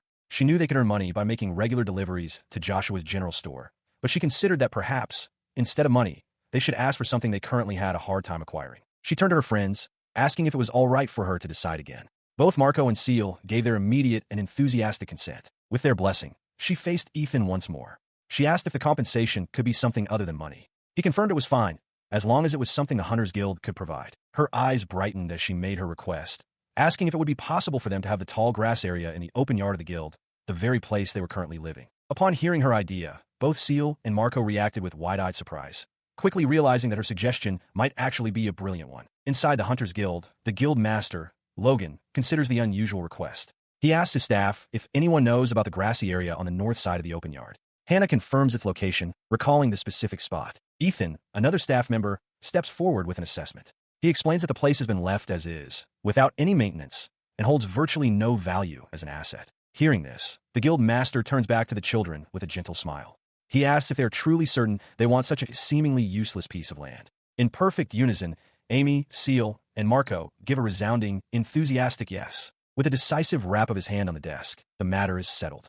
The guild master's voice rings out, declaring that the land, along with the goods, will serve as their payment. From outside the office, the children's grateful shouts can be heard. Back on their newly acquired land, the tension of the meeting finally dissipates. Marco stretches, admitting he's tired and was incredibly nervous. Seal agrees, confessing that the whole ordeal was quite scary. Amikiatli concurs. Their relief quickly blossoms into joy. Marco exclaims how glad he is that everything worked out, and Seal excitedly adds that they finally have their own land. Amy beams, agreeing with them. As the initial excitement fades, a moment of quiet contemplation passes between Seal and Marco. Their shared glance solidifies a mutual realization. Marco speaks first, observing that it seems Amy is the only one who had a difficult time. Seal looks down, her expression pained as she agrees, admitting that they are always relying on the little girl. Overhearing them, she quickly refutes their conclusion. She insists it isn't true, pointing out that the day's weeding was completed thanks to Seal's and Marco's magic. She laments that, in the end, she feels she didn't do anything to help. The day's efforts suddenly overwhelm her, and she slumps forward, fast asleep. The older children watch over her, realizing she has finally reached her limit. They note with concern that she was worn out from the meeting and hadn't even taken a nap. After she collapsed, Mason, the cafeteria cook, offered to carry her, and his help was accepted as she was entrusted to his care. 2 days later, he returned to the children's plot of land, announcing his arrival with a friendly wave and hoping he wasn't intruding. He was met with a joyous and unified welcome from a fully recovered Amy, alongside Marco and Seal. Looking past them, Mason surveyed the area. He remarked on how spacious their land was and noted with surprise that the interior of their new dwelling was set up quite nicely, a stark contrast to its external appearance. Amy proudly explained how they had managed the cleanup. The previous day, Marco had used his fire magic to burn away the overgrown weeds, while Seal carefully controlled the flames with her water magic to prevent them from spreading. Hearing this, Mason crossed his arms, impressed by their practical use of magic for such a task. Amy, beaming with pride, agreed enthusiastically, declaring that her friends were indeed amazing. He looked at the two older children and commented that their abilities sounded promising. Seal cheerfully replied that she enjoys using magic, and Marco confidently added that he is particularly good with fire magic. His attention then shifted to a large object nearby, and he asked about the strange, big iron box on wheels. Marco proudly announced that it was their new home, as Amy peeked out, pleased that he had noticed. He gestured toward the vehicle, excitedly identifying it as a minivan. The term was completely foreign to Mason, who repeated it in confusion. Seal elaborated on its qualities, describing it as tidy comfortable, and perfectly sized for their needs. Mason considered the novel idea of a house on wheels, though he privately thought it looked a little cramped. He examined the strange vehicle, noting its blue-silver metal base and glass windows. The presence of glass seemed particularly sketchy to him, making him wonder about the minivan's original purpose. He conceded that for these children, something of this size was probably sufficient for a home. In fact, he had to admit, it was actually pretty cool. Shaking off his surprise, he refocused on his task. Muttering about a close call, he turned his attention to the children and asked where the items were that he had come to collect. In response, a cheerful voice announced their arrival, revealing 2 large cardboard boxes. He stared at them, perplexed. "Brown boxes?" he questioned, as Amy looked on with a hint of exasperation. She explained that they had set aside leftovers for their meals and snacks, storing them inside the cardboard boxes. She detailed the contents: 100 packs of dried meat and 10 different kinds of honey with 100 units of each, for a grand total of 1,000. Marco, standing nearby, looked utterly baffled by the term cardboard. The boy remarked that the containers didn't look like anything he recognized and asked if it was all right for Mason to take the entire box. Amy assured him it was nothing special, just the container itself. The cook accepted the explanation and announced he would carry the goods to the guild. As he reached down to lift one of the boxes, however, he paused, sensing something was off. As he lifted it, he was shocked by how light it was. Amy cheerfully explained that cardboard is made from paper but is surprisingly durable. Marco reacted with disbelief, exclaiming that if it was made of paper, it must be an incredibly luxurious box. The older boy reasoned that since paper is quite valuable, it would be a waste to make a box from it, questioning if it was really okay for them to give it away. Amy simply affirmed that it was. Mason's eyes remained fixed on the box, his thoughts turning over the possibilities. It could be used for transporting other light things, he mused. He then remembered something, tapping the box and noting aloud that it was made of paper after all. He commented to Amy that while useful, it wasn't very durable and was vulnerable to water. In response, Amy presented him with a document. Marco explained that it was the completion report for the delivery, which also served as the transfer certificate for the land. Mason's eyes widened slightly as Marco pointed out that since it wasn't a formal quest, they wouldn't be taking any taxes or fees. He chuckled to himself, reasoning that since the land was practically free, there was nothing to deduct a 20% fee from in the first place. His amusement turned to a hearty laugh, finding the whole situation hilarious. As he laughed, Amy presented a second page, explaining it was the personal request form. Marco then directed his attention to the form, stating their request for continuous deliveries from now on. He pointed out the listed purchase prices: 30 rylas for flavored dried meat in a premium transparent bag, and 158 rylas for various honeys in similar bags, asking Mason to review them. Mason's expression sobered. He apologized to his surprised seal, explaining that the guild had already set its own price, which he assured them was a fair amount. He clarified that this was a purchase, so of course they would receive payment, reminding them that the guild doesn't exploit people. Amy, confused, asked if the land wasn't their reward. Mason confirmed it was, but only for the first delivery they had just made. He continued, explaining that while the land was called a reward, it held no real value and was practically being given away. To take their valuable dried meat and honey in exchange for that would severely damage the guild's reputation. Seal absorbed this information, adding that since it was a designated request, they would need to complete the official process for it to be recorded as an achievement with the guild. Marco then asked Mason if that arrangement was all right. She listens, stunned, as Mason clarifies the payment details, apologizing for not explaining them properly during their earlier meeting. He specifies the guild will pay 3,000 ruru for 100 pieces of beef jerky and 15,000 ruru for 1,000 small bags of jam, for a total of 18,000 ruru. The sheer scale of the sum overwhelms her. She mentally calculates that this payment, received every 5 days, is equivalent to roughly 2 million yen, compared to the 13,900 ruru they receive from Joshua's general store every 2 days. This new income is so vast that her entire sense of money begins to warp. Her companions, however, are simply overjoyed. One of the other boys cheerfully tells the group that from now on, their venture, which he calls promotion, is sure to be rich, urging them to keep spending their money at the guild cafeteria. Amy, Marco, and Seal shout their agreement. As the children celebrate, Mason, holding a large box, states his need to transport it to the guild. The inventive boy immediately suggests using their folding cart, a turn that leaves Marco utterly perplexed. He leads them over to a strange device, beginning to explain its operation with a series of gestures. Marco stares at the object, only able to discern that it has wheels. With a few quick movements, the device's purpose becomes clear as it expands into a fully functional cart. The boy proudly announces the transformation, leaving Marco stunned and speechless. His shock gives way to admiration. Marco declares the invention cool, and the boy lights up, happy that its brilliance is appreciated. Amy watches their sudden, shared excitement, puzzled by their behavior. Their enthusiasm catches Mason's attention. The boy explains that they used the cart when they first moved in. After a moment of consideration, Mason agrees, deciding he might as well make use of it. He then turns to the children with a grin, offering them a ride in the cart. The boy's eyes sparkle with excitement as he asks Marco if they can really accept the offer. With their enthusiastic acceptance, Mason begins to pull the cart along the path. Amy, Seal, and the inventive boy ride inside, cheering with delight as Mason calls back, reminding them to hold on tight so they don't fall out. He thanks the children for the use of their cart, remarking on its handiness after they completed the delivery to the Hunters Guild and returned home. The children cheerfully reply that he is welcome. With that task complete, he pauses, trying to recall if there was anything else on his mind. He then remembers something he'd been wondering about and turns to Amy, pointing towards a large object in the distance and asking for an explanation. In response, she reveals a massive trampoline, explaining that it's a plaything for bouncing up and down. The sheer size of the object leaves him momentarily stunned. She proudly elaborates that she used her imagination creation ability to build the large outdoor trampoline the day before, wanting to make their new garden a fun place.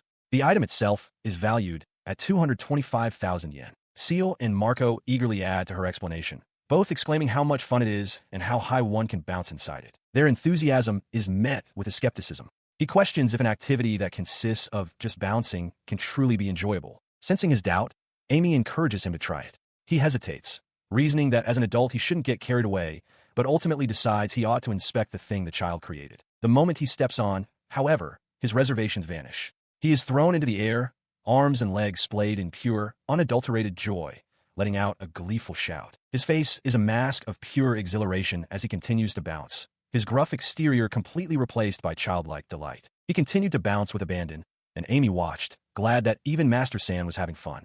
She mentally reviewed her powers usage for the day. She gets 3 uses of imagination creation daily. Setting one aside for Joshua's delivery, tomorrow left her with 1 more use. As part of her fun garden project, she decided her next item would be another classic piece of park equipment. Her attempt, however, seemed to fail. Realizing that her initial idea wouldn't work, she concluded she would have to pick something cheaper. Mason paused his bouncing, looking over with a quizzical expression as her power fizzled. With a new focus, she activated her imagination creation again. A large playground slide, valued at 298,000 yen, materialized in a brilliant flash of light. She threw her arms out, cheering that she had made it, while Mason stared with a wide, stunned eye at the sudden appearance of the massive structure. The successful creation prompted a moment of reflection. She considered that there must be some kind of link between her current level and the expense, size, or weight of the things she could create. So far, she had managed to make all sorts of things, but the cost seemed to be a significant factor. Her thoughts were interrupted by the arrival of Seal and Marco. Seeing the new slide, Seal asked in amazement if Achabai-chan had made something again. Mason, still taking it all in, simply stated that it was amazing. She proudly pointed a finger at her creation, presenting it to the others. "You see," she announced, "this is a slide." She then explained the process. One climbs the ladder and then slides down with a weave.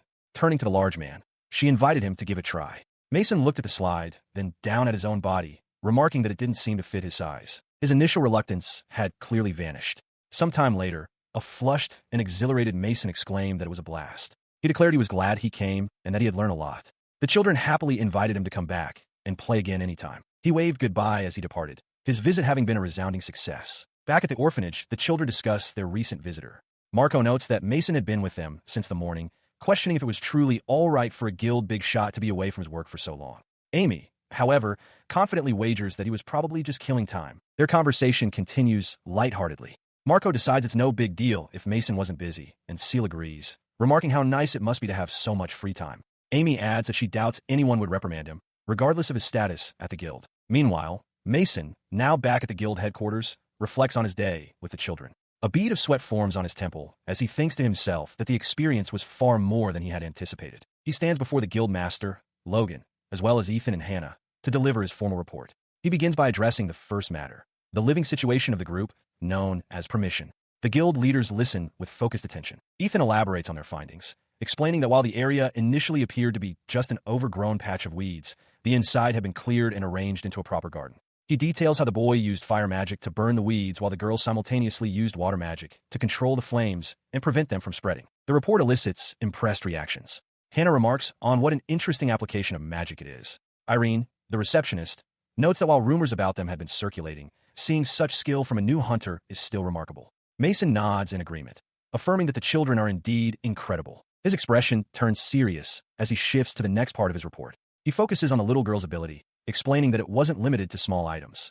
She was capable of manifesting significantly larger creations, prompting Ethan to ask if he was referring to large-scale creations. He confirms this by listing what he witnessed her create, a flashy metal cart that was surprisingly easy to pull, a mobile hut of iron and glass complete with wheels, a massive trampoline-like structure 5 meters in diameter, and even a large playground slide, all manifested right before his eyes. He concludes his summary to Ethan, stating that while it's hard to imagine without seeing them, the items the little girl created were all incredibly well made. Upon hearing this, Irene's eyes widen in sudden realization. She slams her hand on the table and exclaims that it must be true, recalling with fervor that the dried meat she had was absolutely delicious.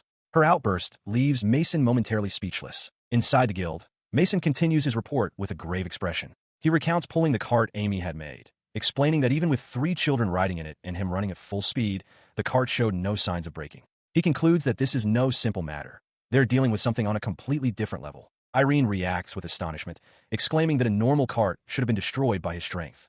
Mason adds that the frame was made of a strange metal he'd never seen before, was incredibly tough, and could even be folded up for compact storage. Listening nearby, Ethan remarks that it is indeed an impressive cart, musing that he would love to have one delivered to the Hunters Guild. Hannah then asks if Amy can simply create anything she wants without limit. Mason clarifies that there do seem to be some restrictions, recalling how flustered the little girl was, as if she hadn't intended to pick such an expensive option for her work. He continues his report to the guild master, Logan, explaining that even after creating a large piece of playground equipment, Amy was still energetic enough to jump around. It appears she possesses a power to generate items with no apparent burden to herself. Logan considers this, recalling the other creations: a red-haired puppy with extraordinary magical abilities, a light blue rabbit, and a tiny gray chinchilla. He recognizes her creative abilities as seemingly boundless. Seeing his expression, Irene gently chides him, saying he shouldn't speak of them like that. She reminds him that they are well-behaved children. The guild master smiles warmly, conceding her point. He clarifies that he looks at them as if they were his own grandkids, admitting that he finds them very cute. However, Mason's expression remains serious. He reminds the group that even if the orphans possess great power, they're still just children. His words resonate with the guild master, whose gaze becomes firm. He declares that as adults, it is their duty to watch over them and serve as a reliable pillar for their group. Permission. Elsewhere, Amy enjoys a simple pleasure, sliding down a warm surface with a contented expression. Yet, even in this moment of peace, fragments of another life's knowledge surface in her mind. A stern warning echoes within her. She must be especially cautious of those from the church. A second, more ominous thought follows, urging that things must not end as they did for the previous divine messenger. At Madame Mary's medicine shop, the owner, Mary, greets the 3 children from the guild. With a warm smile, she informs them that she is entrusting them with the task of potion making. The trio, Seal, Amy, and Marco, stand side by side, their faces bright with anticipation. Together, they declare that they look forward to working with her. Amy, in particular, is overjoyed. She can hardly believe they've received a direct commission, and for something as important as helping with potion crafting. Her excitement stems from a recent realization. It turns out the lawn they had mowed the other day was Mary's garden. During that job, Marco used his fire magic to burn the weeds, while Seal used her water magic to keep the flames from spreading. Watching them work sparked a connection in Amy's mind. In this world, it seems that fire and water magic are useful for potion making, and seeing her friends use their abilities had captured her interest. Back in the present, Mary explains that the request is centered on Marco and Seal due to their magic. Amy, however, resolves to do her best to support them. Mary then adds that she has brought her grandchild to help, asking everyone to work well together. At that moment, a shy young girl with a bonnet steps forward, bowing her head slightly. She introduces herself as Alice, the medicine shop's granddaughter, and says it's nice to meet them. She is met with a chorus of enthusiastic greetings from the 3 orphans. As they welcome her, Alice quietly observes that she seems to be about the same age as Seal, or perhaps a little younger. As the introductions conclude, Mary smiles and suggests they begin. Seal looks over at Alice with a hopeful expression, thinking that since they are similar in age, she hopes they can become friends. She lays out the plan. First, she will demonstrate the entire procedure, and their job is to remember the steps. Amy immediately realizes they will need something to take notes with. Mary tells Alice to just wait for a moment, and the girl agrees. As the 3 orphans confirm they understand the instruction, she and Marco crept forward, with Amy resolving to carry out their task with utmost secrecy. In her mind, she pictured the ideal tools for the job: a complete imagination creation stationery set, fit for a studious child. Holding the notebook she'd been given, however, she conceded that it didn't feel quite right for a professional job. She decided she would simply hide the parts that seemed too childish. With her mental preparations settled, she joined Seal and Marco as Mary officially began their first lesson, holding up a container and explaining they would start with the powder inside. Mary's first instruction was to pinch out the proper amount. The vague directive immediately threw Amy into a state of confusion, her eyes widening as she repeated the words to herself. Unable to proceed, she interrupted Mary to ask if there was no proper measurement. The phrase proper amount, she recalled from her past life, was the kind of imprecise instruction that always ruined recipes in cooking classes. She clarified her question, explaining that she was curious why Mary hadn't used any tools to measure the powder. The older woman listened with a calm, knowing expression. In response, Mary smiled warmly and stated that her method was based on years of intuition. The answer struck Amy with the force of a lightning bolt, leaving her utterly speechless. She elaborated further, explaining that potion making is all about instinct. It is in that moment, she said, that a potion maker reveals their true ability. The concept seemed entirely alien to Amy. This revelation unsettled not only Amy, but Seal and Marco as well. Their faces filled with unease, and Marco voiced their shared doubt, wondering aloud how total beginners could possibly manage such a feat. As the children absorbed the difficult lesson, Mary smiled kindly, adding that it's impossible to precisely measure a pinched amount of powder anyway. This sparked a thought in Amy. She conceded that Mary was right. With this world's current level of technology, measuring such a tiny quantity would indeed be a challenge. Realizing this, she decided to act. If that was the case, she would simply have to use her own methods again, slipping behind Marco to retrieve something unseen. Through her unique skill, imagination creation, she manifested a complete chemistry measuring set from her old world. Beakers, a test tube, and most importantly, a digital scale priced at 13,800 yen in her memory. With a new device in hand, she nervously approached the instructor to get her attention. She presented the small digital scale to a surprised Mary, explaining that she had brought something capable of measuring even small amounts. Amy then asked for permission to measure the exact quantity of powder Mary had just pinched. Her friends watched in stunned silence. Marco's eyes widened in panic, realizing she was secretly using her skill and fearing she would be found out. Seal and Alice were equally aghast. Mary, however, simply looked at the device with curiosity. She remarked with surprise that something like that had been invented, a fact Amy shyly confirmed. She readily gave her approval, stating that if Amy had another way to measure the ingredients, she didn't mind at all. Relieved, Amy thanked her profusely, and the other children cheered, ready to continue the task. The lesson resumed with new instructions from Mary. Add a rough amount of water, then use fire magic to heat the container.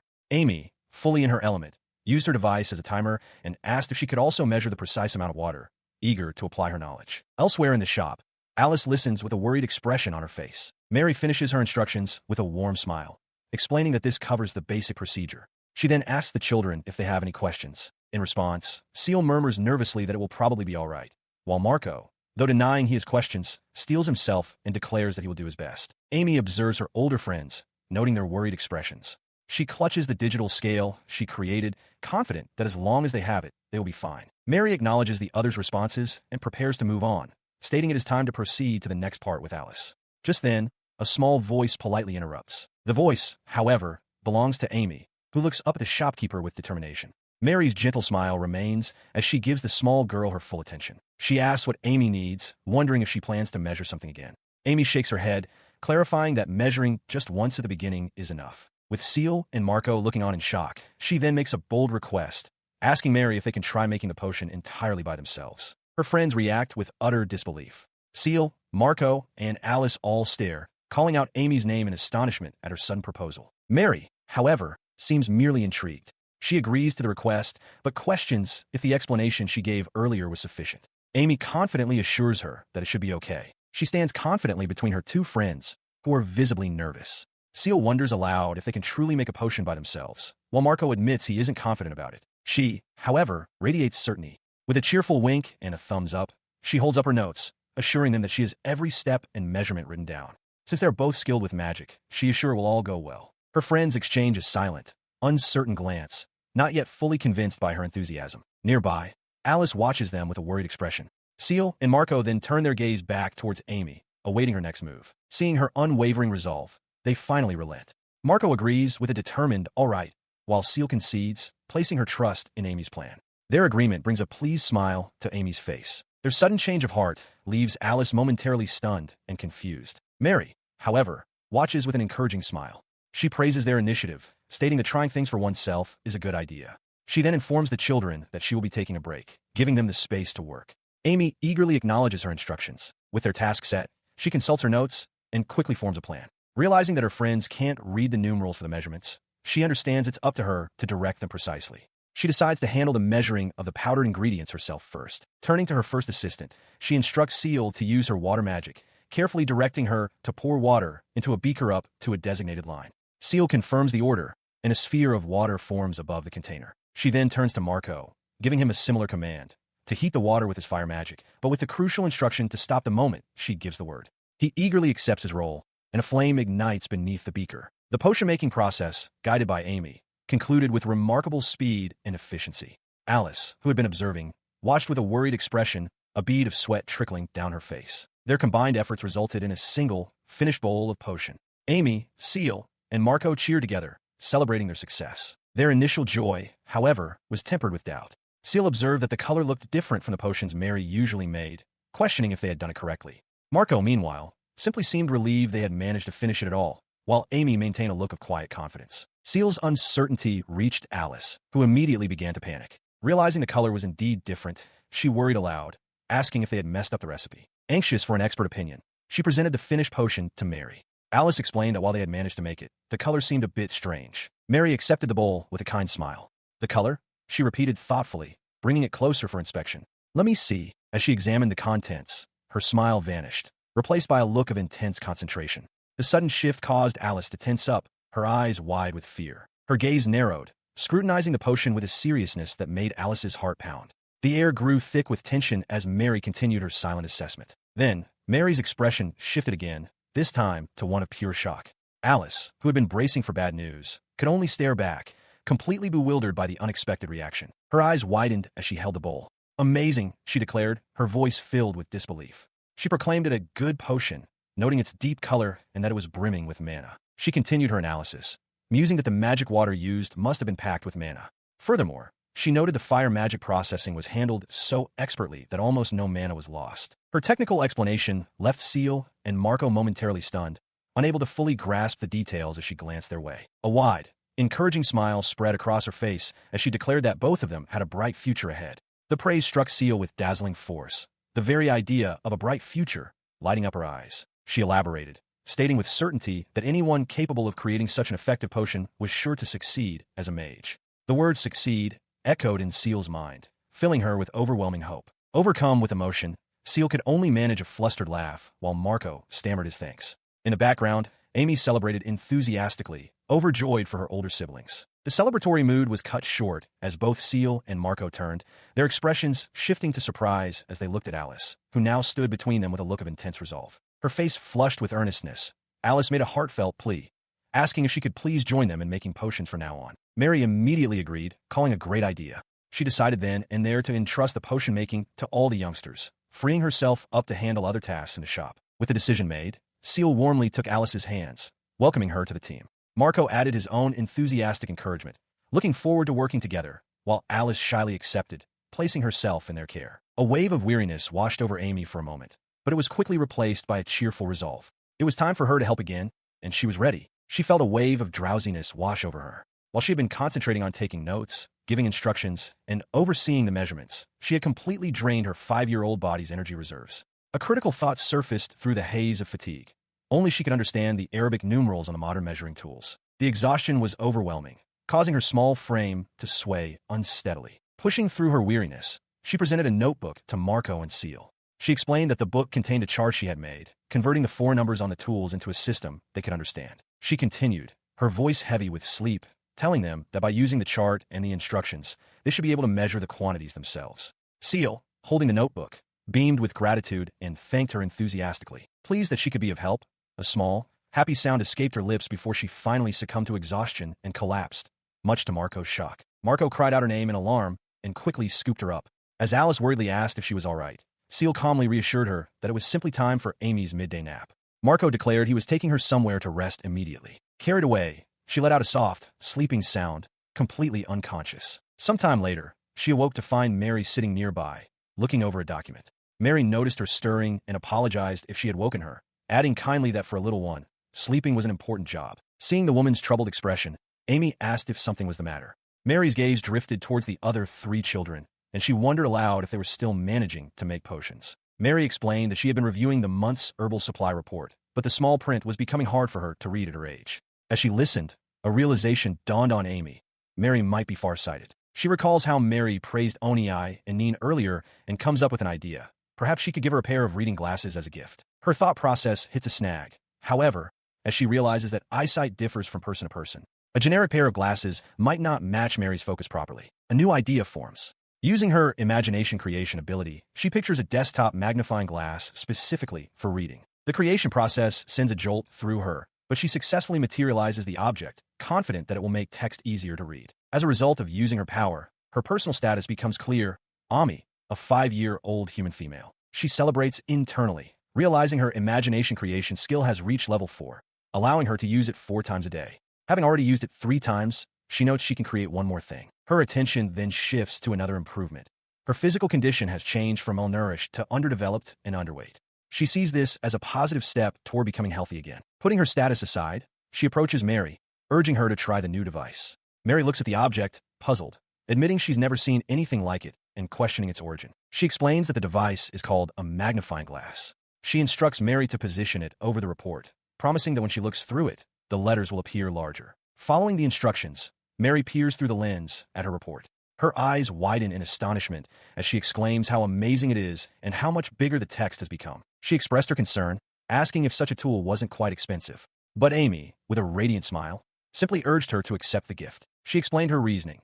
Since Mary had told her such wonderful things about Oni and Neen, she wanted to give her something in return. Mary, though appreciative, felt a bit awkward accepting it, but eventually relented. She then wondered aloud if such a gift was truly enough for Amy. Seizing the opportunity, Amy made a request of her own, for Mary to hire Oni and Neen for potion making again. To her delight, Mary readily agreed, explaining that she already intended to make more requests for them in the future, as there were many things she wanted them to learn. She even invited Amy to come along as well, prompting a cheer of pure joy from the little girl. She felt a wave of relief, glad that Mary no longer seemed to be struggling with her work.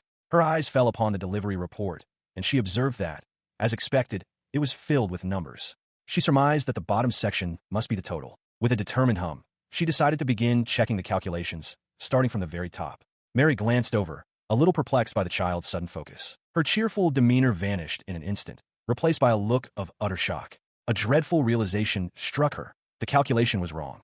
A sudden, jarring realization strikes Amy. While reviewing a document, her eyes widen in shock as she discovers a critical error.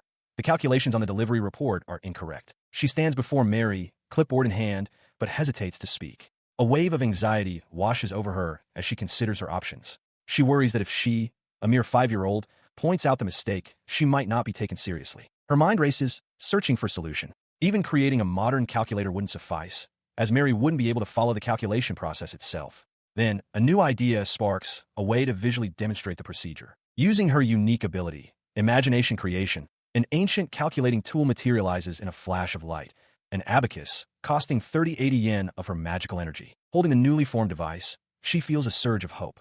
She reasons that since the abacus clearly shows the procedure of the calculation, she can use it to explain the mistake and finally be believed. Her confidence restored, she approaches Mary with determination. A memory from her past life surfaces. She used to subconsciously perform mental math using an imaginary abacus and even held a level 4 certification. She proudly presents the object to Mary and Alice, announcing that it is a calculation device called an abacus and suggests they try using it. Mary looks on, puzzled by the unfamiliar tool. Mary, in turn, glances at the report filled with numbers, musing that a calculator would be helpful. She wonders aloud if such a thing even exists, her curiosity piqued by the device in Amy's hands. Amy watches her, hopeful that she'll listen. The demonstration begins. Amy patiently explains the principles of the abacus, showing Mary how the upper and lower beads are used to represent numbers and perform calculations. Mary listens intently, beginning to understand. Mary takes the abacus herself, examining its construction. She expresses her fascination, remarking on how well-made and interesting it is. As Mary inspects it, Amy adds that she noticed something important while trying it out just now. She points to the document, explaining that there appears to be a miscalculation. After a few quick movements of the beads on the abacus, Mary's eyes widen in shock. She confirms that Amy is absolutely right. The figures are definitely wrong. Her initial surprise melts into a warm, appreciative smile. She praises the little girl for spotting the mistake, affectionately calling her Achabai-chan. Amy lets out a happy, slightly bashful laugh in response. Beaming from the praise, she asks if Mary likes the abacus and enthusiastically offers it to her as a gift. Mary, examining the tool, marvels at how handy this calculator is. The shop owner looks up, surprised, asking if she is sure it's okay. Amy nods firmly, explaining that it's her way of saying thank you for the compliment. A profound sense of happiness washes over her. She realizes that, apart from Marco and Seal, this is the first time she's had such a long, one-on-one conversation with someone. The feeling is so wonderful it makes her want to give gifts. Her thoughts then shift to the other children working nearby. She turns and calls out cheerfully, asking everyone how the potion making is going. The young boy in suspenders replies enthusiastically that they've managed to make a lot. Alice adds that while measuring the powder was tricky, they managed to get it done. She then turns her attention specifically to the quiet girl. "How was it for you, Alice-chan?" she asks. For a moment, Alice is silent, her face cast in shadow as she looks down. Suddenly, Alice's head snaps up, her eyes wide and shimmering with unshed tears. She declares with a rush of emotion that she was able to do it all by herself, admitting she had always relied on her grandmother to measure ingredients before. Leaning in, Amy earnestly tells her that if she measures carefully and follows the steps, she can probably make the same thing consistently. Alice agrees, realizing that this newfound precision is exactly what's so incredible. She excitedly explains the amazing part.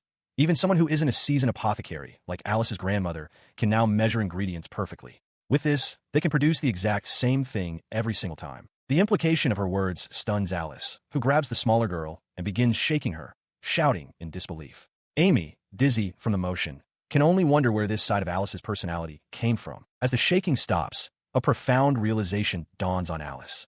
Her eyes go wide and vacant as a single thought crystallizes in her mind. She can make potions on her own. The words echo, filling her entire being. Her own creations. This thought triggers a flood of memories. Alice recalls her family's legacy, a long line of well-known apothecaries, including her own parents. She remembers her father, who was skilled with fire magic, always patting her head gently. She remembers her mother, who was good with water magic, and her kind, constant smile. The memory darkens with the painful truth that she will never see her beloved mother and father again. Their lives were cut short 4 years ago. While traveling to the royal capital to make a delivery, the carriage they were riding in fell from a cliff. This tragedy fuels her current ambition. She is learning everything she can from her grandmother to one day take over the medicine shop, a place filled with memories of her parents. Back in the present, Mary watches as Alice explains her dream.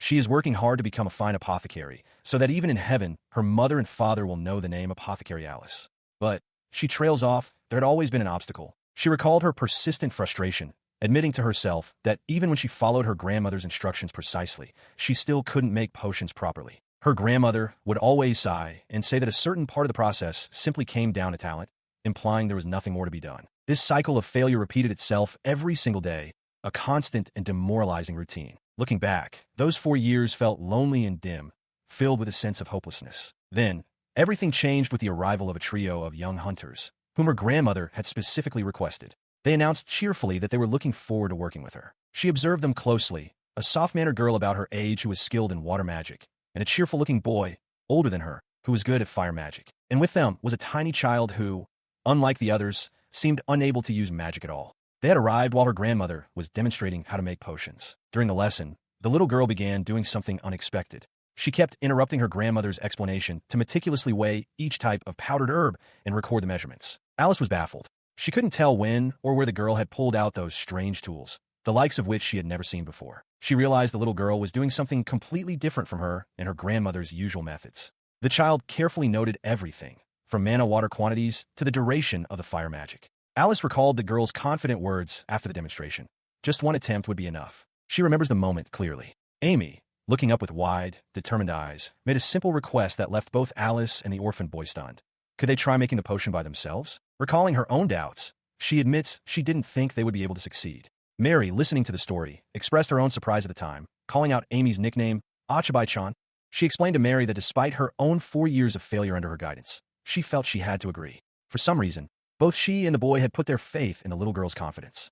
If Amy said they could do it, then they would try. The result of that decision was staggering. Mary's face was a mask of disbelief as she held the finished product. To her utter surprise, the 3 children had not only completed the potion, but had created a rich, high-grade one. Upon seeing what they had made, Mary praised the 2 older children for their magical abilities, telling them both that they had a bright future ahead of them. She specifically commended the boy for his ability to control a stable magical flame, and Alice for her abundant mana and her skill in creating magic-infused water that didn't damage the delicate materials. Alice remembers thinking that they were indeed incredible. But that wasn't the whole story. The most impressive one, she knew, was actually the little girl. It wasn't just Amy herself. Alice realized with a jolt that Amy's measuring tools and instruction manual were even more amazing than their own innate talents. The thought struck her with the force of a revelation. If she had those tools, then even without Mary's guidance, she could succeed. She continued her story, recalling how, with this new understanding, she had asked to join the others in making potions. Mary and the orphan boy had welcomed her warmly, looking forward to working together. And just like that, working alongside them, she was finally able to create a potion something she had never managed even with her own grandmother's help. The success was overwhelming. Tears of relief streamed down her face as the reality sank in.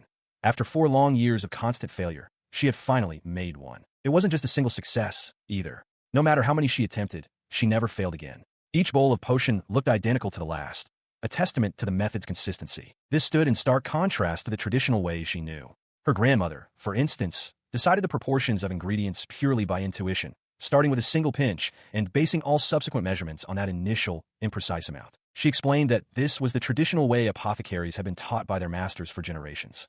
The entire process was based on intuition and ambiguity, what her grandmother simply referred to as a matter of talent. But Amy's approach was completely different. Instead of relying on instinct, the little girl measured and recorded each ingredient with exacting precision. It was through this method, so utterly unlike the traditional ways of apothecaries, that Amy had managed to create a perfect potion. Alice realized the profound implications.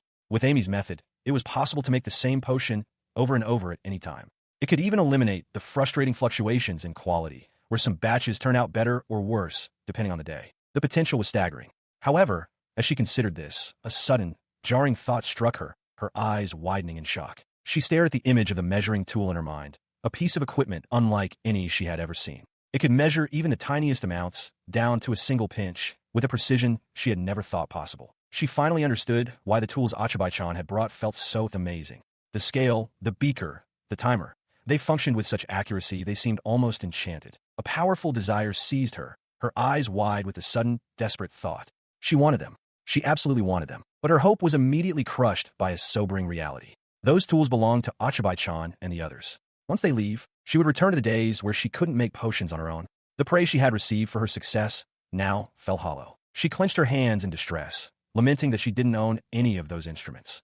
Her quiet turmoil caught Amy's attention, who turned and called out her name. The little girl looked up at her with a steady gaze, stating simply that her worry was not a problem at all. With a bright, cheerful expression, she announced that they would leave all the measuring tools they had used that day at the shop. The offer rendered Alice completely speechless, a small sound of disbelief escaping her lips. She then explained that since they came to help as part of a designated request, she believed the tools should only be used there. She beams, explaining that this is why she intends to give everything to Alice, presenting a notebook as part of the gift. She then glances at her 2 companions, asking if they are all right with her decision. The 2 children smile warmly in response, assuring her that of course they are. They clarify that the items belong to Amy, so whatever she decides is perfectly fine with them. Despite their easy agreement, Alice remains worried, stammering that the equipment looks incredibly expensive. She asks Amy again if she is truly certain about this. Amy closes her eyes thoughtfully, considering the point. Instead of dwelling on the cost, Amy looks up with a gentle smile and makes a different request, for Alice to come and play with them next time. The simple request catches Alice completely off guard. She stares, trying to understand the implication of the offer. Seeing her hesitation, Amy's face breaks into a brilliant, heartfelt smile as she declares that they want her to be their friend. Her declaration is immediately and enthusiastically seconded by the young boy, who exclaims that it's a great idea. The combined, earnest offers of friendship leave Alice utterly speechless, her eyes wide with shock. His excitement bubbles over as he joyfully shouts about gaining a female friend, urging Alice to get along with them. As he celebrates the new bond, Alice remains frozen, her wide eyes reflecting the overwhelming kindness she has just been shown. She clutched the notebook tightly, her gaze fixed on the small girl who had just offered her friendship. Amy held her hand, waiting for a response. Tears welled in her eyes, her expression transforming into one of pure, unadulterated joy. With a happy blush, she accepted their offer. Her hands trembled slightly as she held the notebook, a physical token of this new, unexpected bond. She then pulled it close, hugging it to her chest, as if it were the most precious treasure she had ever received. The display of emotion caught Mary's attention. Overcome with happiness, she clasped her hands together, remarking with a smile that Alice had finally made some friends. Alice, surprised by her sudden appearance, called out to the woman she called Grandma. Mary confessed that she had been worried. She explained that Alice was always so focused on her apothecary training that she had never seen her simply having fun with anyone else. The revelation left Alice momentarily stunned. Beaming with relief and joy, Mary declared how glad she was, calling it a day full of wonderful things. Alice, still processing everything, looked on with a flustered expression. To ensure the new friends could see each other again, Mary devised a plan. She told the children she would continue to send designated requests to the guild as a pretense for them to visit. Amy roared her enthusiastic approval. The little girl was ecstatic. In the midst of all her plans and efforts, she had somehow made her very first friend. The following day, outside the Hunters Guild, the children were still buzzing with excitement. Seal expressed her happiness at having made a new friend, while Marco suggested they should invite Alice to their house. Amy, thrilled by the idea, could hardly wait for the chance to play together. She arrived at the Hunters Guild with her two friends, the orphan boy and Alice, in tow. Dressed in her new clothes, she spotted the familiar receptionist at the counter and waved happily, beginning to call out a cheerful greeting. Irene-san, good morn. Her words were cut short. The receptionist, Irene, whipped around with a gasp, her eyes wide and pupils constricted in sheer shock. Seeing the woman's startling reaction, Amy's smile vanished instantly. A jolt of concern ran through her as she took in Irene's distressed state, and she called out her name again, her voice now laced with alarm. Irene-san. At the guild, Amy spots the receptionist, Irene, who looks utterly worn out, with dark circles under her eyes and a drained expression. Seeing her condition, Amy and the other children stare in concern, wondering aloud what could have possibly happened to her. From behind them, the cafeteria cook, Mason, announces that he is to blame for Irene's state, leaving Amy completely bewildered. He clarifies that, judging from the completion report, it seems Amy was the one who created all sorts of things at her job site the day before. He continues, explaining that since the Hunter Guild is officially backing her, it's their responsibility to check everything she creates, which can have a huge impact on her workload. The cook recounts how Irene went to the site to inspect the items and was met with such a vast quantity of creations that she couldn't even begin to comprehend them all. He lists off some of the baffling items: a stationary set, a chemistry measuring set, a desktop magnifier, and an abacus. With two whole sets of such unfamiliar things, the sheer quantity was overwhelming, resulting in a mountain of paperwork for the report. He concludes by suggesting Amy should offer a brief apology. The realization hits Amy hard. She understands she made the guild lady do overtime and feels terrible, wondering how she can make it up to Irene in a mature way. Her guilt quickly shifts to resolve. Deciding that now is the moment to honor a promise she made, she thinks of alcohol as the perfect gift. In a flash of light, she uses her imagination creation ability to manifest a bottle of Zakiyama single malt whiskey, valued at 10,000 yen. She stands before Marco and Seal, presenting the box she created. Marco, with his hands on his hips, asks what she made this time, while Seal wonders what's inside. With a proud expression, Amy explains that it's a gift for Irene, an adult-level way to smooth things over. Hearing this, Seal's eyes widen with excitement. She misunderstands, exclaiming that it must be a golden treat. Her excitement quickly fades as Amy clarifies the situation. The young girl apologizes to Seal for getting her hopes up, explaining that although it's called a treat, it's alcoholic and therefore off-limits for them. Seal's expression droops in disappointment, but her disappointment is fleeting.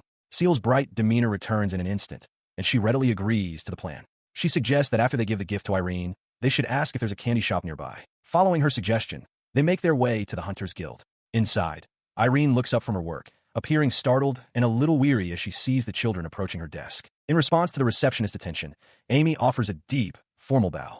She sincerely apologizes for all the trouble she caused the previous day. Irene's expression softens into a strained smile. She reassures the children that it's fine, as the Hunters Guild supports them. However, she requests that from now on, Amy report her various creations and provide explanations for them. Amy nods, promising to be more careful. With the apology accepted, Marco steps forward, presenting the box that was too heavy for Amy to carry. He explains that as a token of their apology for yesterday's events. Irene looks on, puzzled by the offering. She elaborates with a cheerful smile, calling it a golden-colored treat. Irene repeats the word treat with a look of confusion. Amy quickly clarifies that while it's not made of gold, it is alcohol. Her explanation concludes with a serious, knowing look. It is, she states, a treatment specifically for adults. The statement hangs in the air, leaving Irene utterly stunned and wide-eyed at the implication. She advises the flustered receptionist to wait until she's alone before opening the gift, cryptically adding that it's something others shouldn't see. Her words send Irene into a state of panic shock. The receptionist holds the bottle, her eyes wide with disbelief as a brilliant, star-filled light seems to radiate from the object in her hands. She struggles to comprehend the sight, her mind racing. Could it truly be alcohol? She had never seen such a thing before. Beside her, Amy simply confirms her unspoken question. Her thoughts crystallize into a stunning realization. This wasn't just any alcohol. It was the legendary divine sake, amber-colored soma. The fact that it came in a glass bottle from the child who seemed to be a divine messenger only solidified its otherworldly nature in her mind. Overwhelmed with emotion, tears welling in her starstruck eyes, Irene pulls Amy close. She declares that she has taken the child's feelings to heart and offers a profound thank you. Still clutching the precious gift, she fervently promises to do anything Amy might need, pledging her utmost effort in return for such a treasure. Seizing the moment, Seal steps forward and asks the now highly obliging receptionist if she happens to know of a good candy shop. Her composure regained, Irene recommends the renowned but pricey Theodore's Candy Shop. Marco expresses his relief at seeing her return to her usual self, while Seal and Amy cheer, eager to head there immediately. As they approach their destination, Marco suggests they check the bulletin board first, an activity he has come to enjoy since Amy and Seal taught him to read. Seal, meanwhile, remarks that the name Theodore feels familiar to her. He scans the board, searching for any exciting quests that might be posted. Behind him, Amy watches with a distinctly unenthusiastic expression. Amy, Seal, and the orphan boy appear utterly drained, their faces pale and drawn.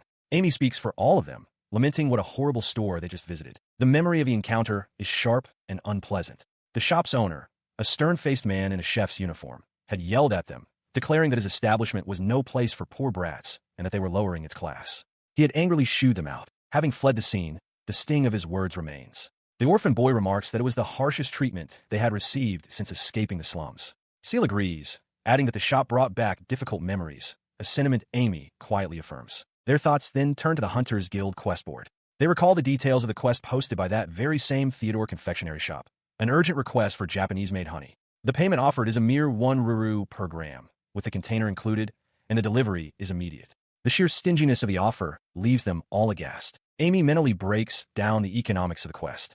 She knows Joshua's general store pays 2 ruru per gram, and that Theodore buys the glass containers from Joshua for 10,000 rils. By demanding the container be included in the price, Theodore is essentially asking them to provide the honey for free. The realization that he is such a cheapskate fills her with disgust. Seeing the look on her friend's face, Seal grows concerned. She asks Amy if she is considering doing the same thing they did at the clothing shop, hinting at a past confrontation. Amy contemplates her next move regarding the sweets, deciding she will have to rely on her skills again for Neen's sake. As she mulls this over, a friendly voice from a nearby food stall calls out, offering a galette. The voice belongs to a cheerful young woman named Laura. She enthusiastically advertises her freshly cooked and delicious galettes, inviting people to try one from her new stall, Laura's Galette Shop. As Laura continues her pitch, Amy listens to the comments of passersby. They seem unfamiliar with the shop.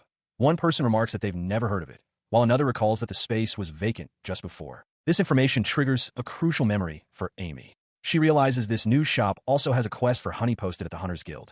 A fierce determination hardens her expression. She concludes that this store won't be getting any honey from Theodore. Vowing to never forgive anyone who hurts her friends, she breaks into a run. Behind her, the confectioner, Theodore, shouts in angry confusion, demanding to know how a 5-year-old runt could possibly know about the honey quest. Her friends, Marco and Seal, are overjoyed, thanking her profusely for lifting their spirits. Amy simply giggles, pleased with their reaction. Their path leads them to a small food stall, and Amy notes with satisfaction that this place treats them like proper customers. The cheerful vendor, Laura, greets them and asks if they would like to buy some of her wares. The older children are immediately enthusiastic. Seal clasps her hands, admitting she's been excited to try the treats, and Marco eagerly agrees. Amy then turns to them, formally asking if they should all give it a try. In unison, they all ask the vendor for 3 pieces. Laura smiles warmly, thanking them for their patronage. But as Amy takes her first bite, her expression freezes. Her immediate, unfiltered thought is one of pure disappointment. The pastry is not delicious in the slightest. Seal, tasting her own, quietly agrees with the assessment. Marco, however, tries to be diplomatic, suggesting that he finds the taste quite good.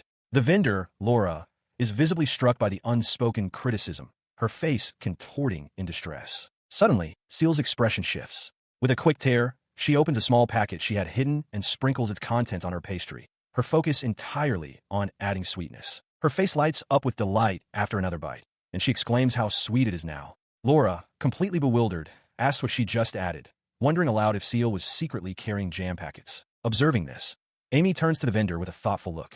She notes that this is Laura's galley shop, and then asks if it would be all right to call her Laura Wunchin. Laura beams, happily agreeing to the familiar address. Seizing the opening, Amy bluntly asks why the galette tastes so bitter and crumbly. The question catches the new pastry chef completely off guard. In response to her blunt assessment, Laura explains the harsh reality of her business. With a dejected expression, she reveals that shops at the bottom of the hierarchy, like hers, are only ever supplied with scrap-grade flour, while the high-quality ingredients are reserved for high-ranking members. She laments this, adding that she wants her shop to be a good place that welcomes customers like them, a place they can keep visiting. Amy listens intently, beginning to understand the root of the problem. As Marco murmurs that the situation is quite rough, Amy's expression shifts as an idea suddenly strikes her. The solution she envisions is a pre-made fluffy pancake mix, a product from her past life's memories. She recalls the classic hotcake mix, a beloved treat for children, affectionately shortened to Hokomai-san. Turning back to the vendor, she addresses Laura directly, offering a deal. If Laura agrees to her request, she will reveal the secret ingredient Seal added to the pastry earlier. Marco looks on, surprised by the proposition. She then presents her request, holding out an imagined box of pancake mix, and asking Laura to please make a galette using it. Seal and Marco stare, utterly bewildered by the strange demand. Moments later, the results are in. Seal takes a bite of the newly made galette, and her eyes sparkle with delight. She exclaims that it's incredibly sweet and delicious, with a wonderful texture, as a satisfied Amy looks on. Her delight is shared by the others. Marco declares it's completely different from before and incredibly tasty. Laura, tasting her own creation, is stunned. She recognizes the taste of high-quality flour and realizes with a shock that it contains sugar as well. At her food stall, Laura excitedly recounts her experience with the pancake mix, telling Amy that even the bag it came in was made of an amazing, unfamiliar material. She notes that it seems to be a new invention, recently seen at the guild, her ear twitching with enthusiasm. She then pivots, thanking Amy for the mix before striking a determined pose. With a wink, she promises to teach Amy all about sweet treats and invites her to the Hunters Guild, leaving the young girl momentarily confused by the sudden proposal. Their destination is the large, formidable building of the Hunters Guild. Inside, Amy enthusiastically lays out her plan. They will supply the guild with her pancake mix, which she calls hokomai-sen, along with small bags of honey. She then asks Laura to sell some of the product to her as well. The guild receptionist, Irene, is overjoyed by the proposal. She declares she'll do anything for Achabai-chan, thinking to herself how convenient a flour with sugar already mixed in is, especially after a past mistake involving salt. She addresses the group, Amy, Marco, Seal, and Laura, at her counter. Irene asks if they could also supply more of the small honey packets, explaining that the current demand for items like the popular dried meat isn't being met. Amy agrees to see what she can do, while Irene silently wonders about the identity of these children. The request prompts Amy to contemplate her imagination creation skill, a thought she's had before resurfaces. The value of the items she can create must be connected to her skills level. She decides it's the perfect time for an experiment she has been considering. Turning to Marco, she announces her intention to use her abacus-trained mental arithmetic. Concentrating, she begins her calculation. Assuming her skill is at level 4, she multiplies it by 100,000, hypothesizing that the upper limit of her creation ability is 400,000 yen. She first attempts to create 1,500 units of the mix, a value of 552,000 yen, far exceeding her presumed cap. As expected, the attempt fails. She immediately adjusts, trying to create 1,087 pieces, worth just over 400,000 yen. A profound silence hangs in the air as she focuses intently, hands outstretched, testing the very limits of her imagination creation. She reviewed her calculations one last time. An attempt to create 1,086 pieces for a total of 399,648 yen had failed. With renewed focus, she closed her eyes, hands outstretched, and silently invoked her skill, imagination creation. With a sudden pop, a massive, perfectly ordered tower of pancake mixed packets materialized before her, shimmering with residual energy. Her eyes snapped open in triumph. She had done it. The experiment was a success, confirming her theory. The creation limit was indeed her level number multiplied by 100,000 yen. The result of her success left her companions utterly dumbfounded. Irene, Hannah, Laura, and Marco stared in disbelief at the mountain of packets, wondering what on earth had just happened. Meanwhile, at the guild's cafeteria, Hannah approached the cook, Mason. She informed him that the delivery volume for the pancake mix, which he handled, could be increased. Relieved, he wiped his brow and asked roughly how much more they could expect. Back with Amy, she tallied the previous sales figures in her head, recalling that the beef jerky had sold for 99,800 yen and the small jam packets for 32,400 yen. She then relayed the new production numbers to an astonished Hannah. In a single go, she could now deliver 1,086 packets of pancake mix, roughly 4 times the amount of dried meat and 12 times the amount of jam packets. Energized by this news, Hannah declared that they could now sell the items like crazy, without any limits. Mason expressed his delight, explaining that the product had been flying off the shelves so fast they'd been forced to limit sales to 1 bag per person. Laura, equally thrilled, clasped her hands together and thanked Amy profusely, excited at the prospect of making more delicious sweets. Amy smiled and asked if Laura could handle the guild paperwork for the transaction. As Amy basked in the satisfaction of pleasing her friends, Irene approached. She had one request regarding the goods Amy had just supplied. Amy's expression shifted to one of curiosity. She begins to explain, her voice heavy with disappointment, that they had stopped by Theodore's confectionery earlier. The experience, she admits, was terrible, which visibly startles Irene. Hearing this, Irene is mortified and apologizes, expressing her regret for recommending such a place. Marco and Seal quickly chime in, insisting that it wasn't Irene's fault at all. Amy continues, recalling the confectioner's harsh words, how he shooed them away, worried their presence would tarnish his shop's prestige. In other words, she explains, her primary concern is making sure that the items she creates don't inadvertently harm the reputation of the businesses that carry them. Irene's demeanor shifts, her eyes narrowing with understanding. She clarifies Amy's intention. She doesn't want to sell anything to Theodore's confectionery at all. With a firm look, Amy confirms that is exactly what she means. A bright, determined smile spreads across her face. She enthusiastically agrees, declaring that the supplier's intentions must be respected to the fullest. She then wags a finger playfully, reminding Amy not to forget her promised golden-colored treat the next time they meet. The following morning, the three children arrive at Joshua's general store, calling out a cheerful greeting as they approach the entrance. The door flies open with a bang, revealing a flustered Joshua. He expresses his relief, stating he's been waiting for them. Seeing his agitated state, Seal asks what's wrong. He looks down at them with a worried expression, explaining that he and Seal have both received a summons from the local lord. The news leaves all three children stunned and speechless. Inside the Hunters Guild, the branch manager, Logan, addresses a group assembled before him. With a thoughtful expression, he explains that he has summoned Joshua and the three children at the direct request of the Lord. They receive the news with solemn faces. Marco internally confirms that he felt he couldn't act on his own and had immediately contacted the guild. Beside the children, Joshua gives a nervous but polite affirmation to the summons. Inside the Hunters Guild, the staff discusses a recent development. Hannah, the head of the purchasing department, explains with a bead of sweat on her brow that she has been buying up large quantities of the highly praised golden honey. She elaborates that her intention is to offer it as a souvenir to the royal family and other lords. The news causes immediate distress among the other department heads. Irene, the reception chief, notes with anxiety that this matter has become the top priority for the afternoon. Ethan confirms her fears, stating that it is precisely for this reason that the Lord has summoned them. The cafeteria master, Mason, clutches his head in despair, dreading the impending audience. Ethan confirms the gravity of their summons. He calmly proposes a straightforward solution. If there is something the Lord desires, they should simply offer it to him as a gesture of goodwill. The guild master, Logan, finds this approach too simple, remarking that it would be improper to visit the Lord with a mere souvenir. Before the discussion can continue, Joshua interjects, a thoughtful expression on his face. He announces that he has a potential idea concerning the matter, immediately capturing Logan's intrigued attention. He presented his idea, revealing a metallic wristwatch. As the object glinted, he began about this wristwatch. The item drew immediate, stunned reactions. Ethan, adjusting his glasses in disbelief, exclaimed that it was astonishing. Beside him, Hannah gasped, her hands flying to her mouth as she marveled at how something so small could possibly be a clock. Joshua lowers his head, his expression filled with regret. He explains that he was supposed to remove the watch before going out, but in his haste, he forgot. The situation worsened. He continues, when an employee at the Lord's mansion saw the timepiece while he was making a delivery. He concludes with a simple, heavy apology. I'm so sorry. His mistake was born from a heartfelt moment, a memory now surfacing of a young woman, her eyes welling with tears. She had told him she wanted to give him a present, something they could wear together. It was because of her words, her earnest plea, that he had kept it on. She tearfully insists the blame is hers, explaining that she was the one who forgot to have him remove the watch, and offers a heartfelt apology. As Joshua looks on with a pained expression, the young orphan boy speaks up, declaring that they all agree it isn't Joshua's fault. Beside him, Alice begins to cry. Amidst the emotional exchange, Hannah turns to Amy with a serious question. Can she handle this? Nearby, the guild master thoughtfully strokes his beard, murmuring his assessment of the situation. He realizes that if word of the wristwatch reaches the Lord, there's a distinct possibility the man will demand it. He watched as the young girl's expression hardened with resolve. Amy declared firmly that she could do it. She insisted that she had to be the one to do something for Seal's sake, refusing standby while her friend was sad. She then explained her only problem. She didn't know what kind of wristwatch to create. She proposed going to the Lord directly to hear his wishes.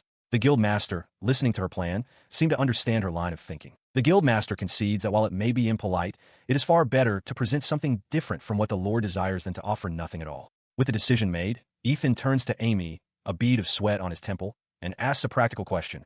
How many of these items can she actually create? She answers plainly, 83. The number stuns Ethan, who mutters that this is an incredible quantity, though he's slowly getting used to her astonishing feats. Amy explains her calculation. Her honey was valued at 480 yen, and with her current level's limit of 400,000 yen, she can produce that many. Hannah continues the planning, pointing out a potential danger. She explains that the honey containers are glass, and transporting them poorly could lead to breakage, which would be hazardous. Therefore, she concludes, it would be much safer for Amy to create the honey once they arrive at their destination. The young girl immediately understands and agrees with the plan. With the logistics settled, Mason, the cafeteria cook, announces that it's time to prepare for departure. The members of the group heading to see the Lord are confirmed. The guild master, Logan, will serve as Seal's guardian. Joshua will accompany them, and Mason himself will act as the carriage driver. The three children, Seal, Marco, and Amy, complete the party. He began with an apology, a bead of sweat tracing a path down his temple. With a grimace, he explained that someone had already taken the guild's carriage, leaving them without their planned transportation. He stood with the rest of the group on the street, expressing his concern that the walk would be difficult for the young girl and the elderly guildmaster, and that they would be cutting it close on time. The guildmaster, however, remained resolute, stating that they had no other choice but to proceed on foot. As the group contemplated their long walk, Marco suddenly had an idea. He turned to Mason, the cafeteria cook, and pointed towards something out of view, urgently asking to borrow that thing. Amy looked on, confused by the vague request, while Mason stroked his chin, a look of dawning realization on his face as he considered the proposition. His eyes were fixed on a large, sturdy handcart. That flashy cart, Marco exclaimed with excitement. Amy, finally understanding, identified it as a rear car, a potential solution to their travel predicament. His request was successful. As Marco pulled the large handcart, Amy and Seal squealed with delight from inside. He warned them not to fall out. The cafeteria cook, Mason, watched them go, pointing a finger. He acknowledged that it was an emergency, but cautioned that they would stand out. He then offered to pull the cart himself when they returned. As they departed, a young woman watched from a distance, a thoughtful expression on her face. She recalled that previously there were only 3 children, but now 2 adults had joined them. Musing on this new combination of children and adults, she realized the situation had become more difficult. As an idea began to form, she wondered if there was any good way to proceed. With a flourish of unseen power, an object materializes from thin air. It is an adult tricycle, a 3-wheeled contraption with baskets on the front and back, a product of pure imagination creation. Its listed value, 43,900 yen. The sudden appearance of the vehicle leaves Marco reeling in shock, his face a mask of disbelief as he shouts, "What is this?" Seal, equally bewildered, questions the strange object's abrupt arrival. Unfazed, Amy simply points and explains, "This is a tricycle." Amy turns to the cafeteria cook, her plan fully formed. She enthusiastically explains her idea. They will attach a rear cart to the tricycle, creating a new vehicle to pull things. With boundless confidence, she offers to teach him how to ride it, asking if he thinks he can manage. The large man, addressed as Master San, stands with his back to her, hands on his hips, remaining silent for a moment. His silence breaks as his face is revealed. The gruff cook is completely captivated, his cheeks flushed and his eyes sparkling with admiration. He lets out a small, stunned sound, his mind racing with a single, powerful thought. How cool. Elsewhere, the guild master, Logan, looked on with a fond, impressed expression. He murmured in surprise, wondering aloud if 2 people were involved. Beside him, Marco's eyes sparkled with admiration, a blush creeping onto his cheeks as he whispered how cool it all was. Their discussion took place before the grand edifice of the Lord's Manor. Inside the Lord's Manor, 2 figures are seated upon ornate chairs. The Lord, Ricard, greets his guests with a smile, apologizing for the sudden summons. Beside him sits his wife, Victoria, her expression calm and composed. He leans forward slightly, a look of keen interest in his eyes. He explains that a rumor has been circulating within the manor, one that has piqued his curiosity, a rumor about someone with golden hair. He glanced sideways at the assembled group from the Adventurers Guild. The guild master, Ethan, the orphan boy, Amy, and Alice, all standing in a line. It was noted that Mason, the cook, was resting outside, completely exhausted from a journey. His gaze then settled directly on Alice as he continued, specifying that his interest also extended to the supplier. The sudden, direct attention caused Alice to startle, her eyes widening in shock. As the tension surrounding Alice thickened, a small, clear voice cut through the silence. It was Amy, her expression uncharacteristically serious as she looked toward the nobleman. She formally asked if she, too, might be permitted to speak. She addressed him respectfully as my lord, but before she could continue, he responded with a warm smile. He readily granted the little one permission to speak and encouraged everyone else to relax. After thanking him, Amy stated that she first wished to inquire about his lordship's desires. She looked directly at the nobleman and posed a peculiar question, asking whether he would prefer something flashy or something more plain. The directness and odd nature of her inquiry left the onlookers momentarily stunned. Before he could even process the question, she raised her hand and declared that she understood. Lord Ricard could only stare back, completely bewildered, muttering to himself that if he had to choose between flashy and plain, he supposed flashy would be better. Acting on her sudden understanding, Amy uses her imagination creation ability. A brilliant flash of light coalesces into a magnificent object, an automatic gold wristwatch, valued at 40,500 yen. He stares in utter disbelief at the device now fastened to his own wrist. He exclaims that it's incredible, a timepiece so small it can be worn. He marvels at its golden sheen, which glitters in an instant. Beside him, Amy looks on with a satisfied expression, stating that she is glad he finds it to his liking. He holds up a hand, still flustered by the sudden appearance of the watch, and stammers that this is quite enough. Undeterred, Amy looks up at him and asks if she should create the golden pot for him next. Before he can fully process her question, her imagination creation activates with a pop. Instantly, dozens of jars of blended honey materialize, each weighing 1,200 grams. She imagines a total of 83 jars, a value she calculates in her mind as 398,400 yen. She lets out a small, simple sound, having only intended to have a conversation. Lord Ricard, however, is utterly thunderstruck. He shouts in disbelief, marveling at how she could manifest such a vast quantity of items in a single, breathtaking instant. His shock quickly gives way to concern for the child. He asks if she is physically all right after creating so much. Amy cheerfully reassures him that she is fine. She then looks at him with wide, curious eyes, asking if he is the lord she was supposed to meet, while internally noting how handsome he is. While the lord remained speechless, his wife, Victoria, gazed upon the newly formed glass structure with pure enchantment. Her cheeks flushed with admiration. She was utterly captivated by its simple beauty. Her soft exclamation of "how beautiful" reached Amy. The young girl watched her, a thought crossing her mind. Did the lady like glass? Perhaps she should offer it as a gift. But then she hesitated, realizing it was, to her, just ordinary glass. In that moment, however, a new idea sparked in her mind. She focused her will, channeling her magic to execute her new idea. Imagination creation.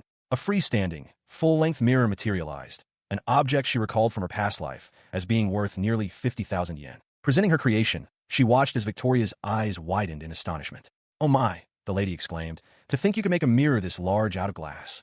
With a proud gesture, Amy offered it to her. "For you, my lady," she announced. She stares into the mirror, her eyes wide with disbelief. While she had caught faint glimpses of herself in the water before, this is the first time she has ever seen her own face with such clarity. A thought forms in her mind. So this is what she looked like. This was Achabai. As she processes this, a luminous panel materializes before her very eyes with a soft hum. It displays a list of her attributes. Her name is Amy, a 5-year-old human female. Her status is listed as having poor development and being too thin. It also notes she has no magic, but possesses a skill called imagination creation at level 5, usable 5 times per day. Her eyes widened in astonishment, the number 5 reflecting in her pupils. A wave of excitement washed over her as the information sank in. Her imagination creation skill had reached level 5, and she could now use it 5 times a day. She paused, her mind racing to process the implications. She had already used imagination creation 4 times today, which meant she had 1 use remaining. A thoughtful expression crossed her face as she pondered what to create with this last charge. Should she make another present? Then a new idea struck her. What about something for herself? A young girl with long, flowing hair and a large bow makes a grand entrance, announcing herself as Beatrice, the Lord's daughter. With a bright, confident smile, she calls out directly to Amy, addressing her as Achabai-chan and asking if she has some business with her.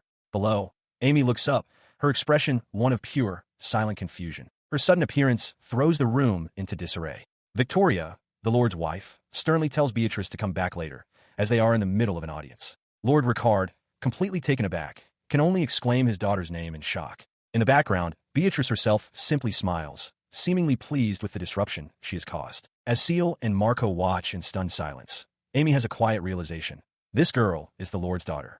Beatrice, ignoring everyone else, continues her impassioned speech, declaring that it's unfair for only her parents to have something.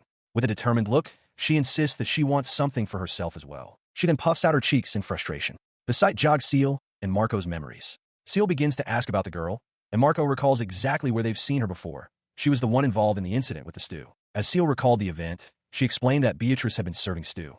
She remembered that the stew even had meat in it, but noted that the real reason it was so popular was because a cute girl was the one handing it out. Beatrice lets out a small sound of recognition, the memory returning to her. She then looked at Beatrice with a blush, asking if she was, in fact, that very popular girl. The direct question catches Beatrice completely off guard, her expression shifting to one of pure shock. The memory suddenly sours, causing Marco and Seal to cry out in alarm. Their faces are pale and covered in sweat as they shout Amy's nickname in unison, their voices filled with raw panic. Their shouts snap Amy out of her reverie with a start. The outburst also registers with Beatrice, whose eyes widen in stunned realization, while Victoria and Lord Ricard look on with shared surprise. His wife, Victoria, broke out in a cold sweat, her mind racing with alarm. This was a disaster. To have done such a thing to the Lord's own daughter. Oblivious to the mounting tension, Amy beamed with a wide, innocent smile, cheerfully concluding that she must be a big hit. Behind her, however, Beatrice's face fell into shadow. So that's it, she murmured, a wave of disappointment washing over her. Her mind raced, spiraling into a vortex of confusion. Was Amy angry? She had to come up with a solution, a secret plan too. The only way forward was to appease her with a present. But what kind of gift would a girl like? She glanced at Amy, trying to decipher the girl's expression. What kind of smile was that? Then, a brilliant idea materialized in her mind, a product of pure imagination creation. The Maikaniko-san hugging pillow, a magnificent stuffed toy priced at 4,740 yen. She is rendered speechless when Amy suddenly materializes a perfect, bow-tied stuffed cat out of thin air. With a nervous expression, Amy timidly offers the toy to her. Beatrice's eyes sparkle with astonishment as she gasps at the incredible sight. Overcome with joy, she immediately pulls the stuffed cat into a tight embrace. With a radiant smile, she declares how cute it is and promises to treasure it forever, thanking the little girl for the wonderful gift. She dashed away, clutching the new stuffed cat tightly. Her mother, Victoria, watched her go with a strained expression, bowing her head in apology to Amy for her daughter's behavior. Amy, however, was lost in her own thoughts, realizing with relief that her creation magic had leveled up, increasing the number of times she could use it. It was a fortunate development. Victoria's expression softened into a warm smile as she addressed the young girl. She thanked Amy for her time and extended an invitation for her to come and play again. Her husband, Lord Ricard, then decided to conclude matters for the day, mentioning that a nuisance had interrupted them. He assured Amy that he would investigate the matter of her payment and settle it at a later date. Sometime later, Amy stands with Seal and another orphan boy in a grand, arched hallway. The guild master, Logan, is with them, leaning on his cane. Joshua, the store owner, stands before them, beginning to speak. He smiles warmly, apologizing to the children for having kept a secret from them. He then thanks Amy directly, admitting he was quite surprised by the honey and the power she possessed. He smiles warmly at Amy, amending his previous statement. He explains that, on the contrary, a power as incredible as hers is something that absolutely must be kept secret. As he speaks, a familiar voice calls out to the little girl. The voice belongs to Seal, who approaches with one of the other orphans. With a relieved smile, she thanks Amy for helping Joshua. The boy beside her beams, adding his own praise, telling Amy she did a great job. Amy's face lit up with a bashful, happy giggle, her cheeks flushed with warmth from the praise. Nearby, the guild master chuckled, remarking that Amy had certainly made an impression on Beatrice. Joshua agreed, expressing his relief that the Lord had been such a generous man. Seal added her own thoughts, admitting she had been frightened but found the Lord to be a kind and handsome gentleman. Beatrice, with a determined look, then presented something, declaring it was for Amy. She turned to her mother, Victoria, asking if she had noticed the little girl, Amy. Victoria affirmed that she had. Beatrice continued, remarking on what an interesting child Amy was. Her father, Lord Ricard, chuckled, adding that while some might whisper about a dud princess, Amy was, in fact, quite a big hit. Beatrice then exclaimed with a bright smile how truly cute Amy had been. Her father agreed wholeheartedly, finding it especially endearing how surprised the little girl was by her own reflection in the mirror, a memory that brought a fond smile to both their faces. She shakes her head, flustered. That's not what I meant, she insists, though she concedes that Amy is, in fact, very cute. As she struggles to articulate her point, her father, Lord Ricard, turns to his wife with a knowing smile, asking if she had noticed as well. Beatrice finally blurts out the reason for her excitement. It's Achabai-chan's hair and eyes. Her mother, Victoria, processed the observation, her mind replaying images of the young girl, Amy. She recalled that at first glance, the child's hair had seemed merely gray, but there were moments it appeared to refract light in a peculiar way. This, combined with the strange power she used to create things, a power that felt entirely separate from magic, deepened the mystery surrounding her. Her thoughts coalesced into a startling possibility. Turning to her husband, she asked in a low voice, "So then, does this mean what we think it means?" Lord Ricard's expression was grim as he replied. "At this point, there is no confirmation," he stated, though his tone implied the possibility was very real. He resolved that, for now, they would simply have to keep a close watch on her. Unaware of the serious implications being discussed, Amy stood between them and beamed, her expression one of pure, innocent happiness. With a determined grunt, Amy stretches her arms wide, her small fists clenched in anticipation for the day ahead. She stands proudly outside in a new dress, a large bow tied neatly at her collar. Having had a tiring day before, she cheerfully announces her plan. Today will be for relaxing and playing at home. She ponders what to do for the day, considering making new toys to play with everyone. However, she quickly decides against it, thinking it might be a bother to them. Having made up her mind, she arrives at Madame Mary's pharmacy. With a bright smile, she greets Alice, the owner's daughter, explaining that she had so much fun the last time that she came back to play again. Alice returns the greeting warmly. She came to visit Amy's home to play, much to the younger girl's delight. It turned out Alice's house was just on the other side of the tall grass, making visits quite easy. She fondly recalled all the fun they had. They played games like Reversey and used a steel, two-person outdoor swing set that she had created. Amy also remembered the recent event of introducing Laura to the guild, feeling a great sense of satisfaction from all the joyful activities. A cheerful orphan boy greets someone just out of view, waving with a bright smile and wishing them a good morning. Beside him, Alice clasps her hands together, looking slightly flustered but pleased. Their greeting is for Amy, who beams back at them. Alice warmly welcomes her friend. The boy, eager to continue their games, immediately asks if she wants to play Reversi again today. His face falls into a deep frown, clearly distressed by a misunderstanding. Alice, with Amy at her side, speaks to him gently, attempting to clarify. She tells the boy he is mistaken about her, and though she did enjoy their game of Reversi, that isn't the whole story. The boy, however, vehemently shakes his head, insisting that she is the one who has it all wrong. He explains his true intention. He knows Alice wants to move her body and play with all her might. His mind flashes back to a memory of pushing her and Amy on a creaking swing set with all his strength. That was the kind of unrestrained fun he remembered her having, and his invitation was meant to be a thoughtful alternative. He had seen right through her. Alice, flustered and blushing on the swing, realized he understood her perfectly. She was the type to bottle up her frustrations, and what she truly wanted was a way to move her body and play freely. Seizing the opportunity, Amy turned to Marco with a wide, determined grin. "Oni-ai," she declared. "You should teach Alice how to use the trampoline." She was certain Alice would love it. The other boy chimed in with a cheerful okay. She gestures towards a large, circular apparatus with a taut surface and a high safety net. She explains to Alice that it's for jumping up and down, adding that it looks like a lot of fun. Alice peers at the device, her curiosity piqued. "A trampoline?" she asks. The other orphan boy turns to Marco, asking if he prefers this to the swing. Marco considers it for a moment, admitting that while both are enjoyable, he probably likes the trampoline better. Amy, beaming with pride, declares that since it's a trampoline she made, she'll love anything about it. She encourages the other girl, explaining that it's good to move your body a lot. Hearing this, Alice fidgets nervously but agrees, saying that if that's the case, she'll give it a try. With that settled, Amy's mind immediately jumps to her next project, wondering what kind of toy to make next.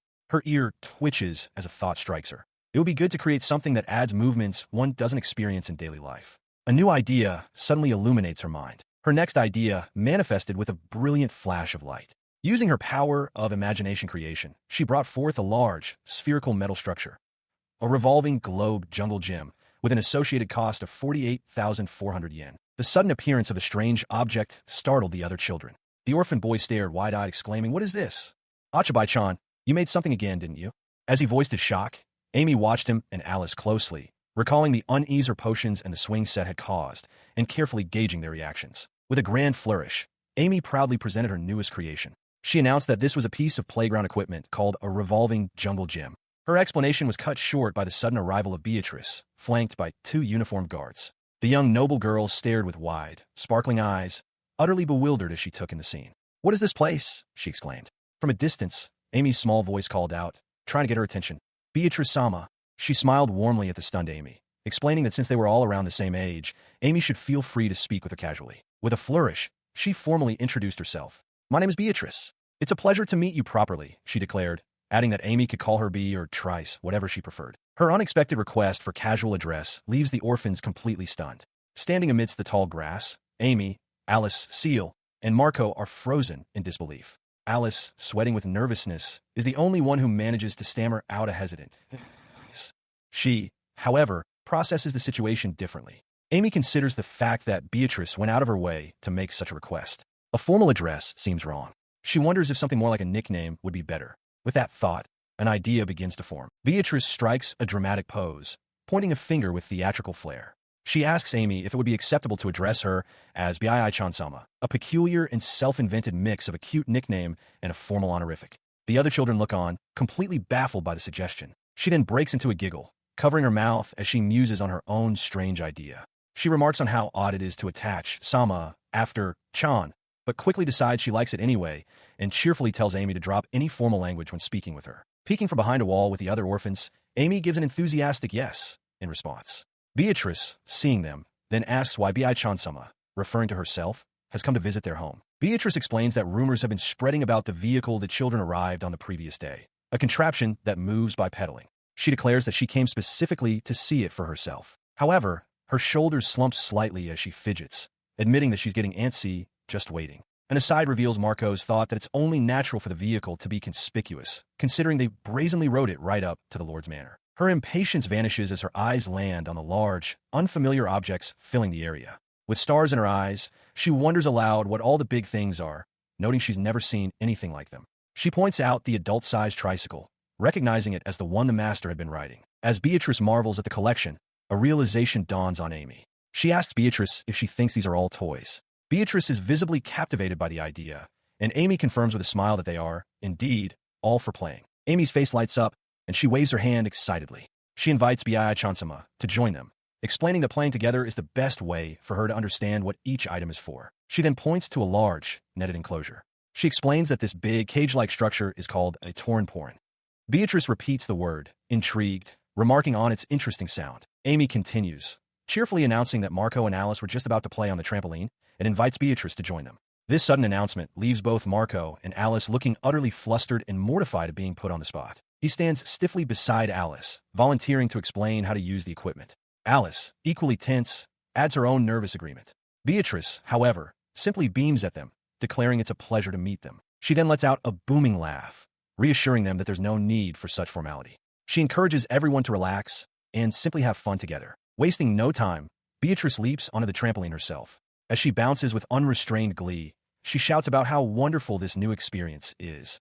Beside her, Marco and Alice jump tentatively in the corner. Her enthusiasm is infectious. Soon, she is gleefully going down a slide. At the top, Amy cheers her on, encouraging everyone to keep the fun going. The entire play area erupts in activity. While Marco pushes a spinning glow climber, Beatrice and Amy laugh from inside. Nearby, Alice enjoys a swing set, the air filled with the sounds of joyful play. Beatrice's eyes sparkle with wonder. She realizes this place is incredible, packed with more fun activities than she could have imagined. Her joyful reverie is broken when one of her guards approaches.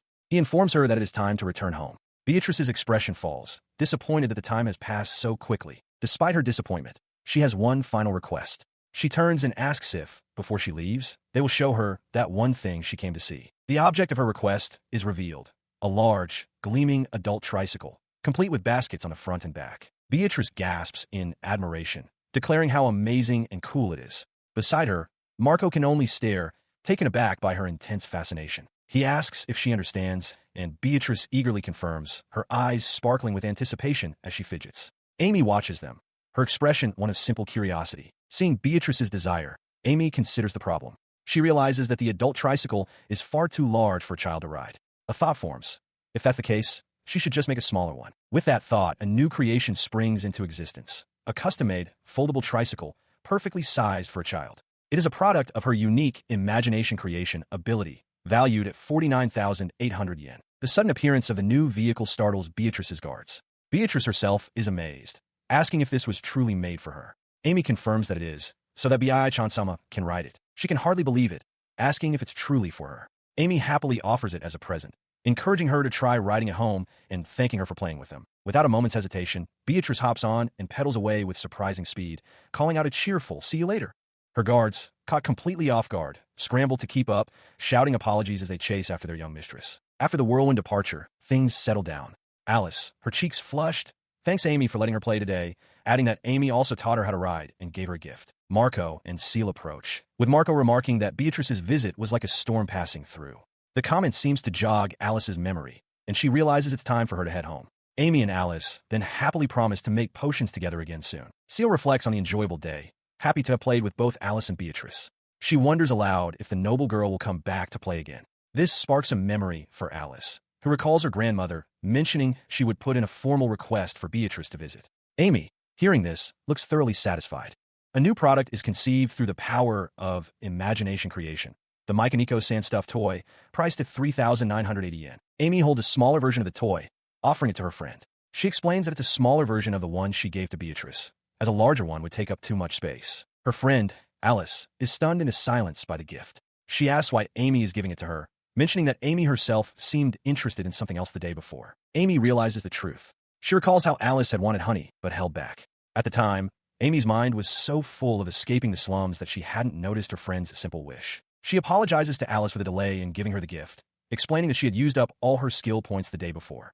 The nearby orphan boy assures her it's nothing to worry about. With the misunderstanding cleared, Alice looks down at the small, cat-like stuffed toy in her hands, her expression soft and touched. Her quiet contemplation blossoms into a wide, joyful smile as she hugs the gift tightly, letting out a happy little laugh. Amy watches her, pleased. Elsewhere, Jane and Joshua are beaming. Jane thanks Amy, explaining that the Lord was extremely satisfied with their work the other day. Joshua agrees, adding that they have nothing but words of gratitude for them. Jane expresses this gratitude by affectionately patting a happy Alice on the head, telling her she's glad. Amy looks on, content that her friend is happy. She then turns to Joshua with a new idea. She mentions that while she came empty-handed today, she's considering creating items for them on-site from now on. She explains that since Joshua has already seen her skill in action, it is time for an experiment. Her expression, one of intense focus. The result of her experiment is a new product created via imagination creation, the Joshua's General Store Delivery Set, featuring honey and soap, valued at 7,300 yen. Having created the set, she presents it to the shopkeepers. Jane marvels at the creation, calling it amazing, while Joshua recalls Amy briefly mentioning this plan to him. Amy proudly announces that she has done it. She then examines the contents, surprised for a moment to see that the honey and soap are now packaged together in a single, cohesive set. Realizing her success, she throws her arms up in celebration, triumphantly declaring it the Joshua's General Store Delivery Set. She explains her reasoning. Since both items could be made with one use of her skill, combining them was more efficient. She also reveals a new discovery. At level 5, her skill has a monetary limit of 500,000 yen per creation, and she confirmed she could adjust the items created within this limit. Later, as she walks with Alice and the orphan boy, the boy states their next destination is the Hunters Guild to report the completion of a standing request. Alice confirms, and Amy leaps into the air with a cheer. The boy then reminisces about the curry-flavored rice they had for breakfast, saying how delicious it was. Alice chimes in, agreeing that it smelled wonderful, while Amy listens quietly between them. Hearing their praise, Amy beams with pride. She's glad they enjoyed it, declaring that curry powder makes everything delicious and that surely no child could dislike it. It is then revealed that she had used her imagination creation skill to create the curry powder herself, along with the extra rice from the previous night. The specific creations are a 400 g tin of spicy achabai curry powder and a 5 kilograms bag of wash-free kashihikari rice. As she walked, her attention was suddenly drawn to something off to the side. The other children, however, were lost in cheerful conversation, with Marco already looking forward to eating again when they returned home, a sentiment Alice and Seal happily shared. Her gaze had fallen upon 2 men dressed in clerical garb, standing near a doorway. The younger of the two, an acolyte, pointed out to his superior that there was an unfamiliar person at the reception desk. Distracted by the sight, she failed to notice that Marco had stopped directly in front of her, and she walked right into his back with a soft thud. He turned slightly, beginning to ask what was wrong. His question died on his lips as he looked up, his expression twisting into one of absolute shock and horror. Behind him, Amy looked on, confused by his sudden, drastic change in demeanor. Looming over them were the 2 clerics. The priest's voice was cold and filled with contempt as he declared that this was no place for filthy outsiders, ordering them to get lost immediately. The force of their sudden appearance sent Amy stumbling to the ground. He held a serene, almost pleasant smile, a stark contrast to the venom in his words. The acolyte beside him wore a similar look of smug satisfaction. From the ground, Amy tugged on Marco's tunic, her voice filled with concern as she called his name. But he didn't seem to hear her. His entire being was consumed by a silent, burning rage, his eyes locked on the men before them. He recognized them. Inside a church office, a priest with slick-back hair looks down with contempt. He addresses an unseen person, calling them a refugee brat and questioning why they're still alive. He coldly admits that he only feigned kindness to extract money from their parents, and now that they are dead, the child is of no use to him. The priest, now standing beside an acolyte, continues his verbal assault. He declares the place too squalid for decent people and harshly orders the person to get out immediately. In response to the harsh dismissal, a desperate plea is heard. The unseen person begs the priest to offer a prayer to send their parents, who are devout believers, to God's side. The priest's face contorts into a sneer. He coldly rebuffs the request, stating flatly, "If you have no money, then get lost." Suddenly, the office door creaks open, interrupting the tense moment. A young guild receptionist stands in the doorway, with Marco, Seal, and Amy just behind her. Marco's eyes are wide with shock and horror, having clearly overheard the priest's cruel words. The priest himself looks startled by the interruption. The receptionist steps forward with a bright, professional smile. She introduces herself as Reze, noting that the children probably don't know her, as they usually interact with her senior colleague, Irene. Her cheerful introduction is met by the priest's sharp, scrutinizing gaze as he sizes up the children. He asks if they're the hunters in question, and little Amy confirms that they are. Reze beams, congratulating them and declaring it wonderful news for their party. "Shoot, sir." She then turns to the priest, asking if they can proceed with the matter they discussed. Nearby, another orphan boy expresses his disbelief, asking if this is really happening. At this, the priest's entire demeanor shifts, his face breaking into a warm, welcoming smile. Reze explains the situation, introducing the man as an acolyte from the church who has come specifically to give them a designated request. She leans in closer, her voice full of excitement as she reveals the details. The Lord's mansion, she explains, has requested the golden honey that the children supply, which is the reason for this special commission. The priest's expression shifts to one of smug satisfaction. He declares that this is how things are, and that the children should be grateful for God's guidance. Amy, however, is struck by a different realization. She wonders how they knew that her group was the one supplying the honey. Though they weren't actively hiding it, the source of the information puzzles her. Her concern is shared by Seal, who stands beside a confused-looking orphan boy, while Amy herself peeks out from behind him, her expression still troubled. The tense silence is shattered by Marco's furious voice. He declares with absolute certainty that he hates the idea of doing anything for the sake of the church. Following his outburst, Amy formally addresses the guild representative, stating that their group, SLUMS, will not accept the designated request. The priest's acolyte gasps, stunned by the refusal. The other orphan boy panics, questioning Amy's decision. He insists that a designated request from the church is a once-in-a-lifetime chance. Seal quietly affirms the choice, giving Amy the reassurance she sought. The priest, recovering from his own shock, glares at the children.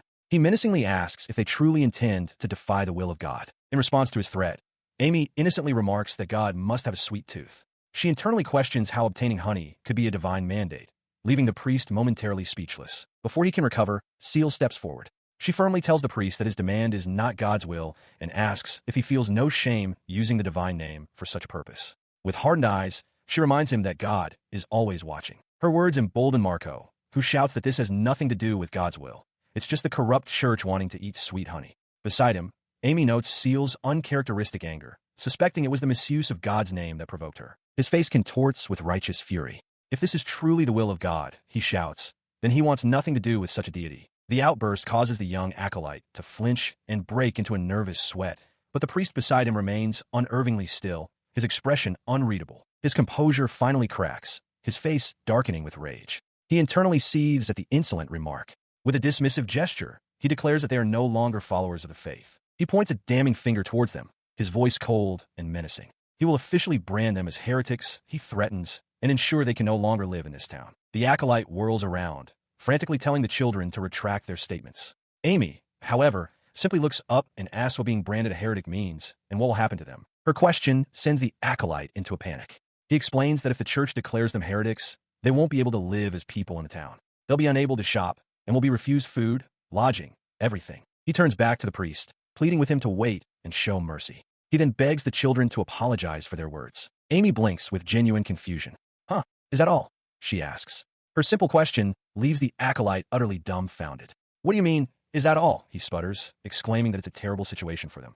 Standing together, Seal explains to an unseen party that until very recently, they weren't even treated as human beings in this town. Amy listens with wide, attentive eyes while Marco stands by with a somber expression. The scene shifts to a confrontation with a priest from a church. As he expresses his frustration, Amy stands with her hands on her hips, retorting that being treated as heretics is still an improvement over their previous situation. She adds that they are a bit suspicious anyway. She defiantly declares that if her brother dislikes the idea, they will absolutely refuse the offer. Mockingly pulling down her eyelid, she shouts that if the church wishes to brand them as heretics, they are more than welcome to do so, leaving the priest flustered. The priest, losing his composure, points an accusatory finger and calls them lowly brats, warning them that they will regret their decision. Amy simply turns away, wondering aloud why he would refuse. The scene changes again, this time to the Adventurers Guild, where the receptionist, Reze, is irate. She yells at the children, exclaiming that she went to great lengths to connect them with the church for their own benefit. She continues her frantic tirade, worrying that if they refuse a request from the church, the guild's potion allotment could be reduced and her own reputation would suffer. As Reze panics about her career, Amy silently observes, realizing that this last point was her true motivation. Marco, having overheard Reze's panicked words, looks utterly stunned. With wide eyes, he declares that they will have to quit the Hunters Guild. His mind flashes with memories of their journey, becoming guild members and Amy's hard work. The weight of his declaration, to quit the very guild they fought to join, settles upon him with shocking finality. His hands clench into tight fists. Overwhelmed with guilt, he apologizes, blaming himself for the situation and lamenting that it was all for nothing despite how hard Amy and the others had worked for them to join a guild. As he spirals in his self-blame, Seal gently reaches out and takes his hand in hers, offering a kind, reassuring smile to comfort him. She agrees with Marco, affirming that there is no reason for them to accept a quest they don't want to. Amy, clutching her small fists, chimes in that it's not a bad thing at all. He remains worried, asking what they will do if they quit the Hunters Guild. Amy reassures him that there are plenty of things he can do, even without a guild registration card. She gets an idea, her eyes sparkling as she suggests they could get hired at Madame Mary's pharmacy and work alongside Alice making potions. She then considers another possibility. They could go to Laura's galette shop and help make delicious sweets. His eyes well up with tears, his expression softening as he is moved by their unwavering support. He quietly thanks them both. In a gesture of solidarity, Seal and Amy each take one of his hands. Meanwhile, back at the guild, the receptionist, Reze, rushes toward her senior colleague, Irene. The cafeteria cook, Mason, watches her approach and asks what happened, while Irene notes the commotion and asks if there was some kind of trouble. The acolyte who had accompanied the priest begins to explain the situation to the guild staff. He reports that the children refused the designated request from the church, and as a result, the priest became enraged and left. He leans in conspiratorially, revealing that it seems their lord desires something called golden honey and has taken a liking to it. The cook and Reze are visibly shocked by this revelation. She sharply tells him to wait, reprimanding him for casually discussing a private request in such a public place. The acolyte looks back, surprised by her stern tone. Her expression hardened as she confronted the acolyte. She demanded to know if he had truly been discussing the details of a designated request in such a public place, where anyone could overhear. He, in turn, looked completely bewildered by her intensity. With a blank expression, he simply confirmed that he had, failing to grasp the severity of his mistake. He continued his thought aloud, reasoning that it seemed excessive to go to the trouble of securing a private room just to speak with children from the slums. Nearby, Amy, Marco, Seal, and Alice stood frozen, having overheard the entire exchange. A shadow fell over Reze's face as panic set in. She frantically considered her options, concluding that she had to get the children to the church immediately and have them apologize. Meanwhile, the cafeteria cook watched the unfolding drama with a grim expression. He worried that earning the church's displeasure could directly impact the Hunters Guild supply of potions. The acolyte, however, remained utterly unconcerned. With a dismissive shrug, he mused that if the worst came to pass, they could simply force the children to quit the Hunters Guild to take responsibility, and that would likely solve everything. The cafeteria cook, Mason, erupts in fury, his voice booming as he calls the guild receptionist, Reze, a fool and demands she recognize her shame. In response, Reze's face contorts with equal anger as she orders him to be silent. Caught in the verbal crossfire, the acolyte looks completely bewildered, wondering what is happening. Mason, meanwhile, clutches his head in frustration, lamenting that such a shameless person is a Hunters Guild employee and asking for a drink. The acolyte expresses his shock, questioning why they need to be so considerate of a mere child. His question is cut short as Mason whirls on him, roaring and demanding to know where in the Hunters Guild a staff member who treats hunters so poorly can be found. His face a mask of pure rage, Mason bellows that it doesn't matter if someone is an adult or a child. A job is a job. He furiously admonishes the acolyte for changing his attitude based on the person he's dealing with, calling him a fool. As the cook's shouting fades, Reze fixes the acolyte with a cold, disappointed stare. She asks him directly which organization he truly serves, reminding him that as a Hunters Guild employee, his first priority must be the interests of the hunters. He stammers, flustered, as Reze pinches the bridge of her nose, muttering that she's so astonished she's speechless and developing a headache. The acolyte quickly tries to defend himself, claiming he was only acting for the sake of the Hunters Guild's reputation. His voice rises in panic as he continues his justification, shouting a challenge. He demands to know what the two of them plan to do if potion deliveries from the church are delayed because of this incident. Pointing accusingly toward Amy and her friends, the acolyte argues that it's only natural for a guild employee to prioritize the noble members of the church over low-level child hunters. He insists this is for the greater benefit of the guild. The three children watch, caught in the middle of the escalating argument. A calm, new voice cuts through the tension, asking about the commotion. It is Madame Mary, the pharmacy owner. Amy's face lights up as she calls out her name.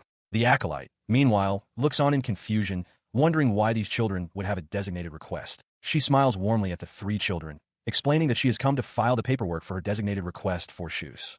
She then kindly asks them to make more potions for her, as the three children, Amy, Alice, and the orphan boy, look up at her with relief. She continues, explaining that she investigated the matter further. The acolyte, utterly bewildered, questions if she is referring to the children's attempt at making potions. Indeed, she confirms with a radiant smile, the potions they created possessed an astonishingly potent recovery effect. She elaborates that compared to the church's potions, which have such diluted magic they're almost ineffective, the ones the children made are worth several times more. The acolyte recoils in shock, unable to process her words. Several times the value, he stammers, as Madame Mary simply offers a knowing smile. Hearing this, the cafeteria cook erupts in a booming laugh. He declares it a fine turn of events, noting that the children now have the official endorsement of Madame Mary, the pharmacist. The receptionist, Reze, then turns her attention to the stunned acolyte.